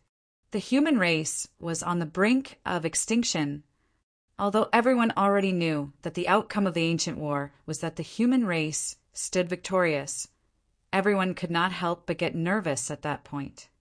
Uncle Liang took a deep breath of air and said deeply, "In that chaos, the human emperor appeared domineeringly and overturned the situation. He conquered the 4 regions and 3 seas almost single-handedly, killing multiple emperors among the 100 races and severing the light of providence on the primordial 9 races. Sweeping across Tianhuang mainland, everyone had to bow down everywhere he passed. The dragon emperor of the dragon race and the celestial emperor of the celestial race, against the human emperor, all of them had to die. Later on, descendants even referred to the birth of the human emperor as the subduing of all 100 races as his subjects. The cultivators opened their mouths in shock, and it took a long time for them to calm their hearts. The result of the ancient war was that the 100 races lost massively and were almost extinct. Even the primordial 9 races were severely injured and had to each hide in a corner of Tianhuang mainland, living ignoble existences and rarely showing their faces. The 9 areas are known today as the 9 Forbidden Grounds. Su Zimo shuddered when he heard that. Previously, he heard Demoness Ji mention the 9 Forbidden Grounds, where any living being that entered was bound to die. It was only until now that the doubts in Su Zimo's hearts were resolved. The origins of the 9 Forbidden Grounds came from the primordial 9 races that once ruled over Tianhuang mainland. What Uncle Liang meant was that if the human emperor hadn't appeared in the ancient era, the humans wouldn't have been a match for the primordial 9 races. Although the human emperor was already long gone, the primordial 9 races survived. Suddenly a thought struck Su Zimo. If the primordial 9 races were to show themselves again and come out from the 9 Forbidden Grounds one after another in this era, who could stop them now that the human race no longer had the human emperor? It wasn't a completely unfounded worry. The reason why Su Zimo thought about that was because of the appearance of the Blood Crow Palace's lord. Shaking his head, Su Zimo stopped letting his imagination run wild. He merely heard Uncle Liang continuing, "From then on, the human race has prospered and the ancient era came to an end, bringing us to the current era. Right now, no one knows of the human emperor's name. However, because he reigned through history and conquered all regions, the human race refer to him as the emperor, and we descendants call him the eternal human emperor. Furthermore, it's because of the human emperor's appearance that the 100 races are destroyed and the primordial 9 races have to live an ignoble existence, bringing a close to an era. The ancient era was also known as the human emperor's era. Eternal human emperor." Uncle Liang continued, "Ever since the ancient era, time has passed and the world has changed. Generation after generation, emperors have appeared on Tianhuang mainland, but none of them dare refer to themselves as the human emperor, and neither did any of them have the qualifications to attach eternal to their titles." Su Zimo finally heaved out a sigh of relief when he heard that as a phrase filled his mind. The title of the human emperor was totally deserved. Tang Yu said, "The human emperor's palace was the bedroom of the human emperor and contains his inheritance. Ever since the human emperor left Tianhuang mainland, the human emperor's palace has only appeared 7 times, and there were a total of 7 people who had entered it, leaving their marks. Each of the cultivators that came forth from it underwent complete transformations. Among those 7 people, 3 of them became emperors. The other 4 cultivators became the strongest paragons of their respective generations. It was just a pity that they died midway and could not make it to the end. No one could ensure that the path of cultivation would be smooth. Even the cultivators with the most heavenly defying potentials would meet with countless calamities, and no one could guarantee that they could make it through everything safely." Tang Yu remarked, "From the point of view of the later generations, if the remaining 4 of the 7 cultivators who entered the human emperor's palace hadn't died, they would have definitely become emperors with their achievements as well." "What's inside the human emperor's palace?" Su Zimo could not help but ask. Tang Yu chuckled bitterly and shook her head. I'm afraid other than the 7 cultivators who entered the human emperor's palace, no one else knows. Uncle Liang said deeply. It said that each of the 7 cultivators received different inheritances. For example, the 3 of them who became emperors were the immortal, Buddha, and fiend emperors respectively. Tang Yu looked at Su Zimo and suddenly asked, Fellow Taoist Su, you're interested in the human emperor's palace's inheritance? Su Zimo remained silent and did not reply. Tang Yu continued, Only a single person is allowed into the human emperor's palace. If you wish to obtain its inheritance, you will naturally meet with the strongest cultivators in the ancient battlefield. Furthermore, all of them are bound to be at 8 Meridian Foundation establishment. Right now you're only... She did not continue. In her opinion, Su Zimo was indeed truly strong and could in fact challenge 8 Meridian Foundation establishment cultivators. However, it was unrealistic to think that he could suppress multiple geniuses and enter the human emperor's palace. After all, he was only at 7 Meridian Foundation establishment no matter what. The difference between 7 and 8 Foundation establishment was way too great. Furthermore, there were sealers of super sects watching from the sidelines. Not all sealers could be baited to their deaths by Su Zimo. He might be able to survive against the attacks of a sealer. But what if there were 2 or 3? Is Elixir Yang's sect intending to go? Suddenly, Su Zimo asked, We're not. Tang Yu shook her head decisively. I can almost predict that the area beneath the human emperor's palace will be filled with blood and corpses. There might even be many innocent sects that might get implicated just because they want to watch the show. We're in possession of many ancient manuals from Elixir Pool sect, and we can't afford to lose them. I'll not let Elixir Yang sect take the risk. Nodding, Su Zimo replied, This is an extremely rare occasion. I'll head over to take a look, but I won't participate. At that moment, Su Zimo told a lie. Tang Yu more or less understood Su Zimo's personality and knew that he wouldn't change his mind easily after deciding on something. She no longer tried persuading him, but merely reminded, Make sure to stay away the moment you sense something amiss. Don't get implicated.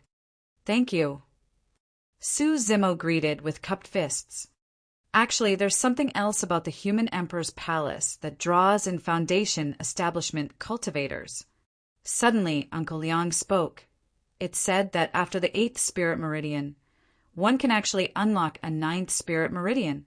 9 represents extremity, and as such, the 9 Meridian Foundation Establishment Cultivation Realm is also referred to as the Extreme Foundation Establishment Cultivation Realm. The mention of that had Su Zimo's heart skipping a beat. He had a hunch about that. When he was unlocking the 7th spirit meridian, he felt that it was not as difficult as what everyone had described. Su Zimo deduced that it might be because of his spirit energy's purity.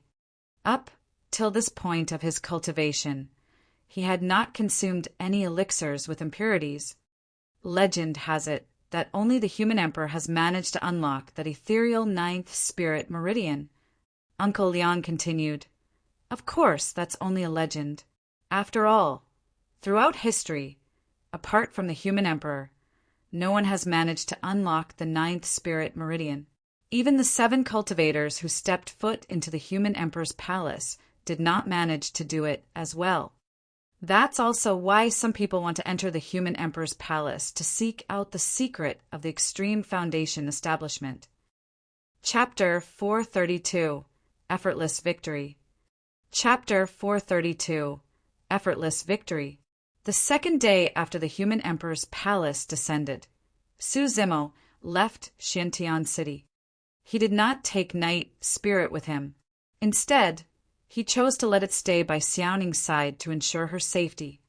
Although Xiaoning had already obtained Elixir Pool Sect's inheritance and was bound to be valued by Elixir Yang sect, Su Zimo was still worried. He would only feel more relieved after knowing that Night Spirit was with her. Ever since they returned from Elixir Pool sect, Xiaoning had been unusually happy. That was because, in the inheritance memories of Elixir Pool sect, she found an elixir that could increase one's lifespan, longevity elixir. However, it was a grade 3 elixir. Xiaoning could not create it at all given her current level of elixir refinement. Before leaving, she smiled and said to Su Zimo, "Don't worry, I'll definitely refine a longevity elixir as soon as I can to help Big Brother extend his lifespan." The only reason why Xiaoning became an elixir refinement master was so that she could help her eldest brother extend his lifespan. Recalling Xiaoning's smile, Su Zimo was in a great mood and could not help but grin as well. He did not choose to travel with anyone else. That was because, from the moment he decided to fight for the human emperor's palace's inheritance, he had already made up his mind to change his appearance and hide everything about his background.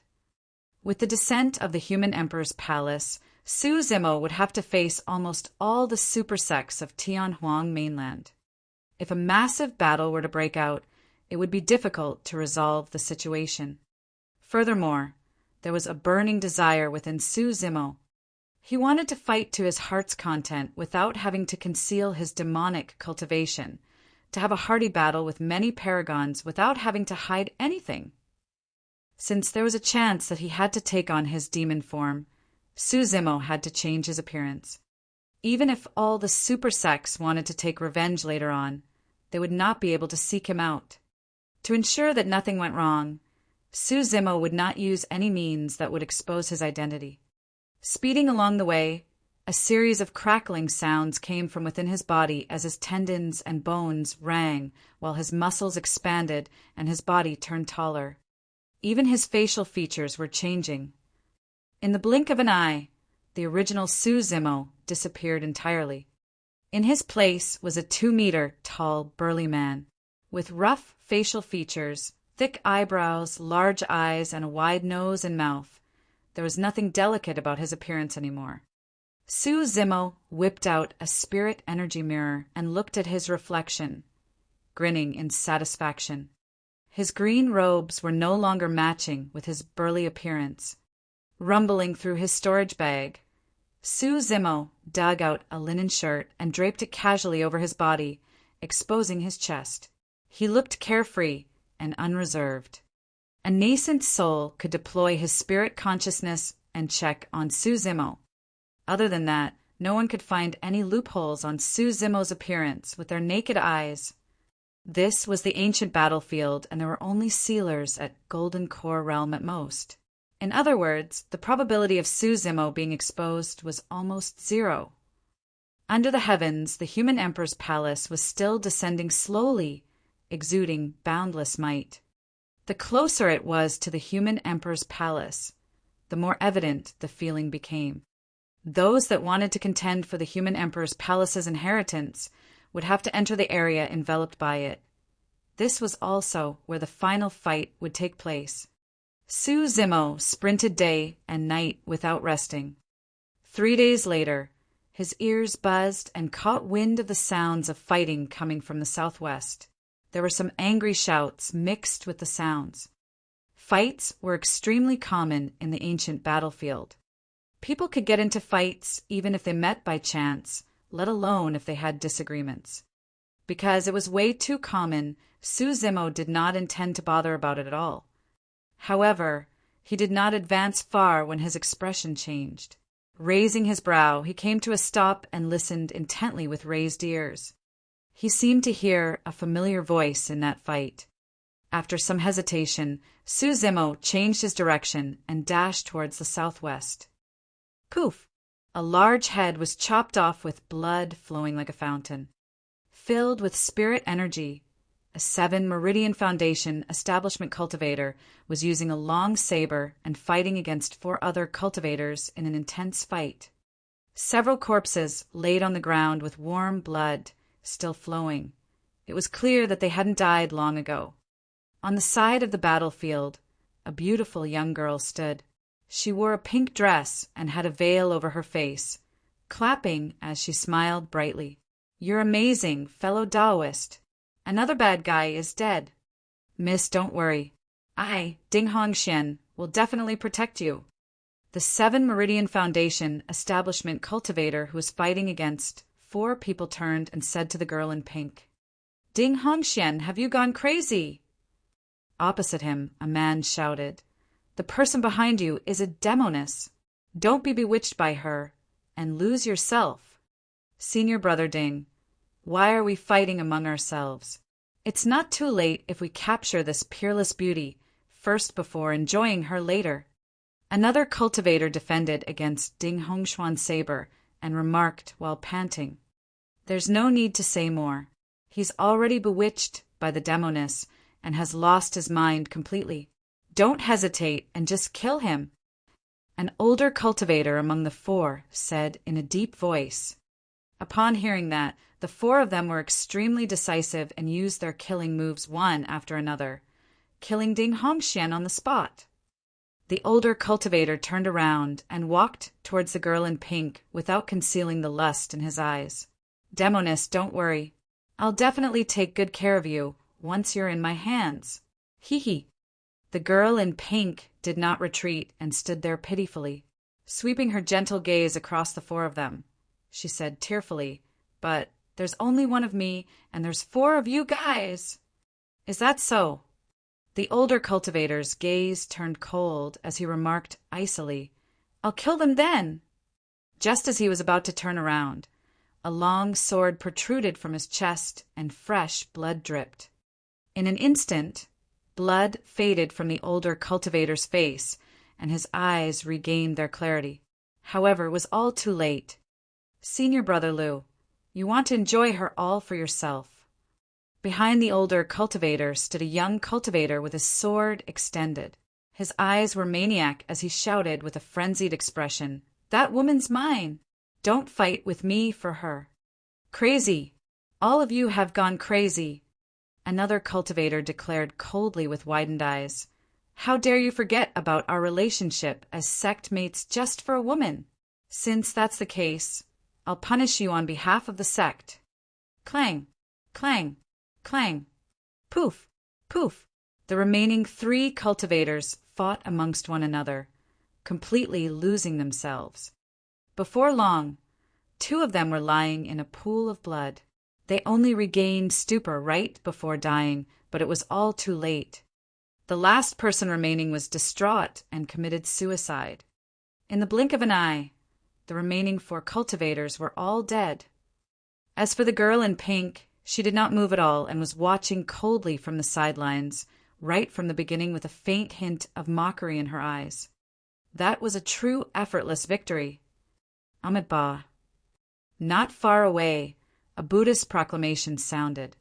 Female patron, you have a vicious heart and will descend into the 18 levels of hell sooner or later to receive your karma.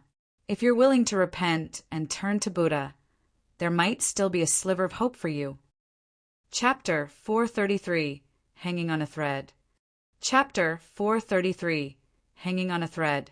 When she heard that voice, the girl in pink frowned and turned towards it. Not far away, a huge demon, beast a few dozen feet tall, strode over slowly. It had a tiger's body, a human face, sharp claws and fangs, as well as 9 tails. Possessing a violent gaze, it exuded a feral aura. The girl in pink's expression changed slightly beneath her veil as she pursed her cherry lips and remarked, Lu Wu! The Lu Wu was a pure-blooded, ferocious beast that resembled a tiger in shape. With a violent nature and immense strength, it was extremely powerful. Corpses soaked in blood dangled on the Lu Wu's 9 tails in a terrifying manner as the stench of blood filled the place. Although some of them had died a long time ago and were dried up, they still exuded a pungent smell. Those that were not dried up flowed with fresh blood that dripped on the ground. There were around 1,000 corpses on the 9 tails. It was clear that they were from different factions, judging from their varied attire. The Lu Wu swayed its 9 tails, and 1,000 corpses swayed in midair, giving up a nauseating stench of rotting corpses. The girl in pink's eyes were filled with a momentary flash of disgust. Even though there were many pure-blooded, ferocious beasts in the ancient battlefield, none of them could form inner cores, and as such, they naturally could not speak in human tongue. There was someone else who spoke earlier. A bald figure that was barefooted sat on the Luwu's head. Draped in golden monk robes, the person's eyes were bright and his face shone brilliantly. The 1,000 corpses behind him formed a sea of blood and corpses as the cultivator seemed like a mighty Vajra with divine strength, untainted in the midst of everything. This was someone with the power to tame pure-blooded, ferocious beasts. Oh, it's a monk from Diamond Monastery. The girl in pink gazed at the sect badge on the monk's waist and recognized his background. Blinking her beautiful eyes, she had already stealthily released her flirtatious bewitchment secret skill of Pure Maiden Sect. The girl in pink was none other than Demoness G of Pure Maiden Sect. Smiling brightly, she asked, "Hee, how should I address you, Reverend?" "I'm Ju-Chin." The Diamond Monastery monk was expressionless and unmoved. Demoness G's bewitchment had no effect on him at all. "Reverend Ju-Chin." Pitifully, Demoness G asked, "As someone of the Buddhist monasteries, why do you not have any compassion at all? How could you spout such venomous words of cursing me to enter the 18 levels of hell?" Demoness G's eyes had a trace of bewitchment that could stir one's heart. That was the result of pushing Pure Maiden Sect's secret skill to its limits.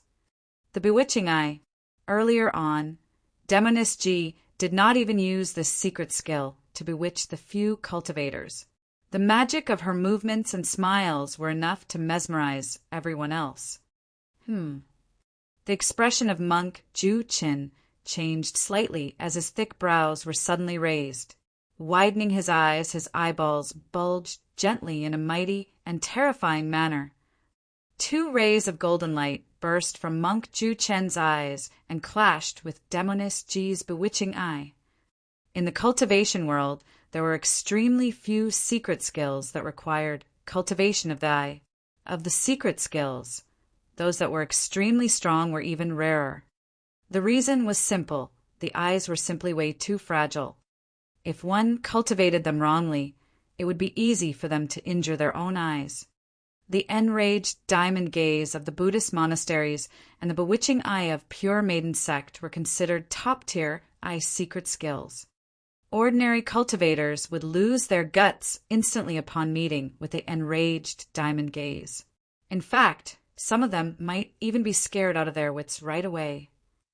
As for the bewitching eye, it could affect a cultivator's mind, causing him to lose himself and his rationality.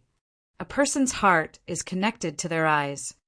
That was the reason why top-tier eye secret skills could affect a cultivator's mind. Opening his mouth, monk Ju-Chin roared. His voice was like a bell, rumbling like thunder and filled with a righteous and holy aura. "How dare you, Demoness? Although you're at death's door, you're so insolent to release such an evil skill to try and disrupt my mind? You deserve to die for your crimes." Demoness G's heart palpitated as she grunted, and her face turned paler. Even though there were no swords and sabers involved in their exchange, it was even more dangerous than anything else. While casting the bewitching eye, Demoness G was also attacking monk Ju-Chen's mind verbally. If Ju-Chen's mind stirred and revealed an opening, it would have been easy for Demoness G to control him. However, it was a pity that Demoness G encountered a monk of Diamond Monastery. The Buddhist monks lacked desires in their heart, spending their days in Zen rituals and paying their respects to Buddha. Finding tranquility in their 6 senses, they were the most stable mentally.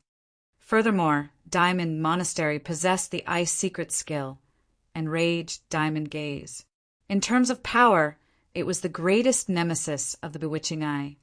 Of all the Buddhist monasteries, Demoness G was truly unlucky to have encountered the successor of Diamond Monastery, who was the most effective in countering her. After a single exchange, Demoness G was disadvantaged. "Damned monk! Realizing that her secret skill was useless and countered immediately, Demoness G could not help but feel enraged and hollered, "What are you shouting for? The reason why your name has a chin in it is because your master wants you to get rid of your anger. But now, you've already broken that vow of anger. Demoness, today, I'm not only going to break my vow of anger, I'm even going to break my vow of killing." Monk Ju Chen's expression was calm as he stood up slowly from the top of the Luwu's head. Gritting her teeth angrily, Demoness G remarked coldly, "Damned monk, you Buddhists are particular about karma. Where's the logic in you attacking me for no reason? Subduing evil and fiends, that's the logic. The reason why I attacked was clearly because those guys had lust and desire towards me." Demoness G clenched her teeth. "Damned monk, you're not even asking me to find out the truth first." "Enough with your excuses, Demoness. Die." Monk Ju Chin leaped down from the Luwu's head, and 8 spirit meridians shone beneath his monk robes, as spirit energy churned like a tsunami. Boom! Extending his palm, Monk Ju Chen's body shimmered brightly as though he was covered in a layer of gold foil. It gave off a holy aura and was unavoidably blinding. A gigantic palm descended from above, covering the entire skies as it engulfed Demoness G within. Most of Demoness G's techniques were focused on bewitchment. There was no way she was a match for Monk Ju Chin in terms of combat strength. Seeing how domineering the palm's aura was, Demoness G tapped her feet on the ground and retreated, wanting to escape from Monk Ju Chen's attack range. "Demoness, there's nowhere for you to run." Instantly, Monk Ju Chin realized Demoness G's intentions and shouted, taking 8 consecutive steps to arrive instantly. In the blink of an eye, the both of them were less than 10 feet apart. In the Buddhist monasteries, Diamond Monastery was the strongest in body tempering and melee combat. At that distance, even the fiend heirs of Malevolent Earth Sect, Cloud Rain Sect, and Illusion Fiend Cult would be doomed, let alone Demoness G of Pure Maiden Sect. In the fiend sects, only the fiend heir of Overlord Palace could compete against Diamond Monastery in melee combat. Monk Ju Chin unleashed killing moves one after another, and after 3 moves, Demoness G had nowhere to run. The veil covering her face had long disappeared. Her life was hanging on a thread. "Die." Monk Ju Chin released yet another roar that shocked one's mind as a golden luster shone on the gigantic fist as it closed it to Demoness G. The golden light was blinding, and the wind from the fist was like a sharp knife, causing Demoness G's cheeks to ache. Her heart sank. To think that as the pure maiden of Pure Maiden Sect, I would end up dying here. Before she could finish her thoughts, the situation on the battlefield changed. Chapter 434, Suppress. Chapter 434, Suppress. A tall and mighty figure had unknowingly appeared behind Demoness G. Reaching out, that person grabbed Demoness G's arm and yanked her backwards before throwing his left fist out to meet the bedazzling golden fist of Monk Ju Chin in a heavy clash. That punch was domineering and seemed as though it was going to carve a hole in the heavens to shoot down the sun. There were not many people who could go head-on against the successor of Diamond Monastery barehanded in melee combat. Apart from the successor of the Immortal Sect, Glass Palace, the fiend heir of Overlord Palace had the capability as well. Any other cultivator from other sects would have to avoid him. From her side eye, Demoness G saw that the person did not have any sect badge on his waist. Furthermore, he was wearing a rough linen shirt and was clearly not a cultivator from Glass Palace or Overlord Palace. If that was the case, that person was definitely bound to suffer immensely if he chose to take on Monk Ju Chen's fist head-on. "Don't." Demoness G tried to warn him, but it was too late. She had a pained expression, as though she could already envision the tragic scene of the arm of the burly man snapped into a bloody mess. "You're asking for trouble." Monk Ju Chin revealed a mocking expression. Bang! Their fists collided with a dull thud of defeat. The mocking expression on Monk Ju Chen's face disappeared as quickly as it appeared as his eyes narrowed into a thin line. Demoness Ji was dumbfounded in shock. The golden light on Monk Ju Chen's fist was dispersed by the burly man's fist, scattering everywhere like sparks. As the fists collided, a visible air fluctuation spread out along with a heat wave that possessed an astonishing aftershock. The burly man did not even take a half step back, and his fist was completely undamaged. On the contrary, Monk Ju Chen staggered 3 steps back, and his expression gradually darkened. The burly man pulled Demoness Ji by the arm and brought her behind him. With a calm expression and a sharp gaze, he glared at Monk Ju Chen. The situation came to a momentary calm with the appearance of the burly man. Both Monk Ju Chen and Demoness Ji were trying to size up the burly man, wanting to make out something from him. He had rough facial features, thick eyebrows, large eyes, and a wide nose and mouth. Bulky, he was 2 meters tall, and his palms and arms were thick as were his fingers. His gripped fists resembled a pair of hammers. Demoness Ji's brow raised slightly. She could not see anything familiar about the burly man. She was certain that prior to this, she had never seen this man before, much less know him. However, for some unknown reason, she felt that something was amiss. She tilted her head, deep in thought. After looking at the burly man from head to toe a couple of times without any conclusion, Monk Ju Chen could not help but ask with a deep voice, "Patron, what sect or faction are you from?" "I've got no sect or faction," the burly man replied indifferently. "Amit Ba." Chanting a Buddhist proclamation, Monk Ju Chen's gaze gradually turned cold as he said icily, "Since you're an itinerant cultivator, I'd advise you not to get involved in this lest you attract trouble for yourself." "Oh." The burly man smiled and replied aggressively, "If I insist on interfering, what can you do? You do know that the girl behind you is the pure maiden of the fiend sections. She is someone that kills without batting an eyelid, and her hands are deeply soaked in blood." Monk Ju Chen's voice turned increasingly louder along with his divinity of Buddhism. "You've got plenty of blood on your hands too, Reverend. I'm from the Buddhist monasteries, but she's from the fiend sects." "So." The two of them spoke in a tit-for-tat manner, and instantly the atmosphere on the battlefield turned tense, filled with killing intent. However, at that moment, Demoness Ji felt an unprecedented calmness in her heart. It was as though the mighty back view of the figure in front of her could defend her from any danger. Even if she was someone from the fiend sections. Well, well, well. Monk Ju Chen nodded repeatedly. When he opened his eyes, 2 golden beams of light shot out and his aura surged. The secret skill of the Buddhist monasteries, enraged diamond gaze. Secret skills could not only affect the minds of cultivators, they were also released instantly, making it difficult for opponents to defend against. Watch out. Demoness Ji had already sensed that something was amiss the moment she saw Monk Ju Chen's gaze shine.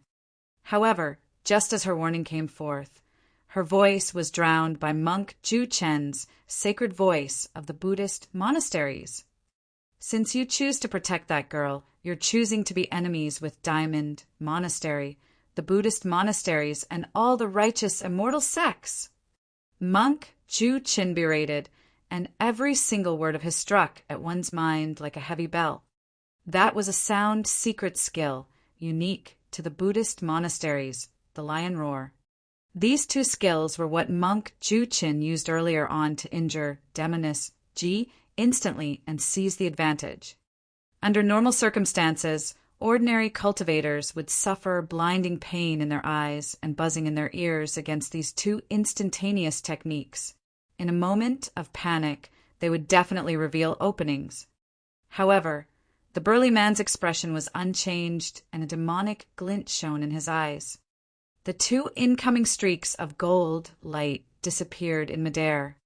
Taking a deep breath of air, the burly man's chest puffed up and his body swelled a little as if he was a balloon.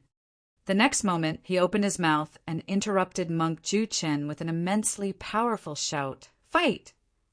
Boom! The moment he said that, the heavens shook. An explosion like thunder crushed over heavily, as if a massive army was trampling through everything. Before Monk Ju-Chen could finish his sentence, he was interrupted by the burly man and the air in his chest was blocked. It was extremely unbearable as his face turned pale, impacting his aura. The two of them were extremely close, and with a single huge stride, the burly man arrived before Monk Ju-Chen almost in the blink of an eye. Boom! He stomped his feet heavily on the ground, and the earth and mountains shook. In fact, two gigantic ravines appeared in the ground behind him as the mud was overturned. Demoness G was shocked, and her alluring lips spread open slightly as she watched everything in disbelief. Just who was this person? Even pure-blooded ferocious beasts wouldn't cause such an impact if they crossed rampantly. The pure-blooded ferocious beast, Lu Wu, who was standing behind Monk Ju-Chen, was initially watching coldly from the sidelines. However, it was shocked when it sensed the aura of the burly man and its fur stood on end, causing its entire body to expand greatly. This was the natural reaction of a demon beast when it sensed extreme danger.